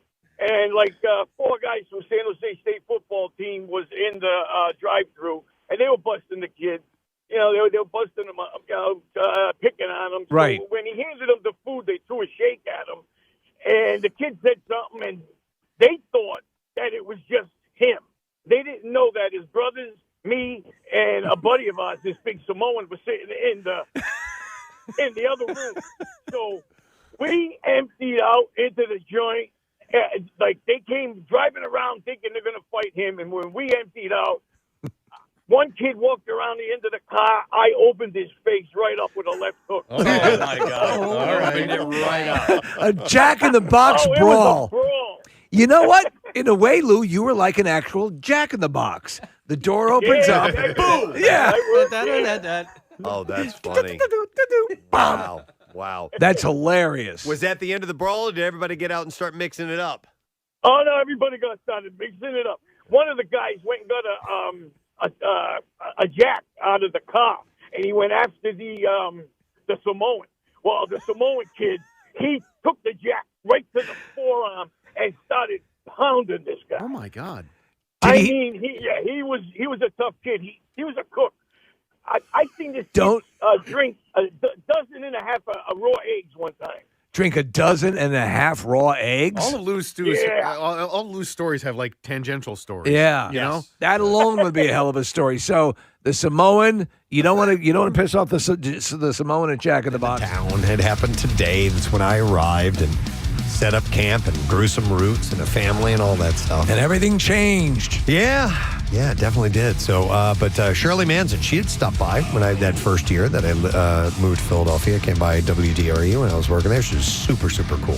Had a major crush on her. She's great. Yeah. In fact, they had a song called "Number One Crush," which was from the Romeo and Juliet soundtrack. Yeah. DiCaprio and Claire Danes. Great tune.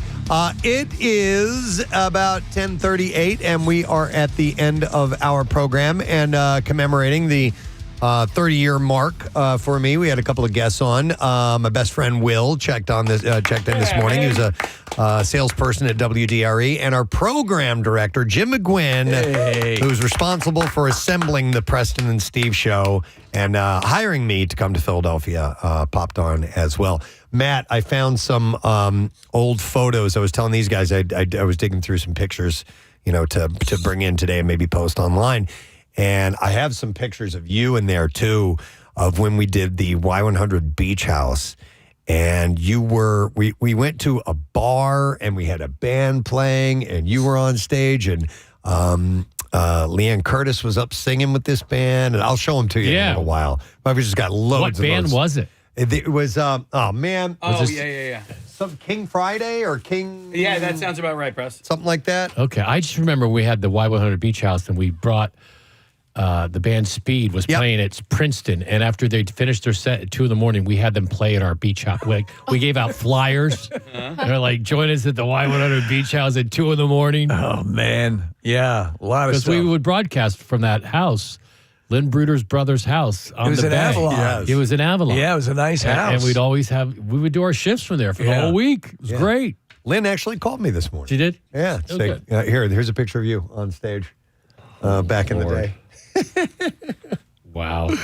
Yep. Yeah. Them's no, the it's days. great hearing Jim today and all the stories and stuff. I mean, because like when you went to the morning show, Jim hired me from over here, and I left MMR to go to Y100. Did afternoons? Afternoon drives. Yeah. And I remember the day they announced it, I was driving in to do my paperwork, and Barsky was still on the air. And he played like, I think it was Incubus, Nice to Know You, into Time of Your Life. And everyone knew that something was happening. And Barsky came out of it and goes, well, I guess that's appropriate for a day like today. It's going to happen when I get off the air.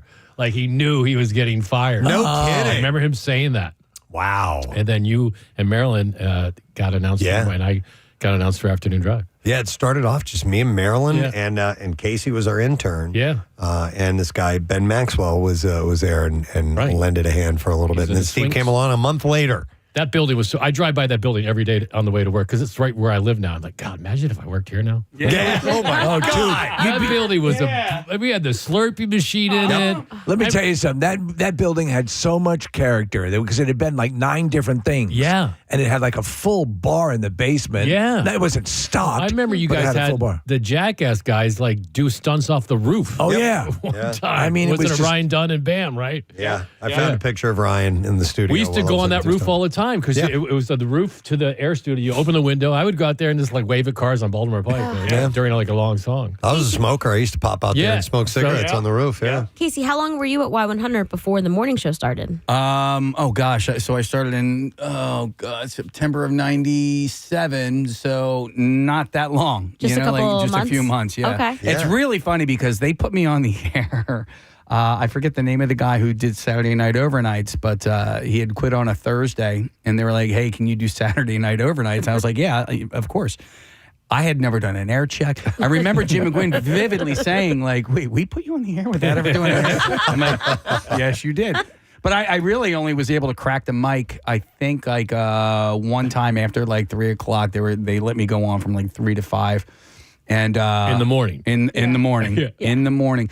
But dude, the very first time I cracked the mic to go and do my very first break on the air, I had realized I had left my headphones in my car. I turned the microphones on, and all the audio goes off in the studio. It's like, oh no! Oh, that's funny. Remember we would have staff meetings every Thursday. Yeah. Not fail ever. Whole staff. The whole staff. Whole staff every Thursday, and it was like a fun meeting. It was. It like, was. I loved it. Yeah. We'd have a good time. The staff would get together regularly. I mean, we were younger and we didn't have as many gazillion commitments that we do now, and we could all, meet and talk And about whatever. someone would always drop the P word during the meeting. Remember Yes, that? that's right. P-U-S-S-Y. Yes, If someone absolutely. didn't do it, the meeting was over. Hey, hang on one second before we go. Yeah. Boom. Yeah, I would say it. Oh, man, I But you forgot gotta- about that. Yeah. Like literally, not one air staff member had a child at that point. Yeah. Where everybody, I mean, there were married people, but like nobody had like a family. Nobody had kids? Yeah, you're right. Yeah. Different story. Crazy level of commitment. I mean, it was quite common. Preston, we need to talk about this. Go to work in the dark, come home in the dark all the time. We did the whole freaking day. Mm-hmm. Yeah, it was a lifestyle. Yeah, It was, and like you said, all the different artists that came by at the time. And, the time Maroon 5 played the Kitchen, and no one knew who they were. And Jim's like, "Come see this band. I'm getting pizza for everybody."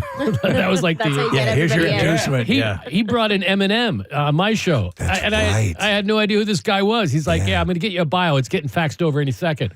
Yeah. And There was some members of Green Day and Oasis, and Avril Lavigne came by. And, Avril Lavigne, that's right. Yeah, Jim was like, "Oh my gosh." Lenny Kravitz did a whole 2 hours on the show one day. Yeah. It was a good time, man. We had a really good My time. favorite place and spot in that whole building was the prize closet. I loved that prize closet, dude. I would just go in there and just look because it was just like the TV, like movies and like VHS movies. No, it was like walking CDs. into Spencer Gifts. Yeah, prize closets were awesome. Yeah. I mean, there was just all that stuff, and most of it was music or video related, and we don't have that anymore. It's not, part of what people do any longer, which sucks. Yeah. It was T-shirts, It was CDs, fun. and videos and DVDs. There was probably like a Monster branded Xbox or something. Yeah, like for sure. Brands had that money to do And I that. forgot we gave out 5 Volkswagens, and you ran that Yeah. commercial today. Yeah. It was a good time. Yeah. Anyway. All right, pal. Let's do the letter of the day. Yes. Here we go. Preston and Steve on 93.3 WMMR. Now, the Daily Letter. And the Preston and Steve show is brought to you today by the letter T, as in the. All right, and the good band. All right, we have a 4-pack of tickets for the Ensemble Arts Philly upcoming Broadway series show Clue, which is going to be at the Forest Theater, and it's on January 20th. The winner also gets a $200 gift card to Bud and Maryland's for dinner. Clue is the ultimate whodunit that will leave you dying of laughter and keep you guessing until the final twist. You can get your tickets today for shows running from January 20th to the 25th at ensembleartsphilly.com. So we'll give that away on Friday. Sure, you got some stuff planned for the passing of Bob Weir. Yeah, today. you know, we had all these blocks lined up, and I was thinking over the weekend, like, if Pierre was still here, he would do a good hour. All the blocks would be. Yeah. So we're going to do that. A friend of mine is going to call him Rob Bleetstein.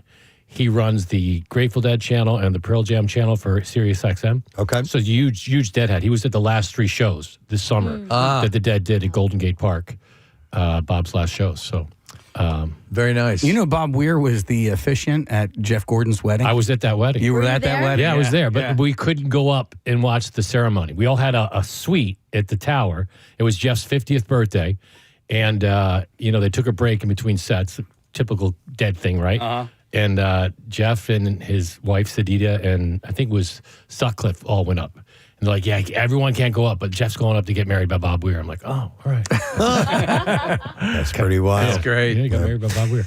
All right, we'll hang out with Matt Cord today and enjoy the tribute. We're going to thank our sponsors. Preston and Steve Show has been brought to you today by Acme Markets, fresh foods, local flavors, and also Dunkin'. Preston and Steve Show, of course, runs on Dunkin'. Tomorrow on our program, comedian Crystal Marie will be in our studio, and we'll have many other things to talk about and give away. That is it. We are done. So rage on. Have a great day in the morning. We'll do it again tomorrow, gang. Bye-bye.